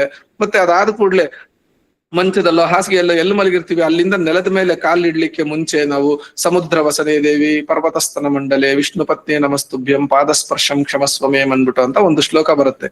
ಅಂದ್ರೆ ಲಕ್ಷ್ಮೀ ದೇವಿಯನ್ನ ಲಕ್ಷ್ಮೀ ದೇವಿಯನ್ನ ಭೂದೇವಿಯನ್ನ ನಾನು ದಿನಪೂರ್ತಿ ನಿನ್ನ ಮೇಲೆ ಕಾಲಿಟ್ಟು ತುಳಿತಾ ಇರ್ತೀನಮ್ಮ, ಹಾಗಾಗಿ ನನ್ನನ್ನ ಕ್ಷಮಿಸು ಅನ್ನುವಂತಹ ಒಂದು ಕ್ಷಮಾಭಾವದಿಂದ, ಒಂದು ಕ್ಷಮೆಯನ್ನ ಯಾಚಿಸಿಕೊಂಡು ಒಂದು ದೀನ ಭಾವದಿಂದ ಎದ್ದೇಳುವಂತದ್ದು ಏನಿದೆಯಲ್ಲ, ಆ ರೀತಿಯಾದಂತ ಆಲೋಚನೆಯಿಂದ ನಾವು ಬೆಳಗ್ಗೆ ಎದ್ವಿ ಅಂದ್ರೆ ತಾನಾಗೆ ಮಿಕ್ಕಿದ ವಿಷಯಗಳಲ್ಲೆಲ್ಲಾನು ಅದೊಂದು ರೀತಿಯಾಗಿ ಅದೇ ಆಲೋಚನೆ ಕ್ಯಾರಿ ಫಾರ್ವರ್ಡ್ ಆಗ್ತಾ ಹೋಗ್ಬಿಡುತ್ತೆ ನಮಗೆ ದಿನನಿತ್ಯದ ಇದರಲ್ಲಿ. ಸೊ ಈ ರೀತಿಯಾಗಿ ಶ್ಲೋಕಗಳನ್ನ ನಮ್ಮ ಹಿರಿಯರು ಸುಮ್ನೆ ತಮಾಷೆಗೆ ಅಂತ ಮಾಡಿರೋಂಥದ್ದಲ್ಲ. ನಮ್ಮ ಇದೇನಂದ್ರೆ ನಮ್ಗೆ ಅವುಗಳ ಅರ್ಥ ಗೊತ್ತಿಲ್ಲ, ಅಥವಾ ತಿಳ್ಕೊಳ್ದೇನೋ, ಅಥವಾ ಸುಮ್ನೆ ಮಾಡ್ತಾ ಹೋಗಿರ್ತೀವಿ. ಯಾವಾಗ ಅದರ ಅರ್ಥವನ್ನ ತಿಳ್ಕೊಂಡು ಅದರ ಕಡೆಗೆ ಗಮನವನ್ನ ಹರಿಸಿ ಅದನ್ನ ಮನಸ್ಸಿಗೆ ತಂದುಕೊಂಡು ಆ ರೀತಿಯಾದ ದಾರಿಯಲ್ಲಿ ಹೋಗ್ತೀವಲ್ಲ, ಸೊ ಅವಾಗ ಈಗ ಬೆಳಗ್ಗೆ ಇದೆರಡು ಶ್ಲೋಕಗಳನ್ನ ಹೇಳ್ತಾ ಹೋದ್ವಿ ಅಂದ್ರೆ ನಮ್ಗೆ ಎಷ್ಟೋ ಒಂದು ದಿನನಿತ್ಯದ ಒಂದು ಪೂರ್ತಿ ಇದಕ್ಕೆ ಆ ಒಂದು ಮೈಂಡ್ ಸೆಟ್ ಆಗ್ಬಿಟ್ಟಿರುತ್ತೆ. ಆ ಒಂದು ಇದರಲ್ಲಿ ಭಗವಂತನ ದರ್ಶನದಿಂದ ಎದ್ದಿದ್ದೀನಿ ಮತ್ತು ಒಂದು ಆ ಕ್ಷಮಾಭಾವದಿಂದ ಇದ್ ಮಾಡ್ಕೊಂಡು ಎದ್ದಿದ್ದೀನಿ ಅನ್ನೋಂಥದ್ದು ಆ ಒಂದು ಮೈಂಡ್ ಸೆಟ್ ಕ್ಯಾರಿ ಆಗ್ತಾ ಹೋಗ್ಬಿಡುತ್ತೆ. ಮತ್ತು ರಾತ್ರಿ ಮಲ್ಕೋಬೇಕಾದ್ರೂ ಅಷ್ಟೇ, ಇವತ್ತಿನ ದಿನ ಏನಿತ್ತು ಅದಕ್ಕಾಗಿ ನಾನು ಕೃತಜ್ಞತೆಯನ್ನ ಸಲ್ಲಿಸ್ತೀನಿ ಅನ್ನೋಂಥ ಒಂದು ಕೃತಜ್ಞತಾ ಭಾವದಿಂದ ಮಲ್ಕೊಂಡ್ವಿ ಅಂದ್ರೆ ಈ ರೀತಿಯಾದಂತಹ ಒಂದು ಇದನ್ನ ಮಾಡ್ತಾ ಹೋದ್ವಿ ಅಂದ್ರೆ ನ್ಯಾಚುರಲ್ ಆಗಿ ಅದು ಬೆಳಗ್ಗೆ ಮತ್ತು ರಾತ್ರಿಯ ಮಧ್ಯದಲ್ಲಿ ಇರುವಂತಹ ವಿಷಯಗಳಲ್ಲೂ ತಾನಾಗಿ ಇದು ಬರ್ತಾ ಹೋಗ್ಬಿಡುತ್ತೆ. ಮತ್ತು ನಾವು ಪ್ರತಿಯೊಂದು ಡಿಸಿಷನ್ ಮೇಕಿಂಗ್ ಅನ್ನುವಂಥದ್ದು ವಿಷಯಗಳು ಬಂದಾಗ ಈ ದೈವಾಸುರ ಸಂಪತ್ ವಿಭಾಗದಲ್ಲಿ ಹೇಳಿರುವಂತಹ ಟಾಪಿಕ್ಗಳೇನಿದೆಯಲ್ಲ ಅದರಲ್ಲಿ ಯಾವ ಗುಣವನ್ನ, ಯಾವ ಒಂದು ಕ್ವಾಲಿಟಿಯನ್ನ ನಾನು ರೆಪ್ರೆಸೆಂಟ್ ಮಾಡ್ಬೇಕು, ಯಾವ್ದನ್ನ ಎಕ್ಸಿಬಿಟ್ ಮಾಡ್ಬೇಕಲ್ಲಿ ಅನ್ನುವಂತಹ ಒಂದು ಇಮ್ಮಿಡಿಯೇಟ್ ಆಗಿ ಬರುವಂತದ್ದಲ್ಲ, ಪ್ರಯತ್ನ ಪೂರ್ವಕವಾಗಿ ಮಾಡ್ತಾ ಹೋದ್ವಿ ಅಂದ್ರೆ ಕೆಲವು ದಿನಗಳ ನಂತರ ತಾನಾಗೆ ಅನಾಯಾಸವಾಗಿ ಆಗ್ತಾ ಹೋಗ್ಬಿಡುತ್ತೆ. ಅದೇ ನಮ್ಮ ಗುಣವಾಗಿ ಪರಿವರ್ತನೆ ಆಗ್ಬಿಟ್ಟಿರುತ್ತೆ. ಗುಣ ಅಂದ್ರೆ ಇನ್ನೇನು ಹೊಸದಾಗಿ ಬರುವಂತದ್ದು ಏನಿಲ್ಲ. ಈಗ ನಮ್ಮಲ್ಲಿರುವಂತಹ ಗುಣಗಳು ನಮ್ಗೆ ಹುಟ್ಟದಾಗಿನಿಂದ ಬಂದಿರುವಂತದ್ದಲ್ಲ. ಎಷ್ಟೋ ವಿಷಯಗಳು ನಾವು ದೊಡ್ಡವರಾಗ್ತಾ ಬರ್ತಾ ಇದ್ದಂಗುನು ವಿಷಯಗಳನ್ನ ತಿಳಿದು ಮಾಡಿ ಬಹಳಷ್ಟು ಬದಲಾವಣೆಗಳಾಗಿರುತ್ತೆ. ಯಾವ ರೀತಿ ಆಗಿರುತ್ತೆ, ಒಂದೇ ದಿನದಲ್ಲಿ ಆಗಿರುವಂತದ್ದಲ್ಲ, ಅವು ನಿಧಾನವಾಗಿ ಪರಿವರ್ತನೆ ಆಗಿರುವಂತದ್ದು. ಸೊ ಅದೇ ರೀತಿನಲ್ಲಿ ಈ ಒಂದು ಇದನ್ನು ಅಷ್ಟೇ. ಈಗ ನಮಗೆ ಒಂದು ಭಗವದ್ಗೀತೆಯಿಂದ ನಮಗೆ ಅರ್ಥವಾದದ್ದೇನು, ತಾಮಸಿಕವಾದಂಥದ್ದು ಅಂದ್ರೆ ಯಾವ ಗುಣಗಳು, ರಾಜಸಿಕವಾದದ್ದು ಯಾವ ಗುಣಗಳು, ಸಾತ್ವಿಕವಾದಂತ ಗುಣಗಳು ಯಾವುದು ಅಂತ ತಿಳ್ಕೊಂಡ ಮೇಲೆ ಅದರ ಕಡೆಗೆ ಹೋಗುವಂತಹ ದಾರಿ ಸಲೀಸಾಗುತ್ತೆ. ಯಾಕಂದ್ರೆ ನಮಗ್ ಗೊತ್ತಿದೆ ಇದು ಸರಿ ಇದು ತಪ್ಪು ಅಂತ. ಸೊ ಅದರ ಕಡೆಗೆ ನ್ಯಾಚುರಲ್ ಆಗಿ ಹೋಗ್ತಾ ಅಂತ ಪ್ರಯತ್ನಗಳನ್ನ ಮಾಡಬಹುದು. ನಾನು ಜರ್ನಲ್ ಅಂತ ಏನ್ ಹೇಳದ್ನಲ್ಲ, ಅದನ್ನ ಮಾಡ್ಕೊಳ್ಳೋದ್ರಿಂದನೂ ಒಂದ್ ರೀತಿಯಾಗಿ ನಿಮ್ಗೆ ಸಹಾಯ ಆಗ್ತಾ ಹೋಗ್ಬೋದು. ಪ್ರತಿನಿತ್ಯ ನೀವು ಇಂಥದ್ದನ್ನ ತಪ್ಪಾಗಿ ಮಾಡದೆ ಈ ರೀತಿ ಮಾಡಬಹುದಿತ್ತು, ಅಥವಾ ಈ ರೀತಿಯಾದದ್ದು ಒಳ್ಳೇದನ್ನ ಮಾಡದೆ ಅನ್ನುವಂತಹ ಒಂದು ಪ್ರಯತ್ನ ಮಾಡಿ. ನೀವೇ ಒಂದು ವಾರ 10 ದಿನ ಬರೆದಿಟ್ಟ ಹೋದ್ರಿ ಅಂದ್ರೆ ನಿಮ್ಗೆ ತಿಳಿತಾ ಹೋಗುತ್ತೆ, ನಿಮ್ಮಲ್ಲಿ ಆಗ್ತಾ ಇರೋ ಬದಲಾವಣೆಗಳನ್ನ ನೀವೇ ಟ್ರ್ಯಾಕ್ ಮಾಡ್ತಾ ಹೋಗ್ಬೋದು. ಸೊ ಆ ರೀತಿ ನೀವು ಇವುಗಳನ್ನೆಲ್ಲ ಪ್ರಾಕ್ಟಿಕಲ್ ಆಗಿ ಬಳಸ್ಕೊಂಡು ಸಾತ್ವಿಕವಾದ ಗುಣಗಳನ್ನ ಹೆಚ್ಚು ಮಾಡ್ಕೊಳ್ಳಿಕ್ಕೆ ಸಾಧ್ಯ ಇದೆ. Somashekar practice continues prayer. and then there is one more point I want to add on. So basically see, ಈಗ ಫಾರ್ ಎಕ್ಸಾಂಪಲ್ ಬೆಳಿಗ್ಗೆ ಎದ್ದು ನೀವು ವಾಕಿಂಗ್ ಹೋಗ್ಬೇಕು ಅನ್ನೋ ಪಾಯಿಂಟ್ ಅನ್ನ ಫಸ್ಟ್ ಲೆವೆಲ್ ಅಲ್ಲಿ ನಿಮ್ಮನ್ನ ತಡೆಯೋದು. ಸಪೋಸ್ ನೀವು ಹೋಗಕ್ ಆಗಿಲ್ಲ ಅಂತಂದ್ರೆ ನಿಮ್ಮನ್ನ ತಡೆದಿದ್ದು ಯಾರು? ಫಸ್ಟ್ ಆಫ್ ಆಲ್ ಆನ್ಸರೇ ಬರ್ತಿಲ್ಲ, ಮನಸ್ಸು, right? So that is where the point is. ನಾನು ಆಗ್ಲೇನು ಕೂಡ ಅದೇ ಮಾತಾಡ್ತಾ ಇದ್ದಿದ್ದು. We use everything but except the mind. Except mind ಅನ್ನ ನಾವು ಯಾವ ಲೆವೆಲ್ ಬಿಟ್ಬಿಟ್ಟಿದೀವಿ ಅಂತಂದ್ರೆ it is free to do whatever it wants, right? ಈಗ ನಾನು ಸುಮ್ನೆ ಹಿಂಗಿದ್ದೀನಿ, ಕೈ ಸದ್ಗುರು ಅವರು ಒಂದ್ ಕಡೆ ಹೇಳ್ತಾರೆ ಕೈ ಸುಮ್ನೆ ಹಿಂಗ್ ಆಗ್ತಾ ಇದ್ರೆ ಏನ್ ಅನ್ಸುತ್ತೆ ನಿಮ್ಗೆ? What do you think? ಸುಮ್ನೆ ಕೈ ಹಿಂಗ್ ಆಗ್ತಾ ಇದ್ರೆ. So that's the point, right? So mind is always running. And ಇನ್ನೊಂದು ಎಕ್ಸ್ಟ್ರೀಮಿಸ್ಟ್ ಗಳು ಇರ್ತಾರೆ ಇದರಲ್ಲಿ. ಮೈಂಡ್, ನಾನ್ ಸ್ಪಿರಿಚುವಲ್ ಅಂದ್ರೆ ಮೈಂಡ್ ಓಡ್ಲೇಬಾರ್ದು ಅಥವಾ ಮೈಂಡ್ ಫುಲ್ ಕಂಪ್ಲೀಟ್ ಸೈಲೆನ್ಸ್ ಅಲ್ಲಿ ಇರಬೇಕು ಅಂತ. That is not how's the nature of mind is such. Develop ಆಗಿರೋದೇ ಆ ರೀತಿ, right? It is one of the tools we have. ಯೋಚನೆ ಮಾಡೋಕ್ ಒಂದು ಟೂಲ್ ಬೇಕು, ನಮ್ಗೆ ಆ ಒಂದು ಟೂಲ್ ಇದೆ, ಅದು ನಮ್ಮನ್ನ ತಡೀತಾ ಇದೆ. But we want to go for a walk. So ಈ ಒಂದು ಸಂಘರ್ಷ ಏನಿರುತ್ತೋ ನಡೀತಾನೆ ಇರುತ್ತೆ. ಇದರಲ್ಲಿ ಯಾರು ವಿನ್ ಆಗ್ತಾರೆ, that is very very important. So ಹಾಗಾಗಿನೇ ಇದೆ, ಲೈಕ್ ದುರ್ಯೋಧನನು ನಮ್ಮ ಒಳಗಡೆಗೆ ಇರೋದು, ಅರ್ಜುನನು ನಮ್ಮ ಒಳಗಡೆಗೆ ಇರೋದು. ಯಾವ ಕ್ವಾಲಿಟಿ ಜಾಸ್ತಿ ನಿಮ್ಮಲ್ಲಿ ಬರುತ್ತೋ ಆ ಮೂಮೆಂಟ್ ಅಲ್ಲಿ ಅವರೇ ವಿನ್ ಆಗೋದು ವಾರ್ನ. That is the whole point, right? So ಬೆಳಿಗ್ಗೆ ಎದ್ದ ತಕ್ಷಣನೇ ದುರ್ಯೋಧನ ಹೇಳೋದೇನೋ ಮಲ್ಕೊಂಬಿಡಪ್ಪ, ಇನ್ನೊಂದು ಅರ್ಧ ಗಂಟೆ ಮಲ್ಕೊಂಬೋಣ, ಸುಮ್ನೆ ಯಾರು ಒಳ್ಳೆ ಫೋಗಲ್ ಚಳಿಲಿ ಯಾರು ಹೊರಗಡೆ ಹೋಗ್ತಾರೆ ಅಂತ ದುರ್ಯೋಧನ ಹೇಳ್ತಾನೆ ಒಳಗಡೆಯಿಂದ. ಅರ್ಜುನ ಹೇಳೋದೇನೋ ಇಲ್ಲಪ್ಪ ನೀನೇ ಅನ್ಕೊಂಡ್ ಮಲ್ಕೊಂಡಿರೋದು, ಎದ್ಬಿಟ್ಟು ಹೋಗಿ ಇವಾಗ ವಾಕಿಗೆ ಅಂತ ಹೇಳ್ಕೊಂಡು. So what you decide it entirely depend, right? So ಎರಡೂ ನಿಮಗೆ ಪ್ರೆಸೆಂಟ್ ಆಗ್ತಾ ಇರುತ್ತೆ at the same time. So ನೀವು ಚಾಯ್ಸ್ ಮಾಡಬೇಕಾಗುತ್ತೆ and it is a practice, right? Every day ಈಗ ನಾವು ಒಂದ್ಸತಿ ನೋಡ್ಕೊಂಡ್ವಿ ಮತ್ತೆ ಇಮಿಡಿಯೇಟ್ಲಿ 100% ಪರ್ಫೆಕ್ಟ್ ಆಗೇ ಇರಬೇಕು ಅನ್ನೋ. ಈಗ 5 ದಿನ ವಾಕಿಂಗ್ ಹೋಗ್ತಿಲ್ಲ, ನಾನು 1 ದಿನ ವಾಕಿಂಗ್ ಹೋಗ್ತಿಲ್ಲ, 3 ದಿನ ಹೋಗ್ತಿದ್ದೀನಿ ಈ ವಾರ, yes I am very good, I am on the progress. Next week 4 ದಿನ ಹೋಗಕ್ಕಾಗತ್ತಾ? Very good. 4 ದಿನಗಳು ಕಂಟಿನ್ಯೂಸ್ ಆಗಿ ಎವ್ರಿ ವೀಕ್ ಹೋಗ್ತಾ ಇದೀನಾ? Very good. So comparison is very good as long as ಅದನ್ನ ನಮ್ಮ ಪ್ರೋಗ್ರೆಸ್ ಜೊತೆಗೆ ನಾವು ಕಂಪೇರ್ ಮಾಡ್ಕೊಳ್ತೀವಿ ಅಂತಂದ್ರೆ it actually helps us to progress. ನಮ್ಮನ್ನ ನಾವು ನೆಕ್ಸ್ಟ್ ಲೆವೆಲ್ ಗ್ರೋತ್ ಮಾಡ್ಕೊಳ್ಳಿಕ್ಕೆ ಹೆಲ್ಪ್ ಮಾಡುತ್ತೆ. ಬಟ್ ಅದೇ ಕಂಪ್ಯಾರಿಸನ್ ನಾವು ಬೇರೆಯವ್ರ ಜೊತೆ ಇಟ್ಕೊಳ್ಳೋದು ಅಥವಾ ಬೇರೆ ಹೊರಗಡೆ ಪ್ರಪಂಚದ ಇಟ್ಕೊಳ್ತೀವಿ ಅಂತಂದ್ರೆ ಇನ್ಫೀರಿಯಾರಿಟಿ, ಸುಪೀರಿಯಾರಿಟಿ ಕಾಂಪ್ಲೆಕ್ಸಸ್ ಗಳು ನಮ್ಮ ಒಳಗಡೆ ಬಂದು ಅನ್ನೆಸೆಸರಿ ಥಿಂಕ್ ಮಾಡ್ಕೊಂಡು ಕೂತ್ಕೊಳ್ತೀವಿ. So comparison is very good and monitoring is very good. ನಮ್ಮ ಎದುರುಗಡೆಗೆ 2-3 ಸಿಚುವೇಶನ್ಸ್ ಗಳು ಏನ್ ಬರುತ್ತೋ ಅದಕ್ಕೆ ನಮ್ಗೆ ಯಾವ ರೀತಿ ಬೇಕೋ it's a blank paper. Entire day or a time, whatever the time we have is a blank paper. Pen ನಿಮ್ ಕೈಲಿದೆ, ಬರಿಬೇಕಷ್ಟೇನೆ. ಬರಿಲಿಲ್ಲ ಅಂತ ಅಂದ್ರೆ ಹಂಗೆ ಟೈಮ್ ವೇಸ್ಟ್ ಆಗೋಗ್ಬಿಡುತ್ತೆ ಅಥವಾ ಆ ಪೇಪರ್ ವೇಸ್ಟ್ ಆಗೋಗ್ಬಿಡುತ್ತೆ. ಟ್ರೈ ಅಟ್ಲೀಸ್ಟ್ ಟ್ರೈ ಮಾಡ್ಬೋದಲ್ವಾ? How many of you are ready for it? At least for the trying. ಯಾವ್ಯಾವ್ದು ಒಳ್ಳೆ ವಿಚಾರಗಳಿದೆ at least we will try to implement ಅನ್ನೋ ಒಂದು ವಿಚಾರಕ್ಕೆ. ನಟರಾಜ್ ಅವ್ರು ಒಂದು ಒಳ್ಳೆ ಪಾಯಿಂಟ್ ನ ಹೇಳಿದ್ರು ಅಲ್ಲಿ. ಮನಸ್ಸನ್ನ ಅಥವಾ ಮೈಂಡ್ ನ ಟೂಲ್ ಆಗಿ ಬಳಸ್ಕೋಬೇಕು ಅನ್ನೋದನ್ನ ಮರ್ತು ಬಿಟ್ಟಿದೀವಿ ಅನ್ನೋಂಥದ್ದು. ನಾವು ನಿಮ್ಮಲ್ಲಿ ಸಾಧಾರಣ ತುಂಬಾ ಜನ ಇದನ್ನ ಅಬ್ಸರ್ವ್ ಮಾಡಿರ್ಬೋದು, ಇಲ್ಲಾಂದ್ರೂ ಪ್ರಯತ್ನ ಮಾಡಿ ನೋಡಿ.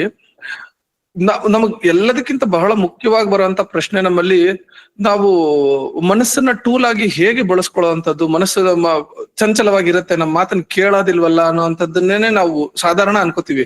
ಬಟ್ ಈ ಒಂದು ಸಿಂಪಲ್ ಎಕ್ಸ್ಪೆರಿಮೆಂಟ್ ನೀವು ಟ್ರೈ ಮಾಡಿ ನೋಡಿ. ಮನಸ್ಸು ನಾವು ಬೇಕಾದಂತೆ ನಡೀಲಿಕ್ಕೆ ರೆಡಿ ಇರುತ್ತೋ ಇಲ್ವೋ ಅನ್ನೋಂಥದ್ದನ್ನ ಈ ಒಂದು ಎಕ್ಸ್ಪೆರಿಮೆಂಟ್ ಮೂಲಕ ಟ್ರೈ ಮಾಡಿ ನೋಡಿ. ಅಲಾರಾಮ್ ಇಟ್ಕೊಳ್ಳಿಕ್ ಹೋಗ್ಬೇಡಿ. ಸ್ಪಷ್ಟವಾಗಿ ರಾತ್ರಿ ಮಲಕ್ಕೋಬೇಕಾದ್ರೆ ನಾನು ಇಂಥ ಟೈಮಿಗೆ ಎದ್ದೇಳ್ಬೇಕು ಅನ್ನೋಂಥದ್ದನ್ನ ನೀವು ದೃಢವಾಗಿ ಮನಸ್ಸಿನಲ್ಲಿ ಅನ್ಕೊಂಡು ಮಲಕ್ಕೊಳ್ಳಿ. ಬೆಳಗ್ಗೆ 4 ಗಂಟೆಗಿರ್ಲಿ, 3 ಗಂಟೆಗಿರ್ಲಿ, 5 ಗಂಟೆಗಿರ್ಲಿ, ನಾವ್ ಅದನ್ನ ದೃಢವಾಗಿ ಅನ್ಕೊಳ್ಳಲ್ಲ ಮನಸ್ಸಿನಲ್ಲಿ. ಅದು ಬರೋದು ನಮ್ಮಲ್ಲಿ ಸಮಸ್ಯೆ. ಅದನ್ನ ನಾವು ಫರ್ಮ್ ಆಗಿ ನಮ್ಮ ಮೈಂಡಿನಲ್ಲಿ ನಾನು ಎದ್ದೇಳ್ಬೇಕು 5 ಗಂಟೆಗೆ, ಇಂತಹ ಕೆಲಸಗಳು ಇದಾವೆ ನನಗೆ 5 ಗಂಟೆಗೆ ಎದ್ದು, ಸೊ ಹಾಗಾಗಿ ನಾನು 5 ಗಂಟೆಗೆ ಏಳ್ಬೇಕು ಅಂತ ಅನ್ಕೊಂಡು ನೀವು ಮಲಗದ್ರಿ ಅಂದ್ರೆ ಅಲಾರಾಮ್ ಹೊಡಿಯೋದು ಬೇಕಿಲ್ಲ. ಅಲಾರಾಮ್ ಮುಂಚೆ ನೀವಾಗಿ ಆಟೋಮೆಟಿಕ್ ಆಗಿ ಎಚ್ಚರ ಆಗುತ್ತೆ. ಹೇಗಾಗುತ್ತದು? ಸೊ ಮನಸ್ಸು ನಮ್ಮ ಆಲೋಚನೆಗಳು ಯಾವ್ದನ್ನ ಕೊಡ್ತೀವಿ ಅದನ್ನ ತಗೊಂಡು ಆ ರೀತಿಯಾಗಿ ನಡಿಲಿಕ್ಕೆ ರೆಡಿ ಇರುತ್ತೆ. ಅಲ್ಲಿ ಸಮಸ್ಯೆ ಬರೋದು ಏನ್ ಗೊತ್ತಾ? ನಾವ್ ಅದನ್ನ ಸರಿಯಾಗಿ ಟ್ಯೂನ್ ಮಾಡ್ಕೊಳ್ಳಿಕ್ಕೆ, ಬಳಸ್ಲಿಕ್ಕೆ ರೆಡಿ ಇರೋದಿಲ್ಲ. ಯಾಕೆ ಅಂದ್ರೆ ಅದು ಏನು ಮಾಡ್ತಿರುತ್ತೆ, ಅದು ದೇಹಕ್ಕೂ ಈಗ ಇನ್ನೊಂದ್ ಅರ್ಧ ಗಂಟೆ ನಿದ್ದೆ ಮಾಡೋಣ ಅಂತ ಅದ್ ಹೇಳ್ತು ಅಂದ್ರೆ ಓಕೆ ದೇಹಕ್ಕೂ ಆರಾಮಾಗಿರ್ತೀನಪ್ಪ, ಇವತ್ತೊಂದ್ ಆಗೋಗ್ಲಿ, ನಾನ್ ದಪ್ಪ ಆಗ್ತಿದ್ದೀನ, ಮುಂದೊಂದ್ ದಿನ ರೋಗ ಬರುತ್ತಾ, ಅದು ಬೇಡ, ಇವತ್ತಿನ ದಿನ ಇನ್ನೊಂದ್ ಅರ್ಧ ಗಂಟೆ ರೆಸ್ಟ್ ಸಿಗ್ತಾ ಅನ್ನೋಂತಹ ಯೋಚನೆ ದೇಹಕ್ಕೂ ಇರುತ್ತೆ, ಆರಾಮಾಗಿ ರೆಸ್ಟ್ ಮಾಡ್ಬಿಡುತ್ತೆ, ಮುಗೀತು. ಸೊ ಆ ರೀತಿಯಾದಂತಹ ಮನೋಭಾವಗಳನ್ನ ಬೆಳೆಸ್ಕೋಬಾರದು. ಅಂದ್ರೆ ನಾವು ಆ ಮೈಂಡ್ ಕ್ಲಿಯರ್ ಆಗಿ ನಾವು ಮನಸ್ಸಿನಲ್ಲಿ ದೃಢವಾಗಿ ಆಲೋಚನೆಗಳನ್ನ ಇಟ್ಕೊಂಡ್ವಿ ಅಂದ್ರೆ ತಾನಾಗೆ ಅದು ನಮ್ಗೆ ಬರುತ್ತೆ. ಸೊ ಈ ಒಂದು ವಿಷಯಗಳು ಕೂಡ ಅಷ್ಟೇ. ನಾವು ಸಾತ್ವಿಕವಾದಂತ ಕೆಲಸಗಳನ್ನ ಮಾಡ್ಬೇಕು ಅನ್ನೋಂಥದ್ದು ಮೈಂಡ್ ತಂದ್ಕೊಂಡ್ವಿ ಅಂದ್ರೆ ಆ ಒಂದು ಸನ್ನಿವೇಶ ಬಂದಾಗ ಮನಸ್ಸು ತಾನಾಗೆ ಆ ಕೆಲಸವನ್ನ ಮಾಡ್ತಾ ಹೋಗುತ್ತೆ. ಇಲ್ಲ ಅಂದ್ರೂ ಕೂಡ ವರ್ಸ್ಟ್ ಕೇಸ್ ನಾವು ತಪ್ಪು ಮಾಡ್ತಿದೀವಿ ಅಂದ್ರೆ ನೀನು ತಪ್ಪು ಮಾಡ್ತಿದೀಯಾ ಅನ್ನುವಂಥದ್ದು ಅದು ಚುಚ್ಚಿ ಹೇಳ್ತಿರುತ್ತೆ ನಮ್ಗೆ. ಅದಂತೂ ತಿಳಿಯುವಂತಹ ವಿಷಯವೇ ಖಂಡಿತವಾಗ್ಲು. ಸೊ ಹಾಗಾಗಿ ಈ ಮೈಂಡ್ ನ ಟೂಲ್ ಆಗಿ ಬಳಸ್ಕೊಳ್ಳುವಂತದ್ದಂತ ಏನಿದೆಯಲ್ಲ, ಅದು it's a very beautiful thought and it's a very practical thing. ನೀವು ಆರಾಮಾಗಿ ಮಾಡಬಹುದಾದಂತಹ ಒಂದು ವಿಷಯ. ವಿವೇಕ ಅಂತಕ್ಕಂಥ ಕಾನ್ಸೆಪ್ಟ್ ಏನಿದೆಯೋ, ಸೊ ಆದಷ್ಟು ಮೈಂಡ್ ಅನ್ನ ಒಂದು ಸಪರೇಟ್ ಟೂಲ್ ಆಗಿ ಫಸ್ಟ್ ಲೆವೆಲ್ ಅಬ್ಸರ್ವ್ ಮಾಡ್ಲಿಕ್ಕೆ ಪ್ರಯತ್ನ ಪಟ್ರೆ that is a biggest breakthrough actually ಹೇಳ್ಬೇಕು ಅಂತ ಅಂದ್ರೆ. Because most of the cases ಅಲ್ಲಿ we attach our self to the mind and we think we are the mind, but actually that is a separate entity. ಹಾಗಾಗಿ ನಮಗದು ಎದುರುಗಡೆ ಕಾಣಿಸ್ತಾ ಇರ್ತಕ್ಕಂಥದ್ದು, right? So ಆದಷ್ಟು ಅದನ್ನ ಫಸ್ಟ್ ಲೆವೆಲ್ ಅದನ್ನ ಕಂಟ್ರೋಲ್ ಮಾಡ್ಬೇಕು ಅನ್ನೋದಕ್ಕಿಂತ ಹೆಚ್ಚಾಗಿ what you want to do, ಆ ಒಂದು ಸಂಕಲ್ಪನ ಇಟ್ಕೊಂಡು ನೀವು ಪ್ರೊಸೀಡ್ ಆಗ್ತೀರಾ ಅಂತಂದ್ರೆ 1 ಸತಿ 2 ಸತಿ 5 ಸತಿ ಫೇಲ್ ಆಗ್ಬೋದು, it's fine. Repeated practice is the only way to you know ಆ ಒಂದು ವಿಚಾರವನ್ನ ತಗೊಂಡ್ಬರ್ಲಿಕ್ಕೆ. So that is the main thing, repetition in everything. And there is one more interesting point I want to recall, sir. Recent ಆಗಿ ಒಂದು article ಅಲ್ಲಿ ಓದ್ತಾ ಇದ್ದೆ. ಮನುಷ್ಯ ಆ, ಎರಡು ವಿಚಾರಕ್ಕೆ ಬಹಳನೇ ಹೆದರೋದಂತೆ, ಅಥವಾ ಎರಡು ವಿಚಾರಗಳ ಬಗ್ಗೆ ಬಹಳ ಭಯ ಇರುತ್ತಂತೆ ನಮ್ಗೆ. ಯಾರಾದ್ರೂ ಗೆಸ್ ಮಾಡ್ಬೋದಾ ಏನು ಅಂತ? ನನಗ್ ಗೊತ್ತಿಲ್ಲ, ನಾನು ಗೆಸ್ ಮಾಡ್ಬೋದು ಅಂದ್ರೆ ಮಾಡ್ತೀನಿ ಸರ್. ಹಾ ಸರ್, ಶೋರ್. Why not? ದೇವರ ಬಗ್ಗೆ, ಸಾವಿನ ಬಗ್ಗೆ ಅನ್ಸುತ್ತೆ. ಎಸ್, ಸಾವು ಇಸ್ ಒನ್. ಫಸ್ಟ್ ಬರೋದು ಡೆತ್ ಬಗ್ಗೆ, ಅಂಡ್ ಎರಡನೆಯ ಬಿಗ್ಗೆಸ್ಟ್ ಫಿಯರ್ ಬಂದು ನಮ್ಮ ಮೈಂಡ್ ಬಗ್ಗೆನೆ ನಮಗ್ ಫಿಯರ್ ಇರುತ್ತೆ. ಏನ್ ಮಾಡಿಸ್ಬಿಡುತ್ತೇನೋ ಇದು ನನ್ನ ಕಡೆಯಿಂದ ಅನ್ನೋ ಒಂದು ಥಾಟ್, ಅಥವಾ ಏನ್ ಮಾಡಿಸುತ್ತೇನೋ ಇದು ನನ್ನ ಕಡೆಯಿಂದ ಅನ್ನೋ ಒಂದು ಭಯನೇ ಜಾಸ್ತಿ ಇರ್ತಕ್ಕಂಥದ್ದು. So we are very scared of our mind, our own mind, right? So ಹಾಗಾಗಿ ಆದಷ್ಟು ಅದನ್ನ ಸಪರೇಟ್ ಆಗಿ, ಕ್ರೂರ ಮನಸ್ಸು ಅಲ್ಲ. See the thing is, it is defined like that, right? Don't curse it, hug it instead. ಅದನ್ನ ತಪ್ಕೋಬಹುದಲ್ವಾ ನಾವು? ನಮ್ಮನ್ನ ನಾವು why to hate it, right? ಅದಿರೋದೇ ಆ ರೀತಿ, ತೊಂದರೆ ಏನಿಲ್ಲ. ಅದನ್ನ ಯಾವ ರೀತಿ ಯೂಸ್ ಮಾಡ್ಕೊಳ್ಬೇಕು, that is up to your choice. And ಆ ಚಾಯ್ಸ್ ಅನ್ನ ನೀವು ಅದಕ್ಕೆ ಬಿಟ್ಕೊಡ್ಬೇಡಿ ಅಷ್ಟೇನೆ. And it is only possible by repeated practice. ಆನೆ ಮಾವುತನ ಕತೆ ಏನಿದೆ ಅಲ್ವಾ? ಸೊ ಈಗ ನಾವು ಆ ಒಂದು ಥಾಟ್ ಏನಿದೆಯೋ, ನಾನು ಮಾಡಬೇಕು, ದೃಢ ಸಂಕಲ್ಪ ಮಾಡ್ತಾ ಇರ್ತಕ್ಕಂಥದ್ದು ಇಂಟೆಲೆಕ್ಟ್, ಬುದ್ಧಿ. ಬಟ್ ಬೆಳಿಗ್ಗೆ ಬುದ್ಧಿ ಅಷ್ಟೇ ಎದ್ದಳಲ್ಲ. ಬುದ್ಧಿ ಹೇಳುತ್ತೆ 6 ಗಂಟೆ ಆಯ್ತು ಎದ್ದಳು ಅಂತ, ಬಟ್ ಎಂಟೈರ್ ಸಿಸ್ಟಮ್ ಎದ್ದಳ್ಬೇಕು. ಸೊ ಸಿಸ್ಟಮ್ ಹೇಳುತ್ತೆ ನನ್ ಕೇಳ್ಬಿಟ್ಟು ಡಿಸಿಷನ್ ತಗೊಂಡ ನೀನು ಅಂತ. ಸೊ ಹಾಗಾಗಿ ಓನ್ಲಿ ಇಂಟೆಲಿಜೆನ್ಸ್ ಅಷ್ಟೇ ಅಲ್ಲ, ಇಂಟೆಲಿಜೆನ್ಸ್ ಏನಿದೆಯೋ ಓವರ್ ಆಲ್ ಸಿಸ್ಟಮ್ ಅಲೈನ್ ಆಗ್ಬೇಕು ಅಂತಂದ್ರೆ it is only possible by repeated practice, and it is lifetime. So ಒಂದ್ಸತಿ ಮಾಡಿದ್ವಿ, ಒಂದ್ ವಾರ ಮಾಡಿದ್ವಿ, ನೆಕ್ಸ್ಟ್ ವಾರಕ್ಕೆ ಸರಿ ಹೋಗುತ್ತೆ? No, every day it is a practice. Sudhir ಅವ್ರು ಮೆನ್ಷನ್ ಮಾಡಿದ್ದಾರೆ ನೋಡಿ, ಯೂಶುವಲಿ ಟ್ರಿಪ್ಗೆ ಹೋಗ್ಬೇಕಾದ್ರೆ, and this is also one of the points ನಂಗೆ ನೆನಪಾಯ್ತು. See mind, one of the tools ಏನಿದೆ ಅಲ್ವಾ, ಮೈಂಡ್ ಇರ್ತಕ್ಕಂಥದ್ದು reward, and it always select ಮಾಡೋದೇನು ಅಂತಂದ್ರೆ comfort over right R wrong ಅನ್ನೋದಕ್ಕಿಂತ ಕಂಫರ್ಟ್ ನ ಜಾಸ್ತಿ ಫಸ್ಟ್ ಲೆವೆಲ್ ಸೆಲೆಕ್ಟ್ ಮಾಡುತ್ತೆ. ಹಾಗಾಗಿ ಝೊಮ್ಯಾಟೊ ಅಲ್ಲೆಲ್ಲ ಜಾಸ್ತಿ ಆರ್ಡರ್ ಮಾಡೋದು ನಾವು, right? So because it goes behind the comfort, right? So ಈ ಫಾರ್ ಎಕ್ಸಾಂಪಲ್, ನೀವು ಬೆಳಿಗ್ಗೆ ವಾಕಿಂಗ್ ಹೋಗಕ್ ಬಹಳ ಸ್ಟ್ರಗಲ್ ಅನಿಸ್ತಾ ಇದೆ ಅಂತ ಅನ್ಕೊಳ್ಳಿ, example. Maybe you like coffee ಬಹಳ ಇಷ್ಟ ಅನ್ಸುತ್ತೆ ಅಂತ ಅನ್ಕೊಳ್ಳಿ ನಿಮ್ಗೆ. ಆ ಒಂದು ಸಿಚುವೇಶನ್ ಅಲ್ಲಿ ನಾನು ಕಾಫಿಗೋಸ್ಕರ ಹೋಗ್ತೀನಿ, ವಾಕಿಂಗ್ ಮುಗಿದಾದ್ಮೇಲೆ ಕಾಫಿ ಕುಡ್ಕೊಂಡ್ ಬರ್ತೀನಿ. So link that reward.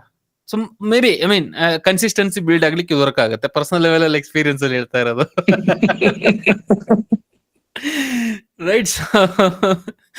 ಹಾಗಾಗಿ ಸೊ ಒಂದ್ಸತಿ ಅದು ಹ್ಯಾಬಿಟ್ ಬಿಲ್ಡ್ ಆಯ್ತು, ಇಟ್ ಬಿಕಮ್ ಎ ಹ್ಯಾಬಿಟ್ ಅಂತ ನಂಗಿತ್ತು ಅಂದ್ರೆ 400 ಟೈಮ್ಸ್ ರಿಪೀಟ್ ಆಗ್ಬೇಕಂತ. ಯಾವ್ದೇ ಒಂದು ಪರ್ಟಿಕ್ಯುಲರ್ ವಿಚಾರ ಆಗ್ಬೇಕು ಅಂತಂದ್ರೆ ಮಿನಿಮಮ್ 400 ಟೈಮ್ಸ್ ರಿಪೀಟ್ ಆದ್ರೆ it will become a habit ಅನ್ನೋ ತರ ಒಂದು ಥಾಟ್ ಪ್ರೊಸೆಸ್ ಇದೆ. ಸೊ ಆದಷ್ಟು ಕನ್ಸಿಸ್ಟೆಂಟ್ ಆಗಿ ಒಂದು ವಿಚಾರನ ಇಂಪ್ಲಿಮೆಂಟ್ ಮಾಡಕ್ ಆಗುತ್ತೆ ಅಂತಂದ್ರೆ with certain reward system attached, consistency build ಆಗೋ ಪಾಸಿಬಿಲಿಟೀಸ್ ಇದೆ. So thank you sir. Anything you want to add on, or we can conclude the session? Nothing sir, I am good.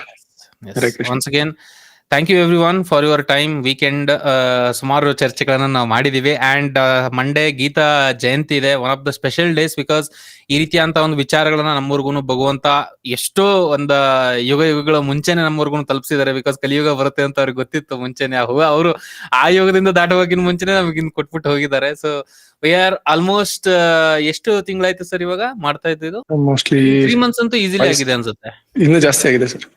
Yeah, 3 to 4 months. So we've been continuously on this journey, and it is not the end. By the way, Monday ನಾವೇನಿದೆಯೋ ಭಗವದ್ಗೀತೆ ಒಂದು summary sessions ಗಳ ತರ ಇದನ್ನ conclude ಮಾಡ್ತಾ ಇರತಕ್ಕಂಥದ್ದು. ಈಗ ಬರ್ತಕ್ಕಂಥ ದಿನಗಳಲ್ಲಿ ಈ ಚಾನಲ್ ಮೂಲಕ ಅಥವಾ ಈ ಒಂದು ಪರ್ಟಿಕ್ಯುಲರ್ ಸೆಷನ್ಸ್ ಗಳೇನಿದೆಯೋ we are planning, maybe ಈಗ ಸರ್ ಹೇಳ್ತಾ ಇದ್ರು ಕರಾಗರೆ ವಸತೆ ಲಕ್ಷ್ಮಿ, ಈ ತರ ಒಂದು ಸುಮಾರು ಶ್ಲೋಕಗಳಿದೆ, ಸುಮಾರು ಒಂದು ಮೀನಿಂಗ್ ಇರ್ತಕ್ಕಂಥ ಶ್ಲೋಕಗಳಿದೆ. ಅದರ ಮೀನಿಂಗ್ ಆಕ್ಚುಲಿ ಜನಕ್ಕೆ ಗೊತ್ತಿಲ್ಲ, ಸುಮ್ನೆ ರಿಪೀಟೆಡ್ ಆಗಿ ಸುಮ್ನೆ ಬಾಯಟ್ ಮಾಡ್ಕೊಂಡು ನಾವು ನೋಡ್ತಾ ಇರ್ತೀವಿ. ಆ ರೀತಿಯಂತಹ ಒಂದು ವಿಚಾರಗಳನ್ನ ಒಂದು ಶಾರ್ಟ್ ವಿಡಿಯೋಸ್ ಗಳಾಗಿ ಅಪ್ಲೋಡ್ ಮಾಡ್ಬೇಕು ಅಂತಿದೆ. ಅಥವಾ ನೆಕ್ಸ್ಟ್ ಸ್ವಲ್ಪ ಇನ್ನೊಂಚೂರು ನೆಕ್ಸ್ಟ್ ಲೆವೆಲ್ಗೆ ಇದನ್ನ ತಗೊಂಡು ಹೋಗ್ಬೇಕು ಅಂತಂದ್ರೆ ಭಜ ಗೋವಿಂದಂ, ಆಮೇಲೆ ಅಷ್ಟಾವಕ್ರ ಗೀತಾ ಬರುತ್ತೆ. ಈ ಸುಮಾರು ಚರ್ಚೆಗಳಾಗುತ್ತೆ, ಅಂಡ್ ಬೇರೆ ಬೇರೆ ಕಾಂಟೆಕ್ಸ್ಟ್ ಅಲ್ಲಿ ಬೇರೆ ಬೇರೆ ರೀತಿಯಾದಂತಹ ಒಂದು ವಿಚಾರಗಳೇನಿದೆ, ಈ ಒಂದು ವಿಚಾರಗಳನ್ನ ಮಾತಾಡಿರ್ತಕ್ಕಂಥದ್ದು ಬಹಳ ಬ್ಯೂಟಿಫುಲ್ ಜರ್ನಿ ಇದು. And you are all interested in it, that's biggest thing. ಆದಷ್ಟು ಪ್ರಯತ್ನ ಪಡೋಣ, right? 20th July was first session sir.